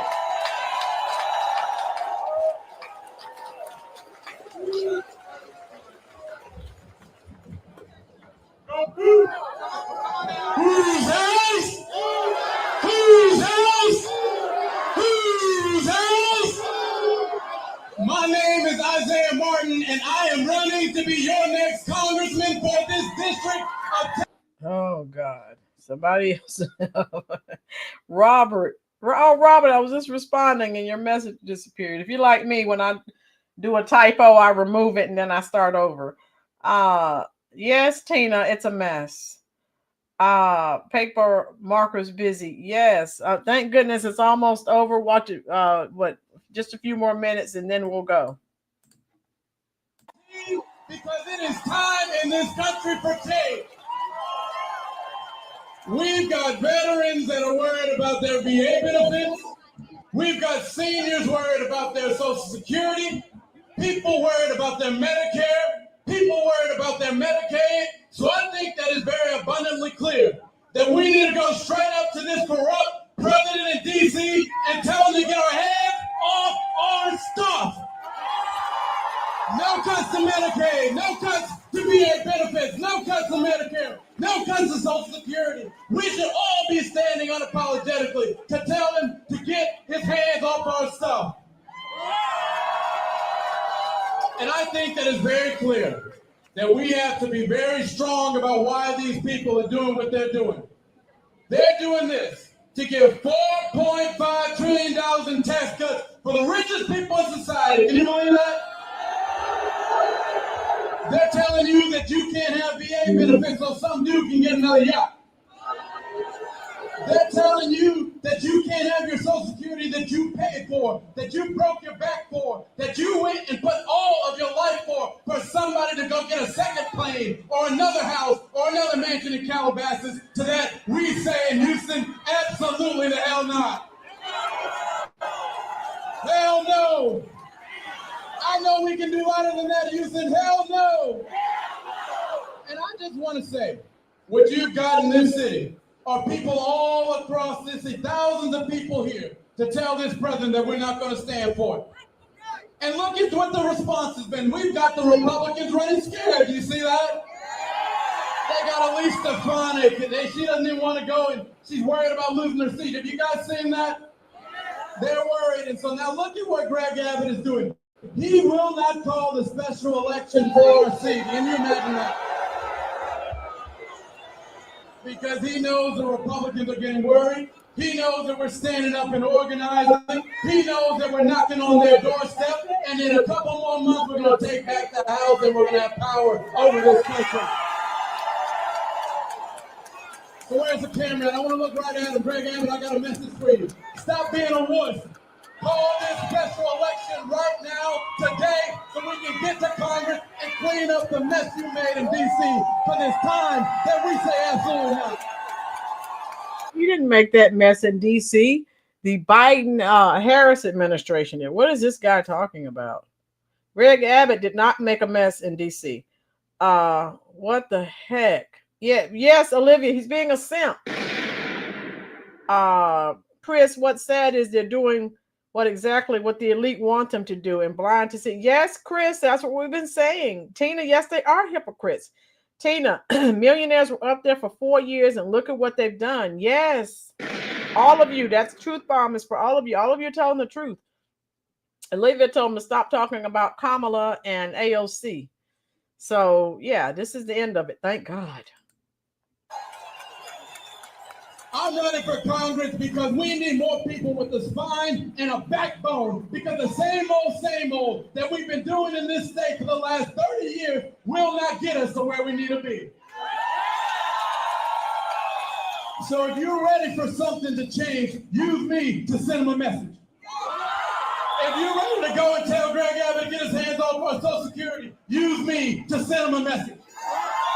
If you want to tell Elon Musk, his Doge frat bros, and everybody else to get the hell out of here, use me, Isaiah Martin, to send them a message. So Houston, I'm Isaiah Martin. I'm running to be your next congressman. I might be 26 years old, but we need that fire, that intensity to stand up, to be something different. He's 26 years old. Oh, my goodness. Jasmine said another loudmouth for Congress next to Jasmine Crockett. You better believe that. Oh, my God. I can't with these people. So I've been live. Oh, my goodness. Hit the like button, folks. Almost made it to 80 likes. Wow. And so I'll be live again tomorrow. I may dissect what we watched today, or I forgot. Tomorrow I'll be talking about something else. But tell me what your thoughts are. We're going to get off from here in a couple of minutes. Chubbs, Miss Roll, I have no sign, but you have another great show. Next time I bring a sign that says hands off. Chubbs, I know you will. And there are protests everywhere. And so I won't play anymore because we've been live for a while. But they're everywhere. Hands off protests getting underway. Yeah. So if you go on YouTube, they are all over the place. And you know, just from what we watched today, hey, you know what you're going to see, you know what you're going to hear.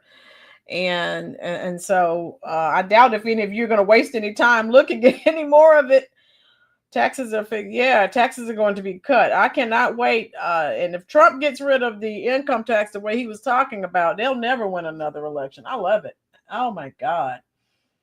Greg, I donate $1 to your campaign. If you sign a pledge, I won't pull the fire alarm. Shoe in to win. Okay. Okay, where are we? Take another loudmouth. Okay, I think if I missed your comment, charge it to my head, not my heart, folks. But yeah, you can, if you go online, go on YouTube, you can see a gazillion and one videos of all the protests that were taking place today across all 50 states. So I doubt if any of you are going to look at any, because you pretty much know what you're going to see and hear. Yes, Tina, I agree. All right, so I enjoyed you all.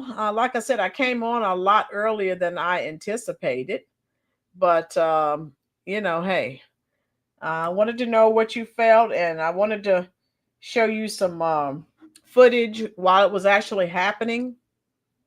And I'll be live again tomorrow at 4:00 p.m. Eastern Standard Time. And I'll have another good show for you. All right. And you know where I'm going now. I am going to the comment section, and I will talk to you as long as you are there. And thank you again for spending your very valuable time here at the Roland's Reviews YouTube channel. Thank you, Olivia. I hope to see you tomorrow at 4:00 p.m. Tina, I know Tina will be here. Mayor, Greg, Chubbs, I know will be here. Dorian, Tina, where are we here? Beverly, I hope to see you. And if you missed the stream last night, make sure you check that out. I was warning everyone what was to come today. All right. And I'll drop that link. Yeah, good night to you as well, Chubbs. Glad you were here. You always make it interesting. All right. All right, so I'm coming to talk to you now in the chat section. See you tomorrow, 4:00 p.m. Eastern Standard Time.